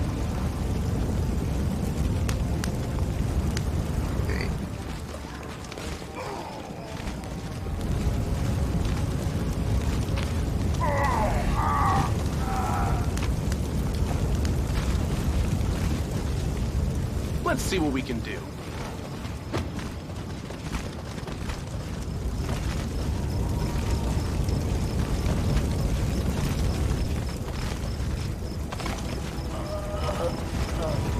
Here we go.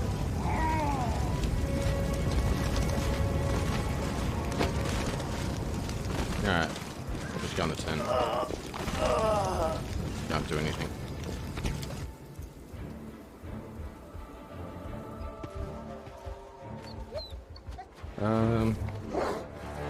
Save. Yeah. Isn't that something? The old soldier scratches his chin nervously. So they come from the sky, the monsters. They grab you up, and take back into the sky. What do we do now? How can we fight something like that? Alright, show me what you have. Alright, I'm selling you all this junk.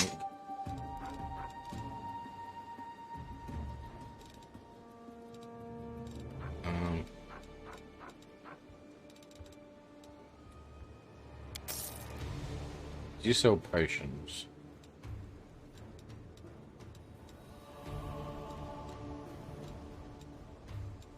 No.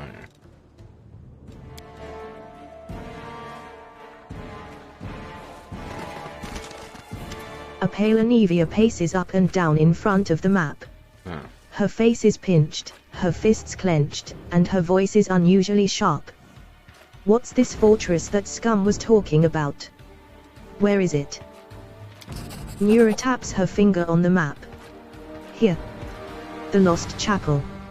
Our scouts reported there was trouble brewing there. But this.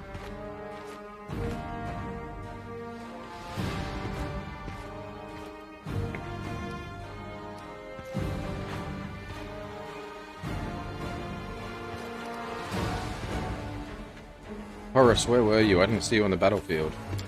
Don't tell me you suspect me of worshipping demons. I'm really. one of you. I'll swear on any kind deity or symbol. Or all of them in a stack. Some people.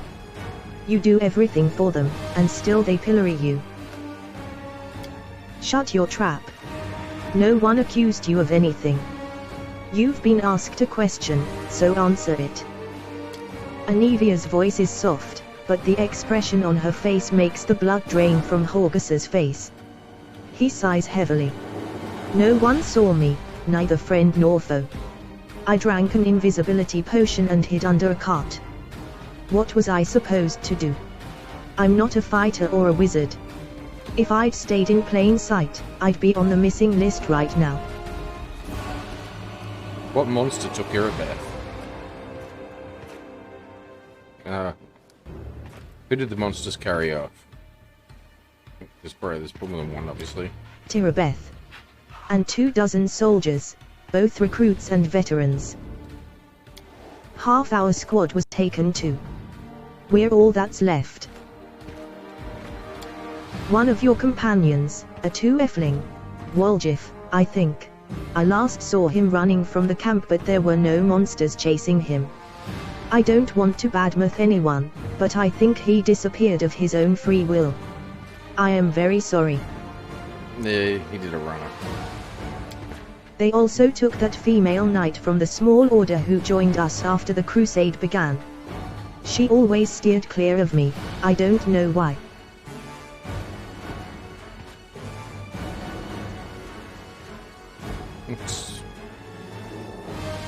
Oh, the Queen. That's talking about. They don't know it's the Queen though. She's incognito. What monster took Irabeth? I'm not sure, but judging by your description it sounds like an Abasu.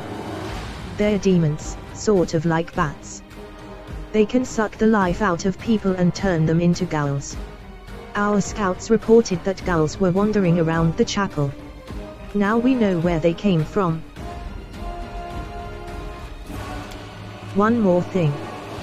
The name he gave, Cabriari. That's a demon lord. The patron of ghouls. They say he was the first mortal to eat human flesh. After his atrocity, he died in agony and was reborn in the abyss, becoming the first ghoul. This can't say ghoul. Oh my god, alright. That's ghouls. Ghoul. We can hope it only means that Cabriari was the patron of the demon who came to us. But it might mean that another demon lord has joined the Demon Alliance and is sending his troops here. I see. We'll depart immediately for the chapel and save whoever we can. The demons won't feast for long. This piece is too tough for them. Let's not keep our friends waiting. Or our enemies. Uphill again, through the mud, no road. Well, I do hope these demons will be entertaining enough to make up for the inconvenience. Is everyone ready? Commander, we don't have much time. While we stand around here, our friends are being eaten alive. I'll run on ahead now to scout out the area. Don't sit around here. Come after me, quickly. We'll meet at the foot of the mountain. Alright. Alright, save. What about this Nara? It's suspect.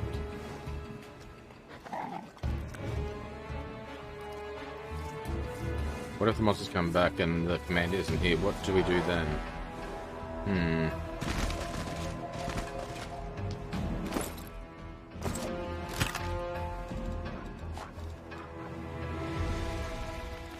I guess I'm taking that item with me. There's nothing else here worth taking. Is there?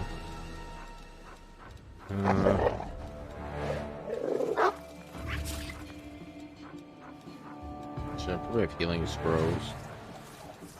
Oh. He takes these lesser restores. Takes some full restores.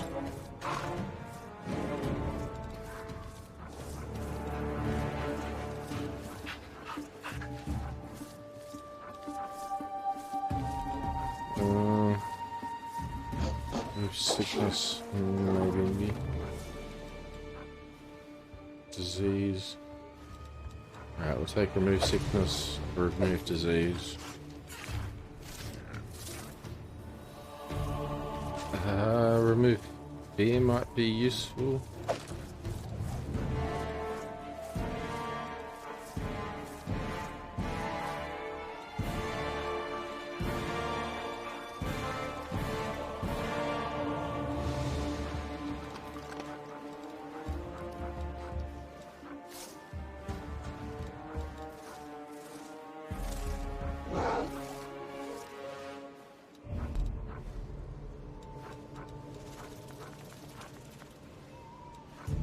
Alright, we'll take these scrolls of healing. Curing wounds.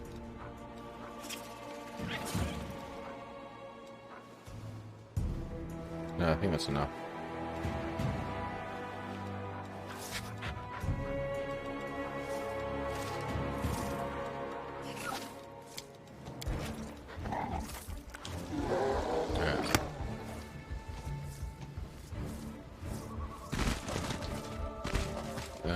Gonna fix this.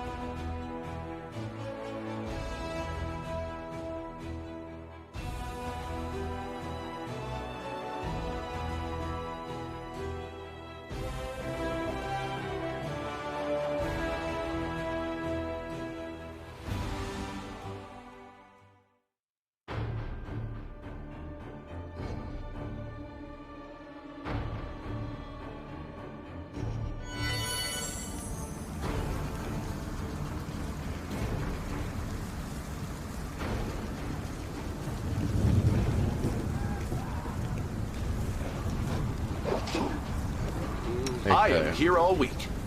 Oh, it automatically healed me, it did. Alright, we'll give myself a buff.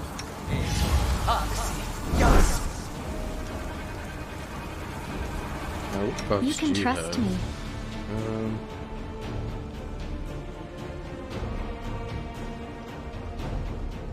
How was that last? Only 10 minutes.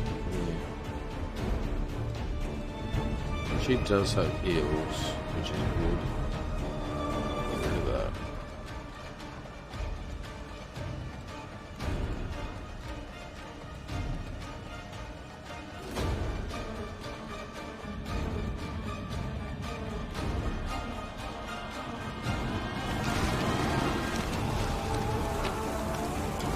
I can handle it.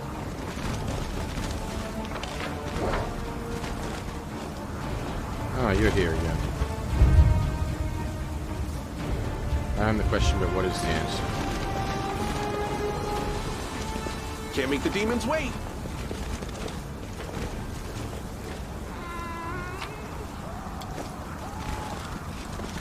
Anivia stares through her spyglass at a low fortification on the hill. Even at this distance you can hear blood-curdling screams coming from within.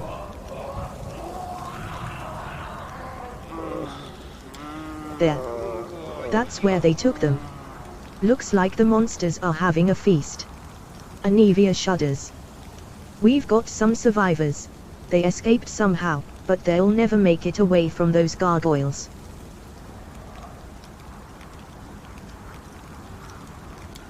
That reminds me, look who I met here. She was just standing there blinking, as if she knew someone would come for her. What? Ah, yes. It must be admitted that gargoyle-born flight is ineffective and uncomfortable. By the way, did you know that gargoyles can be tickled by scratching their heels? Nenio plucks a thorny burr from her hair. I'll wait here. Send me the ones you can save from those monsters. I'll care for the wounded and get them to safety.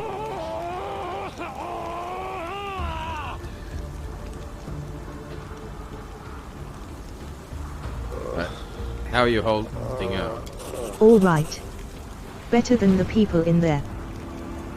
What do you see on the hill? Just what Nura said. Gargoyles. Gowls. Fresh ones. Hasn't been long since they turned. And they didn't die pretty.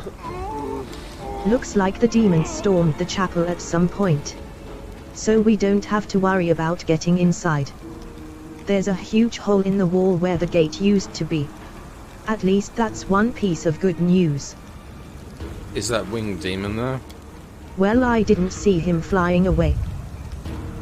I sincerely hope that Wretch isn't thinking of leaving, especially when he personally invited us to this occasion. It would be the height of rudeness for a host.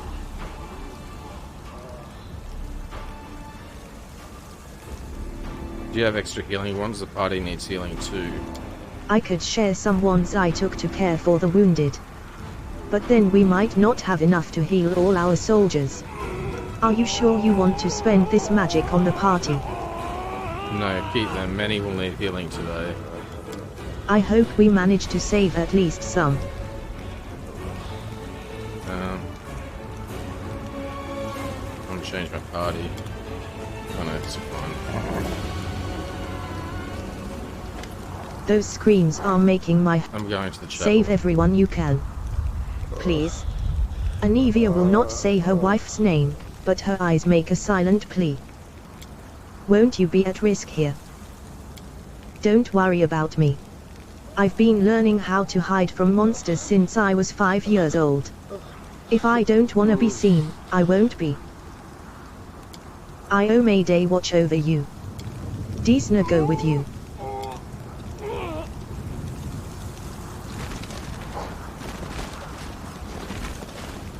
Beautiful. Where's she sitting in the party? Where is she?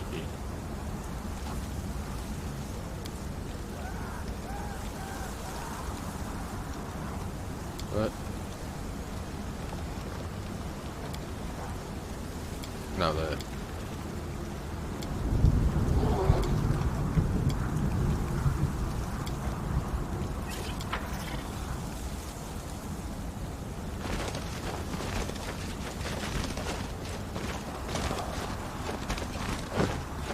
Let me draw the first blood. The Inheritor, guide my blade!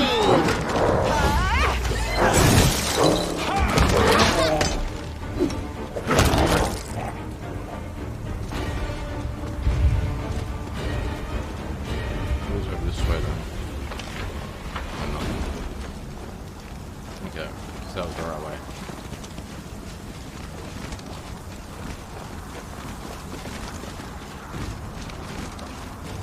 Here we go. Yeah. It's Darren. Is that you, little girl? Oh. The old soldier coughs and then shudders, but makes no effort to rise from the blood-soaked ground. A sharpened wooden stake protrudes from his stomach. Say something kind to me. For one. Last. What? And here's our blessed little beggar.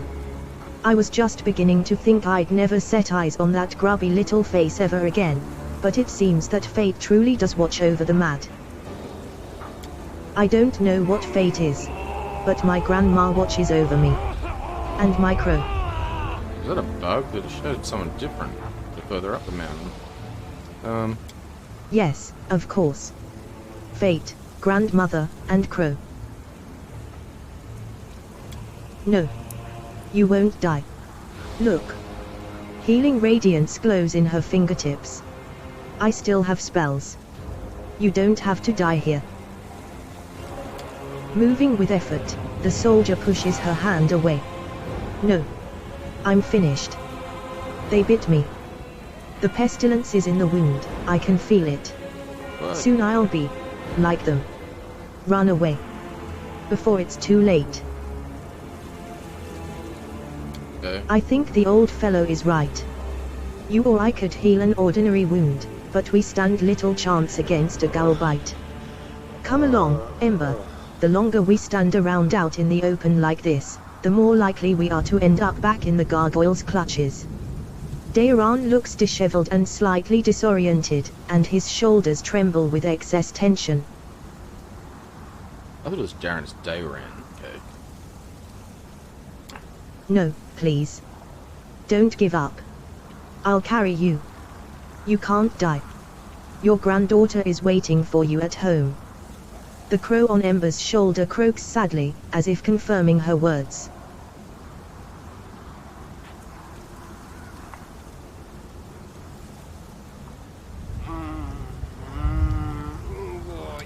Granddaughter? Yes. You remind me of her. Boisterous little thing. But you can't lift me. No, I can't be helped. Death comes for us all, little girl. I have made my peace with it, and you should too. She looks around and sees you. Look. It's the commander. He can definitely help you. Ember swiftly pulls the stake from the soldier's body, and heals the wound with a spell.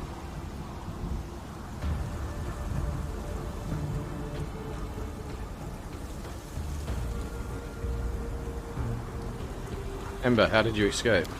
They wanted to make me stop moving, like the others, but they couldn't. It just didn't work on me. Their claws froze everyone else like statues, but I ran away. Darren, how did you escape? What? Darren. Oh. Darren. There's a well further up. It serves as the entrance to a small cave where the gargoyles stash their treasure. They obviously took me for the same. The flattery. They obviously thought I wouldn't be able to get out on my own, so they left me in there. But I did get out, though I paid dearly for it. I've got scratches and dirt all over me. Dayron briefly falters, then adds with affected nonchalance, and when I say treasure I don't mean anything truly valuable. There is nothing down there worth your attention. What's inside this chapel? The chapel. It's very scary in there. Everyone gets killed and then turned into ghouls. The people are always screaming, and the winged demon is always laughing.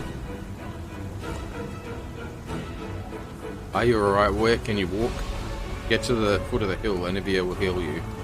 I told you. You don't have to die. Not here, not today. And what should I do? I can help you fight these monsters, but perhaps I'll be of more help down there, with Anivia.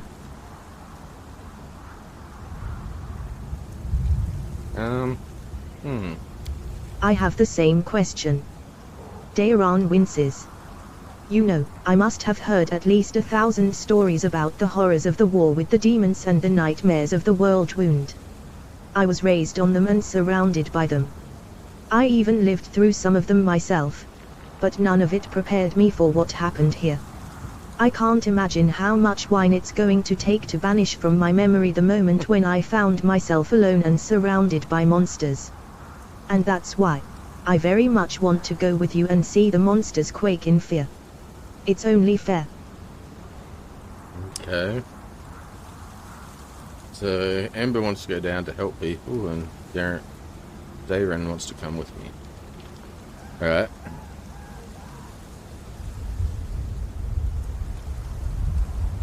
Alright, I'll accept Dayron into my party. Ember, you help Anivia, Dayron with me. Sure. Okay.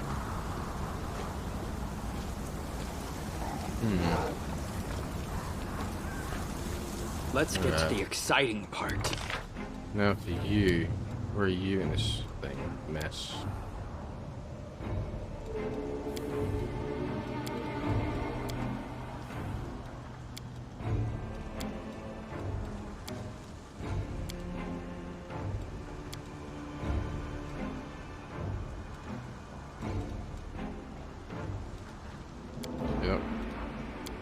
looks bigger.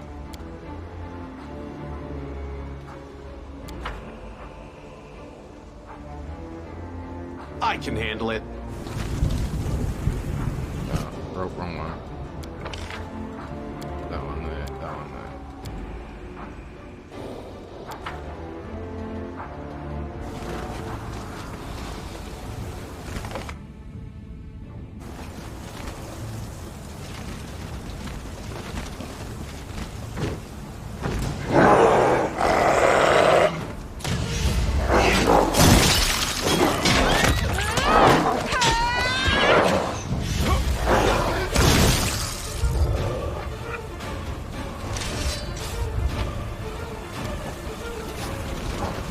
Can't make the demons wait.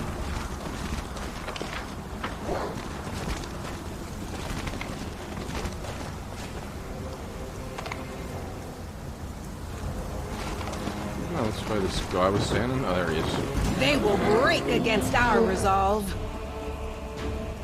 You're irrelevant. Into the fray!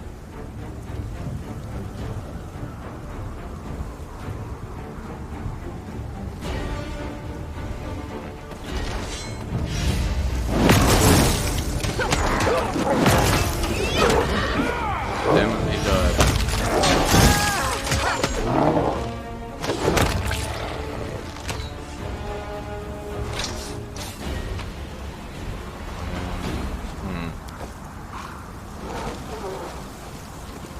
Beautiful. Save the last one for me. I'll cut you off.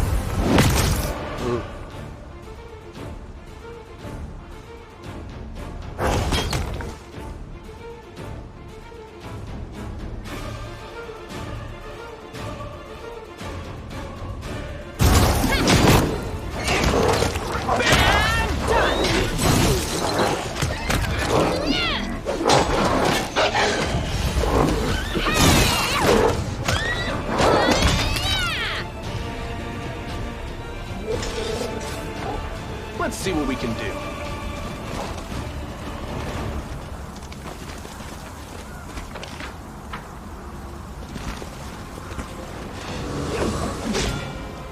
Mind over muscle.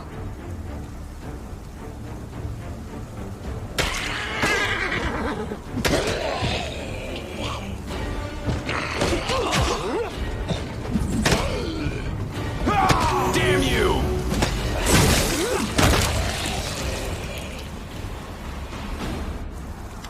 Laka salutes you with his mace covered in blood.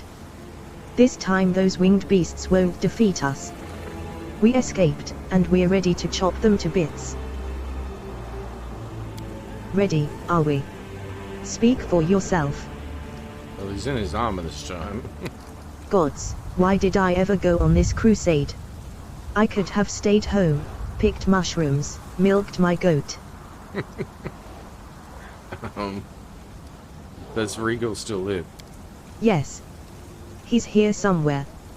He managed to help a few of your recruits escape, and he's already made a decent fighting squad out of them. How did you escape? They didn't even get a chance to take us prisoner. It is too dangerous to fight a gargoyle while it's carrying you in midair. But once it starts to land, it becomes vulnerable. We escaped their claws over the slope, and took the weapons from the fallen. Lo and behold, Regildange's fighters are back and ready to serve. Are there any prisoners left? Yes, there are many. We retreated to regroup, hoping for reinforcements, and you proved us right.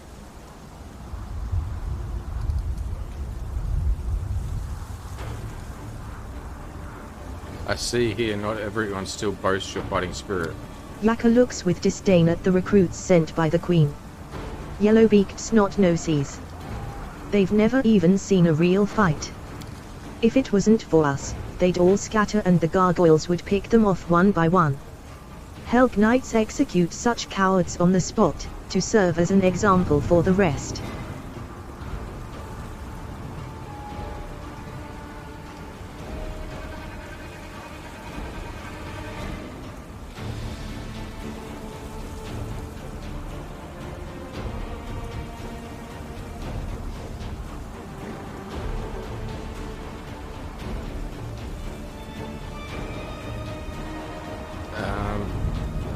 go with a good choice. Stop scaring the poor wretches. There will be no public executions in my army. Yes, Commander. The order not to frighten the recruits will be executed. Laka answers in a brisk tone, coming to full attention. Retreat to the foot of the hill and find Anivia and wait for my return. Affirmative.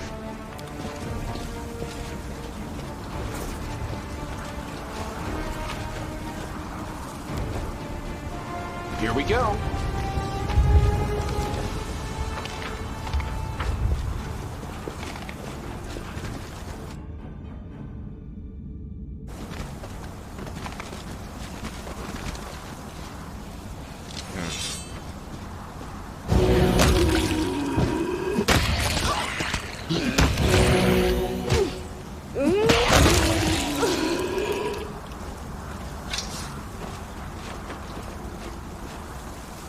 Sozil leans over the body of a woman clad in a Hellknight's black armor. Although she is obviously dead, he whispers a prayer and casts a healing spell, to no avail. His face twists in pain, and he shakes his head, refusing to believe what is happening. Wake up. Please, wake up.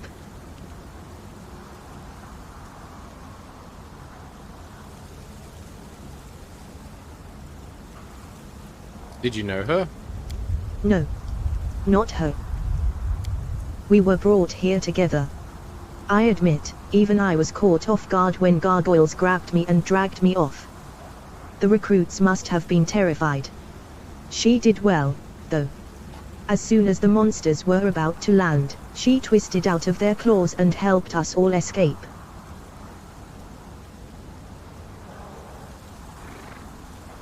Sozil takes a heavy metal shield from the dead woman's hands, and considers its intricate decoration. This shield, I prayed my eyes deceived me in the darkness, but now there's no doubt. Lunacow, this is my brother's shield. It was kept as a relic in our church for centuries. We used to gaze upon it as children, imagining the adventures of its previous owners. When Trevor went to the crusade, he took this shield with him.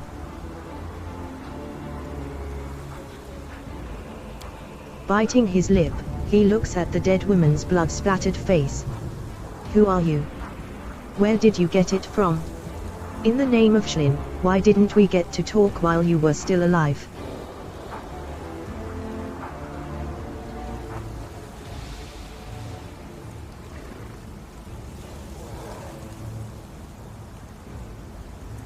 Maybe her squad mates or her commander will be able to tell us something. Yes. Yes. They must know something.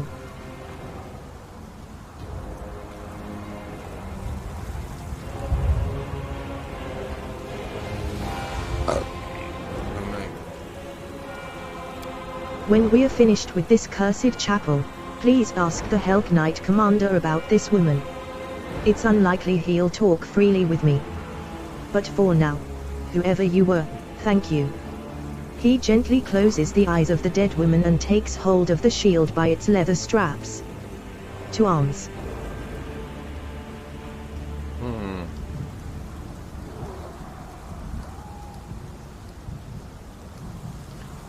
Hey Susie, well, I'm so glad you're right. You can't imagine how worried I was. Is that part of the romance thing?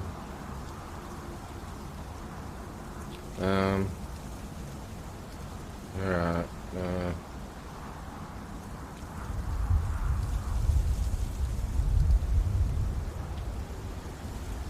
not sure if to take him with us.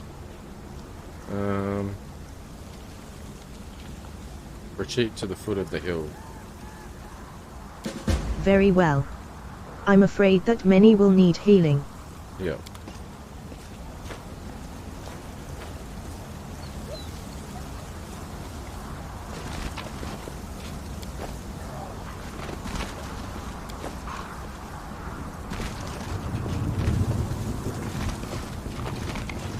Help. Somebody, help. A wounded warrior, lying among the mutilated lifeless bodies, cries out for help. It's hard for her to shout, Her cheek is torn, and her teeth are showing through the wound. Sounds like a ghoul.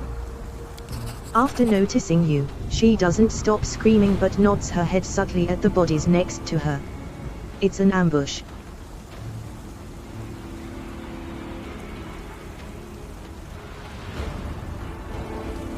Hey you beast, I see you. Get up now.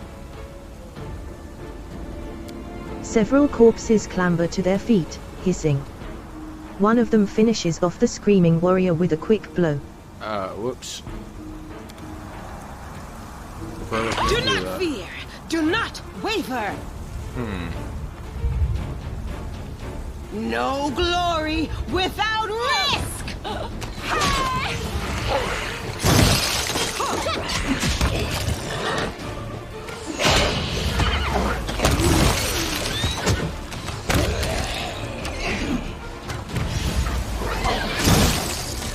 Your pain is my pleasure.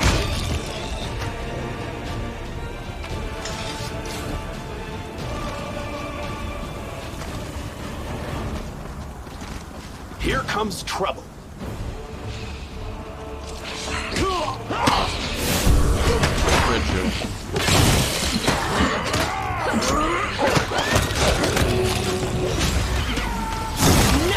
mercy for the wicked! Stop whining. Raise your weapons, ready your defense. You wounded, hold your torches up. Did the Queen send us soldiers? Looks more like a sewing circle. What? Yeah, well, it's not the first time we saved you. Commander. As he sees you, Regil throws his fist in the air. Despite some claw wounds, he's chipper and full of fighting spirit. Ready to report on the situation. We organized an escape. There are no fewer than 36 gargoyles and ghouls in the fortress. We lacked sufficient forces for a confrontation, so we withdrew. He was talking about the signs that were being the people he was fighting with just then, I guess, not us. Alright. Look, a Hellknight stooping to help his allies. I never thought I'd be glad to see your face, Regil. I will always preserve the lives of allied forces. If you thought in terms of efficiency and achieving your goals, as every fighter should in this war against the demons, you would be far less surprised at my actions. How did you escape? Gargoyles are used to dealing with weak and poorly trained fighters, civilians near enough. During our first battle with them, we weren't at our best. But while they grew confident in their victory, we studied their habits.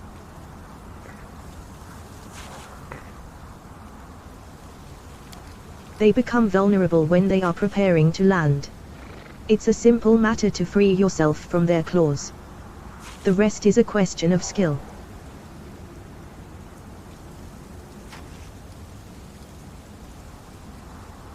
These gargoyles just won't leave your unit alone. It's not about my unit, Commander. The gargoyles seem to know precisely in which tents to find their targets in. And another thing, do you recall the fire at the camp? Gargoyles don't have any incendiary weapons. The flames were what guided them to us. True. I don't know what Commander Tirabard and her celebrated watch are getting paid for. It's clear as day there's an enemy spy in your camp.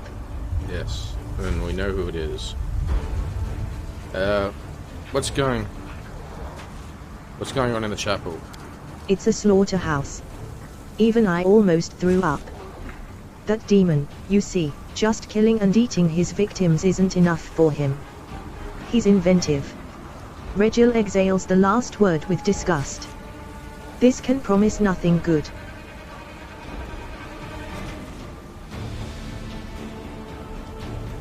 Send your fighters to the foot of the hill. The survivors are gathering there. Consider it done. Am I to retreat with them or come with you?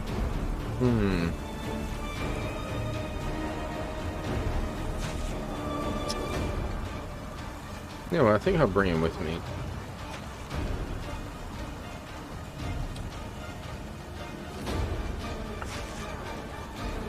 You'll come with me. I'll need all my allies to take out this nest.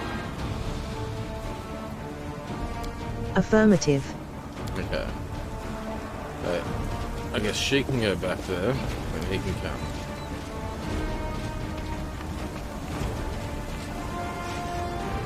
Yeah.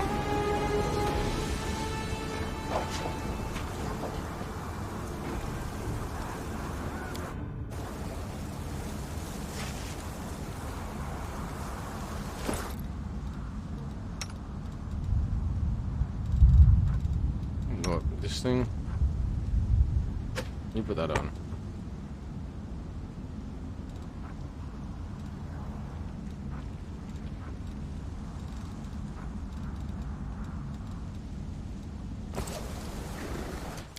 Fix this up again.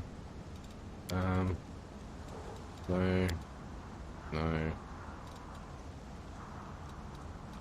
Alright, you're up here. So are you.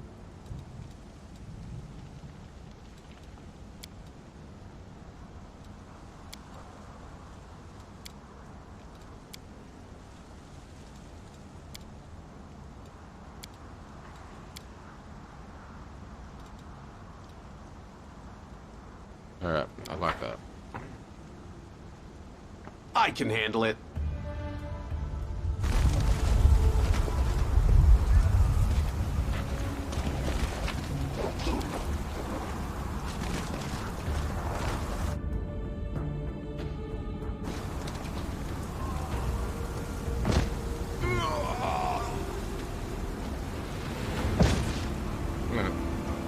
That body's just been thrown down.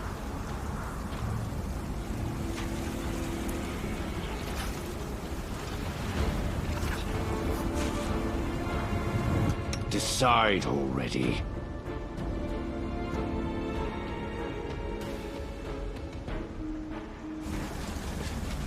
I found something.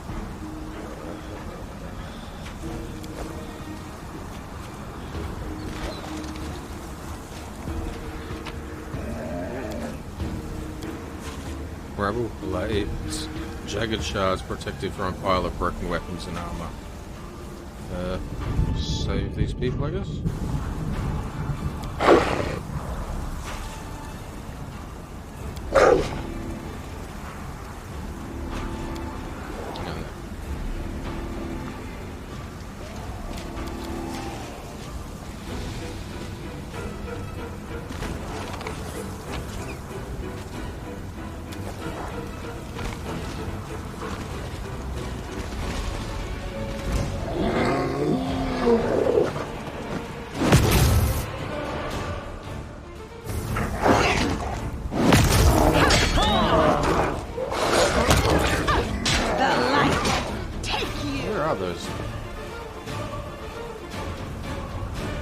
Up here.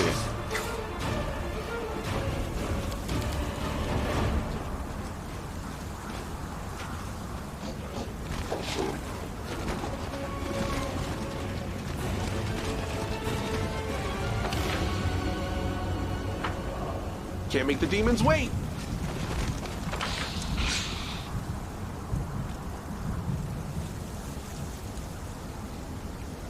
Heritage, don't leave me here in darkness, deliver me from...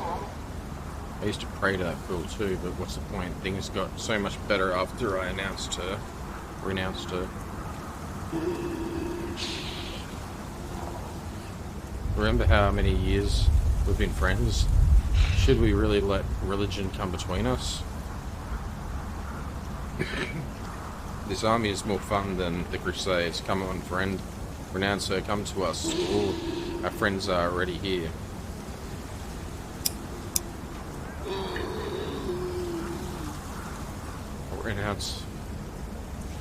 Renounce her will devour you. I will not fear evil, for you are with me at okay. Paladin. We will win. We will live to see the dawn. Okay.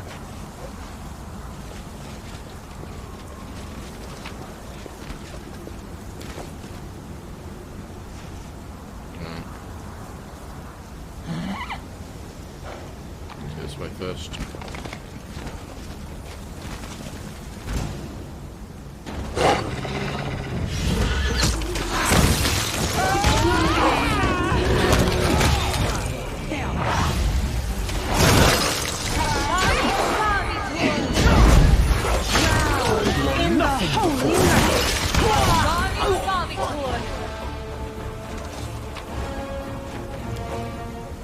Beautiful.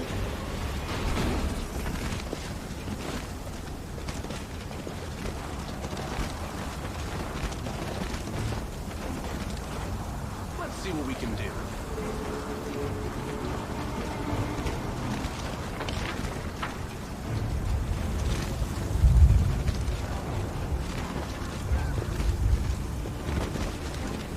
Here we go. Blue. Nope.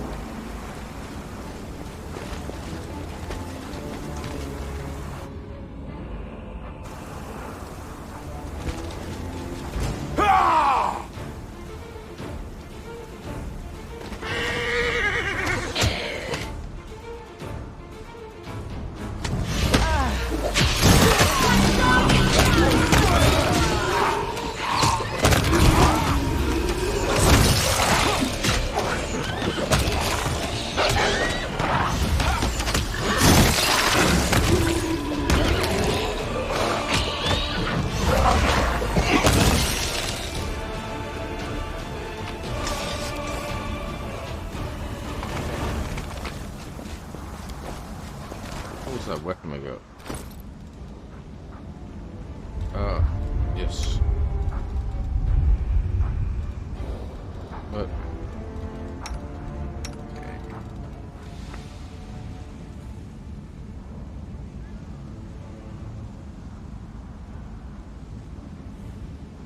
Definitely better than what he's got.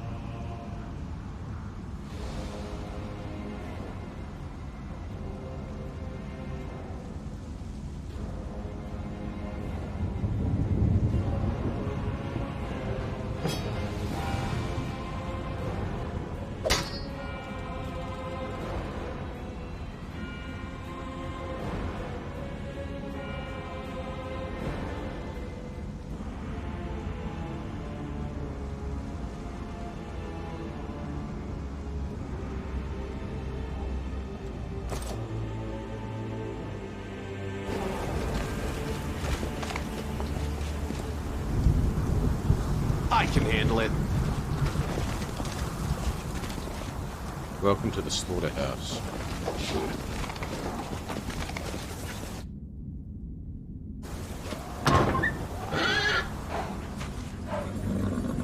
Can't make the demons wait.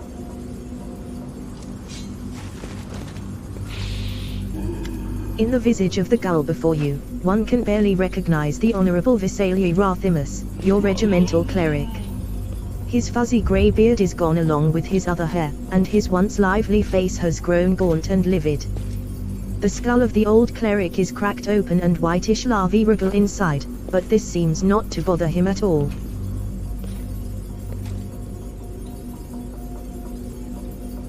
Heretics. Dirty slaves of false gods. The cleric paces up and down before a desecrated altar on which an unholy symbol of Cabriari has been drawn. A group of gulls have brought the soldiers to kneel before him. Renounce your idols, bow down before him who gnaws, or you shall be sacrificed upon his altar. His altar? It's not. What? No. Never. Holy Iomade, hear me now. I will gladly die before I renounce you.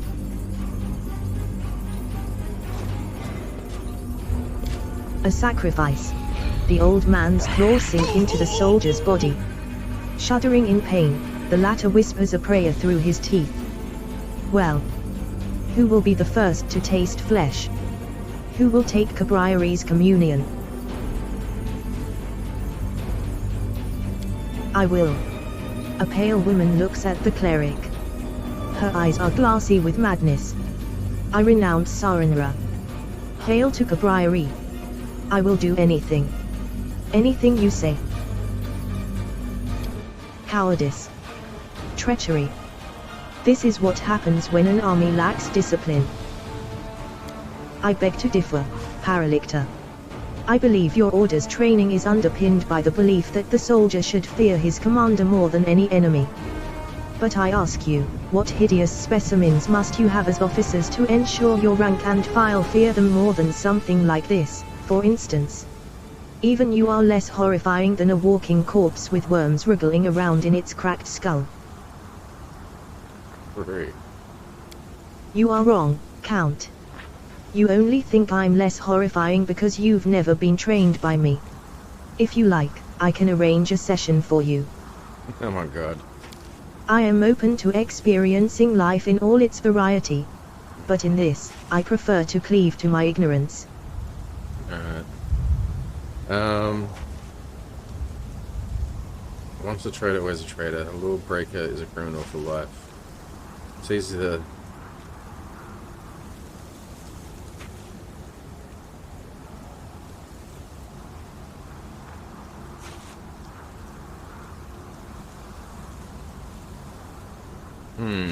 Well, I'm not doing the Aeon one.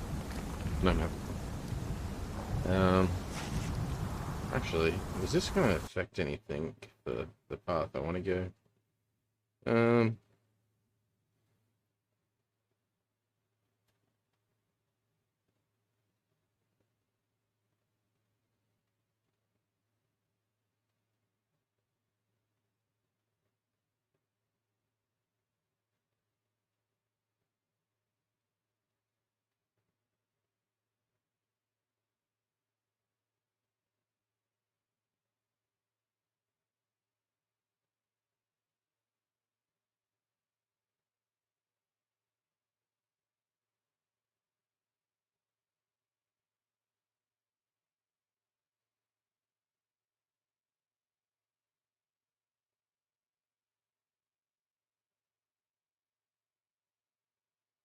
It's not quite yet, but it's very soon.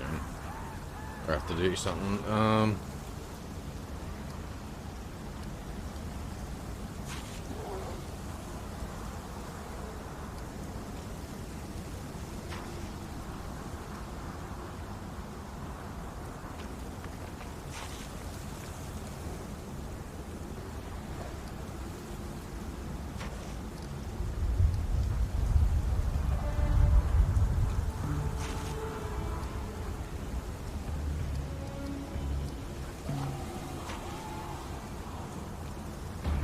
Alright, we'll go with a good option. Don't listen to his wicked words. The good gods won't forsake you, and neither will I.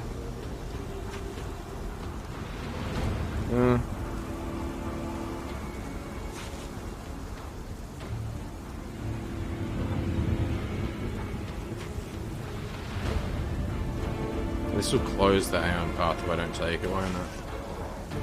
Yeah, I'm not interested in taking it. I don't know what I'm doing. What I want to path I want to go. Good. Yeah, don't listen. Alright. Horror, despair, and confusion paint the bloody faces of the soldiers. That wasn't even that hard. Their eyes shift between you and Visalia.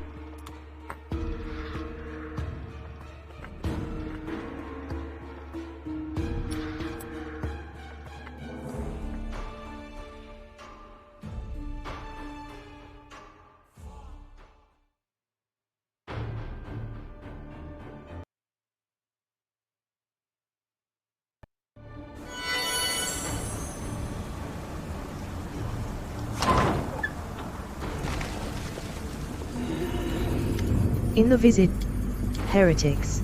No, a sacrifice. The old man's claws sink into the soldier's body. Shuddering in pain, I will. Cowardice. I beg to you are I am open to experience. The bloody faces of the soldiers light up with hope. One of them whispers a prayer, and bright light bathes the vaults of the desecrated church. The undead shriek with unnatural force. This chapel was a stronghold of faith for those that worshipped the noble gods. Today we restore goodness to its rightful home. Your feast is over. We've come to restore order. By the light and the sword.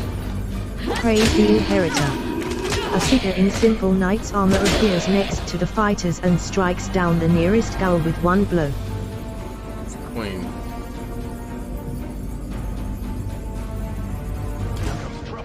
Alright, I can do something now.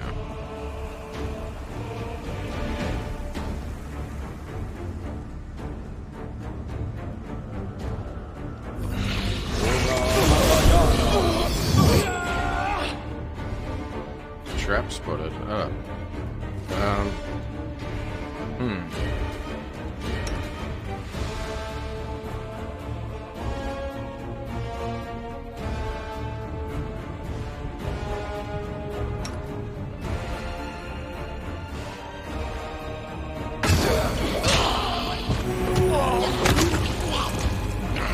Perish. Got this one.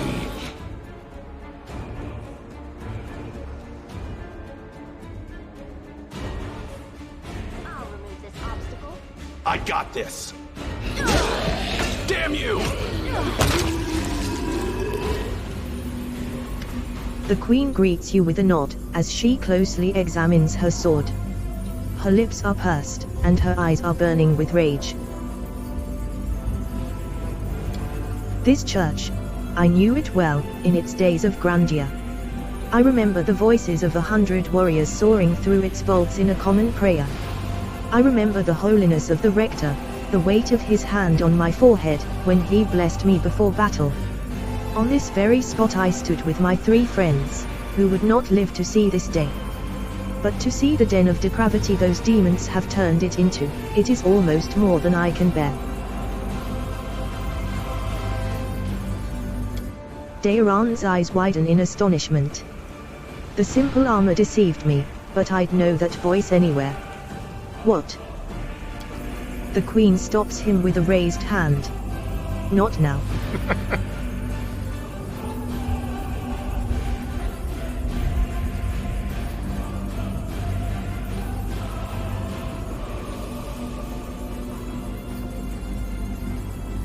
We'll put an end to the evil at work here. We surely will. Kenabras was the first step, purging this church of demonic filth is our second. And Drazen will soon follow. Well, then off we must go. I'll get these soldiers to safety.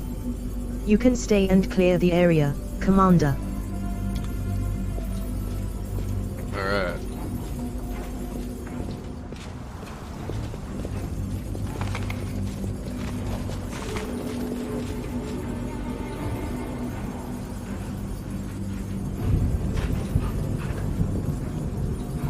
That all of them. Yep. Save. Right, check this arcane thing. I think I got high enough arcane. A success worthy of praise. Arcane, yeah. The ritual circle drawn in blood on the floor of the desecrated church is covered with the unholy symbols of the Lord of the Abyss.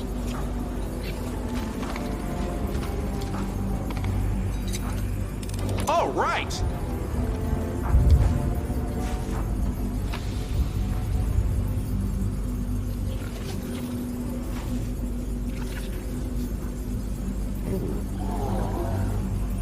What's this?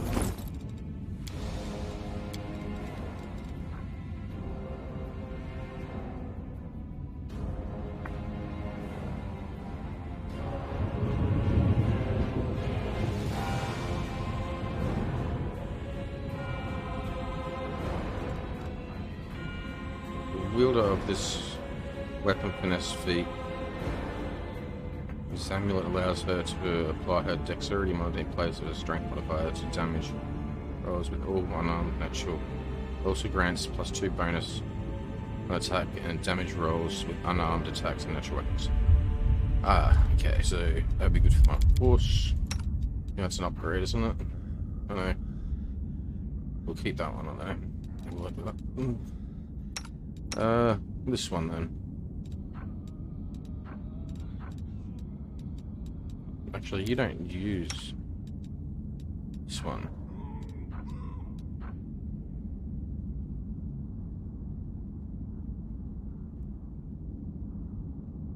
Yeah, you use dexterity.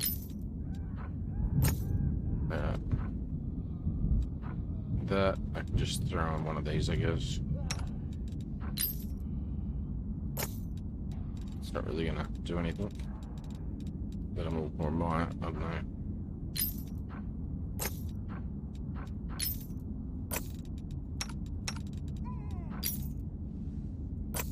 Oh, these ones definitely do some of the dexterity damage ones, yeah.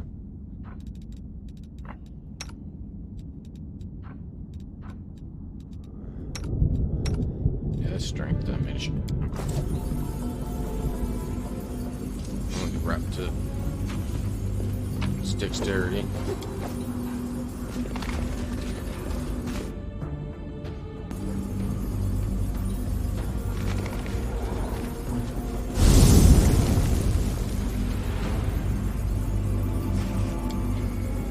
The altar excludes the last remains of the holy power that once ruled over this place. I'm not going to use that. Not yet.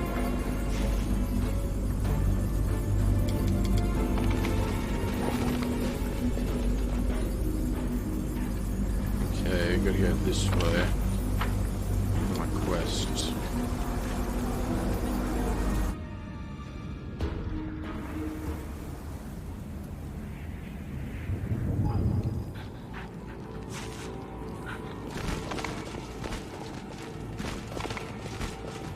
Beautiful.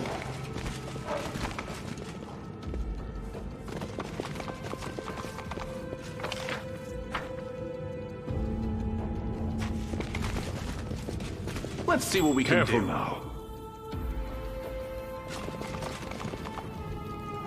We'll win this, one way or the other.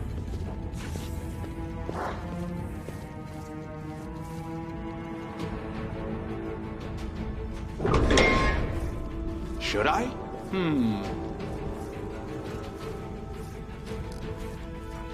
Let's see if I can sneak around.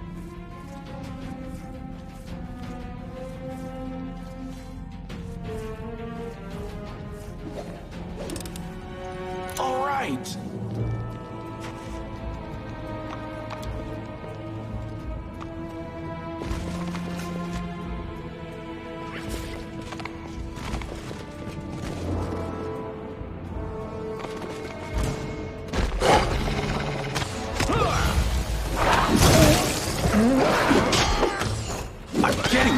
Kicked.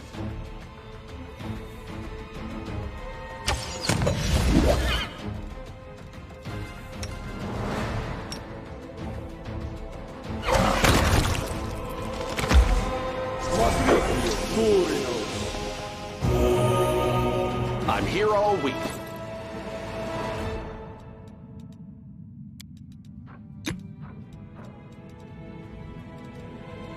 Looks like this.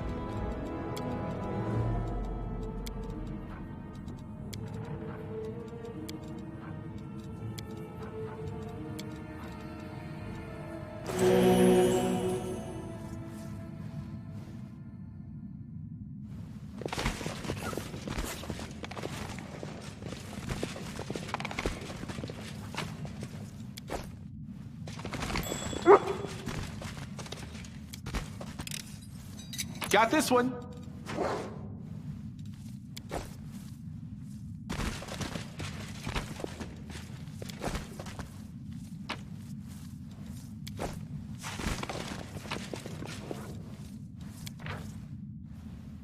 The forced reclusion that once seemed a curse to me is becoming more bearable now that I have access to materials to work with. In my current straitened circumstances, my only diversion lies in scientific endeavor and exercising my mental faculties. Creating witless undead from crude components is the preserve of ignoramuses incapable of conceiving an original thought. With the application of even the barest effort and magic, any necromancer can unlock the true potential of our art. By availing oneself of the school of transmutation, several incomplete bodies can be turned into a single construct that markedly improves upon the capabilities of the raw material. However, even the most ambitious mags pursuing the path of necromancy rarely decide to take that final step and transform themselves in the same fashion as their own creations. Why? What drives such powerful revulsion to undeath among those whose life is criminally short? Perhaps the reason is fear of the gods, whose will these mags violate when they dare to meddle in the supreme order of things. Perhaps the instinctive disgust that arises when encountering eternal travelers in death is caused by the decay and desiccation of the corporeal sheath.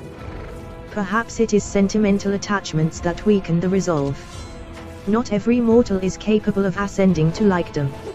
Each one of us who has attained such a state has traveled an entirely distinct path from that of our peers, but we were united by one and the same goal, to which we drew nearer with all the inevitability of a knife hurtling toward a heart. In truth, ascension begins not with knowledge of the art of creating a phylactery, nor with books on advanced necromancy, but with the creation of an inimitable and incorruptible ideal in the Mage soul, the ideal of immortality. So we learned something from that book.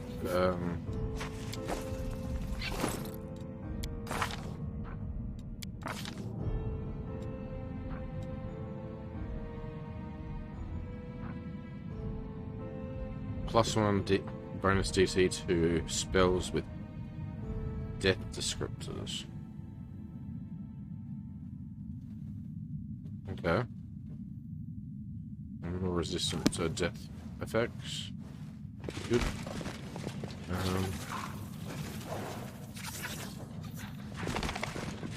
Here we go.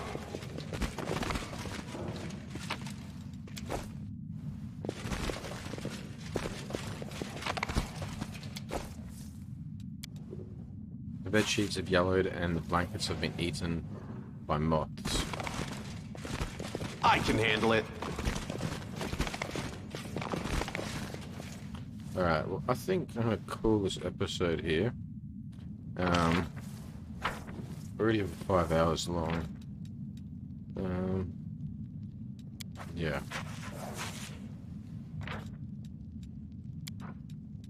Probably best.